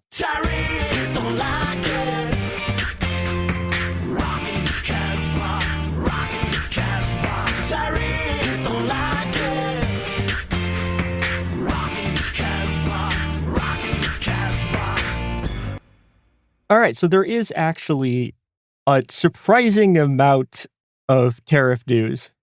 All right, the tariff rebate checks. Are we getting tariff rebate checks? I think probably not. So what is this? Trump started talking about this on November 8th on True Social, per USA Today. He truthed. I refuse to call it truthed. I am recommending to Senate Republicans that the hundreds of billions are capitalized for reasons that are baffling, currently being sent to money-sucking insurance companies in order to save the bad healthcare provided by Obamacare, be directly sent to the people so that they can purchase their own healthcare, their own much better healthcare. And so originally this was going to be like a $2,000 thing to your health savings account from tariff proceeds or something. And then the second time, he stopped talking about the health savings account stuff, and he was just saying a $2,000 check. The USA Today, the piece notes that the Secretary of the Treasury, Scott Bessent, said on ABC News on November 9th, which was Sunday, that Trump's proposed tariff dividend, quote, could come in a lot of forms, adding, it could just be the tax decreases that we are seeing on the president's agenda. No tax on tips, no tax on overtime, no tax on Social Security, deductibility of auto loans, he said. So those are substantial deductions that are being financed in the tax bill. So he apparently hadn't heard any of this, is what it seems like. And then a few days later, this was yesterday on Wednesday the 12th, Caroline Leavitt, who's the ghoulish press secretary, said that Trump is, quote, committed to the payments. So who knows? You can't call her ghoulish just because she's a 27-year-old woman who looks like that, Mia. That's not cool. Hey, so, you know what? We're not gonna do this. But she is ghoulish not because she looks like she's 40 and she does look kind of. She looks like a ghoul. But she is a ghoul. No, but she also acts like a ghoul constantly, which is the actual thing that she is ghoulish for, right? Every press secretary I've ever seen has made me so mad. Like the job of a press secretary is infuriating. Yeah, remember the Psaki bombs? Well, also, they've never been good. They also did used to be more normal than this. They didn't used to be this unhinged. Yeah, the Biden admin didn't bring them back, I feel like the first Trump admin moved them in a certain way. No, the Biden admin people were unhinged too. It's just awful, terrible stuff. Didn't used to be like this. One of the few things I'll ever say that about. Anyway, as you were saying. Yeah, so she said that Trump is committed to the payments. I don't think we're going to see this. Probably not. Definitely don't plan on having an extra $2,000. Well, I think he's committed to the payments as much as he is his first or second wife. Yeah, which is not much. So the second incredibly important piece of tariff news is the pasta tariffs. The Department of Commerce is proposing 107% pasta tariffs on imported Italian pasta. No! Garrison, it's fine. This is the first tariff to actually impact and cheese me. is still available. You can still get your mac. It's okay. As the Guardian points out, most pasta in the U.S. is made in the U.S., so it's not really affected by those tariffs. I buy. Yeah. Well, hold on. Let me allow me to finish the sentence, Garrison. I will address your concerns. Tax. So, it's mostly just gluten. It's mostly gluten-free pasta, and also imported fancy pasta, which is like nice pasta. Well, fancy is a bit of a strong word, okay? It's like $2 more, okay? Yeah, the tax on pretension. You know, and so this sucks for people who like pasta that's good, and also for people who are allergic to gluten or who just are trying to reduce the amount of gluten they're eating for like diabetic reasons, et cetera, et cetera. That all really sucks. In that same piece, in that same Guardian piece, the unbelievably named Scott Ketchum, who is the founder of like an artisanal. Ketchum's a real last name. That's why the Pokemon game is believable. Yeah, Ketchum's a place in Idaho. Scott Ketchum. I don't understand why Ketchum's funny. Why is Ketchum funny? Did you not play the Pokemon? You two... no, Ketchum's a regular name also, to me. Also, it's so close to being ketchup and a thing about... Okay. Thing about Italian pasta, whatever. Okay. You put ketchup on Italian pasta. Interesting. No, but do you know who does do this? Chinese hotels in 2009, a thing I discovered when they for some reason tried to feed us American food instead of feeding us Chinese food, and dear God, That's awful. Sweet. 0 out of 10. That's my favorite thing in any foreign country is when they're like, cute. I know what you want, American food. No. You came to Greece to eat at TGI Fridays, didn't you? Burger is all over Berlin now. Burger's the new rage. Burger's not American. Burger's the from world's Hamburg, food. right? It is now. I feel like you'd be disappointed, Garrison, if you knew how many people in continental Europe are eating pasta and ketchup on a daily basis. We used to brown sugar on it. Yeah, well, Europeans are obviously sick. Yeah. You've been to Belgium. That's wrong. I have. Yeah. There you go. Okay, locking back in on the pasta The Anarchist Cafe was closed. It was 2 p.m. Those lazy Swear fucks. to God. Look at the conditions that I have to deal with. Every time I mention inflation, out come the inflation jokes. Every time I'm trying to finish a sentence about pasta. God. Okay, finishing this. Scott Ketchum agrees that the manufacturers will, quote, take advantage of the news and slightly raise their prices. That's just business, he said. So this actually probably will increase pasta prices across the board because they'll use this as justification for raising prices. Canonically, how old is Ash Ketchum? I'm trying to work out if this is a sibling situation. He's like 13. I think he's like 12 or 13 in 1997. He's been like 13 for... No, but he's been 13 for his entire life. Like, so we like think 30 years. Siblings more than parents. Jeffrey Epstein's dream. Yeah. And okay, Ash Ketchum's brother, put it in the law. Oh my God. Okay. Two more things we got to get through. I swear to God. Okay, 1, 50-year mortgage. Trump has become obsessed with the idea of 50-year mortgages. Just an idea so unhinged. I haven't even seen any Republicans talk about this positively. The mortgage industry is like, don't do this. This is a bad idea. I'm not going to read this the full paragraph I had here from CNN, but you know, CNN did a very basic calculation of instead of a 30-year fixed mortgage, a 50-year fixed mortgage. So basically their calculation on like a $450,000 house was that you would save about $300 a month technically, but over the course of the loan, instead of spending about $550,000 in interest, you would spend $1 million in interest. Fantastic. That rules. Yeah. That rules. That's how we save money, by giving $500,000 to the bank. Well, hey, you're not even talking about the 15-year auto loans. Yeah. You know? It's insane. Everyone who buys a Kia can trust that it will keep working for 15 years. He's going to say, who's driving These houses aren't lasting 50 years. They're made out of like cardboard, right? Like they're just You're they're paying terrible. more than twice the value of the house in interest. Yeah. Make America affordable again. Yeah. Okay. Unbelievable. And then finally, I want to close with what is actually going on with the jobs and inflation numbers for October, because I think people are getting a lot of very bad information about this. I mean, and it's not their fault. It's again because the Democrat shutdown made it impossible to get any reliable data. So now we can never have data ever again. Yeah. So okay. So let's go into like what is actually going on here. So on Wednesday, Caroline Leavitt said that we might not ever get the October jobs and inflation data. Oops. So, Convenient. however, comma, I'm sure those numbers would have been fine.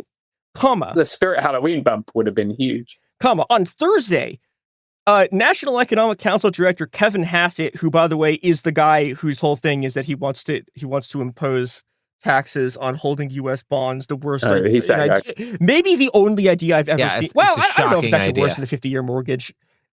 Astonishingly bad ideas. But he said on Fox News, this is today as day of recording, said on Fox News that we're going to get some of the data. But the data we're supposed to get is very weird. Now, so this is the September data we're supposed to get next week because that was already recorded before the government shutdown, right? Yeah. And there is legitimately, even in a sort of not, if a normal Bureau of Labor Statistics was trying to get these statistics out, it would be a little difficult for them. However, we're only getting the jobs added numbers and not the job loss numbers. Oh, no. Wow. Good vibes only. What a great strategy. So yeah, I'm sure that number is fine. I'm sure it's not negative 70,000 jobs or something. Yeah, right. And and apparently that's because the survey, the collected information never went out. And I mean, it probably didn't because of the shutdown, but also like you could work this out. They're just not doing it. We talked a few months ago about Trump's attempt to take over the Bureau of Labor Statistics, which with his attempt to install the hideously incompetent Heritage Foundation economist, and I use that term very loosely here, E.J. Antoni, and Trump was actually forced to pull back on installing this guy as the head of the Bureau of Labor Statistics. So it's being run by the interim head and has been for a long time now. But it seems like A, there's conflicting information going out, and B, it does seem like Trump has been able to get a decent amount of control over the Bureau of Labor Statistics, which is supposed to be a nonpartisan body that just releases the data because everyone in the entire capitalist economy relies on it. And it is possible that that we have already gotten our last unrigged Bureau of Labor Statistics reports. I mean, I can't confirm that they're straight up breaking it, and it's also possible that this wasn't the product of that. And we are going to get some of the data, we are supposed to get inflation numbers, but it's not good. Oops. Well, to end on some good news, I guess. On Monday, the Supreme Court rejected a call to overturn or hear its previous ruling on legalizing same-sex marriage nationwide. So this is where they're drawing the line right now. Is this? I think I did predict this a few months ago, in which people got a little bit mad at me for saying that I didn't think they were going to pick this one up. Another W in the Gare column. But I think it is fairly interesting that this is the point in which they're like, nah, it's not worth it. This is more settled to them than even the abortion thing was. I think some of the general economic issues shows that there's not a real desire for pushing on this right now, based on gestures broadly at other economy stuff, and some of the anti-woke fuel may be running out as the economic situation becomes more and more dire. Dire, right? Dire is a good word. How much longer can the Republicans just scream about trans people as they're ruining the economy? Do you think that's going to still work for them in 2026? Maybe not. They might be scared that they've put all of their eggs in this whole anti-woke culture basket, and now that they're in charge and the country's still getting worse, they're like, well, I wonder if we can replay that card again or not.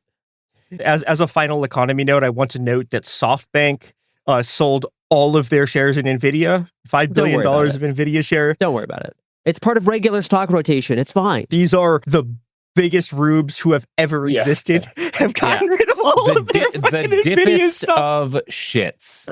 These are the WeWork guys. These are the guys who were holding the bag for WeWork. Yes. Which, I mean, does that mean that they're getting out too early of AI, or does it mean that they're hesitant, they're gun shy enough that they got out just in time? Yeah. We'll see. Who can say? Yep. All right. We reported the news. Garrison, I'm stealing your line this week. Why? We all stole that line from a terrible man. You haven't seen The Newsroom. Nope. It's Stolen Valor. Yep. Great show. I would love a new season of The Newsroom where he works for some bullshit internet news company. He's like a Substacker, and he has a home studio. Oh, yeah. That'd be good. He does top 10 lists constantly. Yeah. God, I would love that. I would love a new season. He's super bigoted, but they don't ever make a direct point of it. It just becomes subtly obvious that oh wow, this is a guy who's bought into some weird conspiracy theories. Sure. I was thinking, because I mentioned it came out the same year as True Detective, I would like a new season of The Newsroom that's a crossover with the first season of True Detective, where we get Woody Harrelson and we get that British lady. all in the same room together. It'll be great. They would be a nasty combo. Imagine how much fucked up shit they could get up to. It'd be awful. It would be awful. Hell yeah. Well, we're not even on the air anymore. Oh, no, we're still on the air. Oh, well, I stopped recording. We reported the news. We reported the news. Hey, we'll be back Monday with more episodes every week from now until the heat death of the universe. It Could Happen Here is a production of Cool Zone Media. For more podcasts from Cool Zone Media, visit our website, coolzonemedia.com, or check us out on the iHeartRadio app, Apple Podcasts, or wherever you listen to podcasts. You can now find sources for It Could Happen Here listed directly in episode descriptions. Thanks for listening. Sink into affordable luxury. Anabay is the only machine-washable sofa, inside and out. With stain-resistant slip covers and a cloud-like frame duvet, everything goes right in the wash. Plus, the modular design lets you change the look of your space anytime. Visit WashableSofas.com to upgrade your home. Shop up to 60% off site-wide, with sofas starting at just $699 and a 30-day money-back guarantee. Shop now at WashableSofas.com. Offers are subject to change, and certain restrictions may apply. Flag football is exploding, and iFlag is leading the way. As the Guinness World Record holder, iFlag hosts premier flag football tournaments nationwide for boys, girls, high school girls, and adults. From first-time players to elite competitors, iFlag delivers top-level competition, unforgettable experiences, and a community built around the game. Ready to be part of it? Join the movement. Find your tournament and learn more at iflag.org. That's iflag.org. This is Radhi Devlukia from A Really Good Cry. I absolutely love being outdoors, even if it's just stepping outside for a bit of fresh air between meals or taking a mindful walk to clear my head. But the one thing that can really ruin that is when my feet feel cramped in my shoes. So I switched to ultra running, and honestly, it makes such a difference. What I love most is their signature Ultra Fit Comfort Balance Strength. They have this roomy toe box that lets my toes actually spread and move naturally. So I really appreciate that. And I feel more grounded and balanced with every single step. It's like my feet can finally do their job, using all those little muscles that make me feel stronger the more I move. Whether you are a marathon runner, beginner, or advanced, or just getting outside to train, Ultras have become my go-to for running and moving mindfully. They fit so well, they're so comfortable, and they just move with you. Shop now at ultrarunning.com and use my code CRY10 for 10% off. That's ALTRA running.com. Experience Ultra and stay out there. Discover a spectacular island destination with crystal blue seas, endless sunshine, and the cool Bahamian breeze. Baha Mar, located in Nassau, Bahamas, offers your choice of 3 luxury hotels: the richly refined Rosewood, the playfully hip SLS, and the stylishly modern Grand Hyatt. With over 45 restaurants, bars, and lounges, Baha Mar serves up delicious dining from world-renowned chefs like Daniel Boulud and Marcus Samuelson. Nightlife venues like the new John Batiste Jazz Club and the Caribbean's most luxurious casino. At Baha Mar, you'll find every pleasure under the sun and one-of-a-kind experiences for the entire family, like Baha Bay, our 15-acre lush tropical water park, interactive wildlife experiences, including our daily flamingo parade, world-class golf, tennis, spa, and so much more. Visit bahamar.com today and discover a vacation destination where memories are made for a lifetime. Baha Mar, life spectacular. This is an iHeart podcast. Guaranteed Human.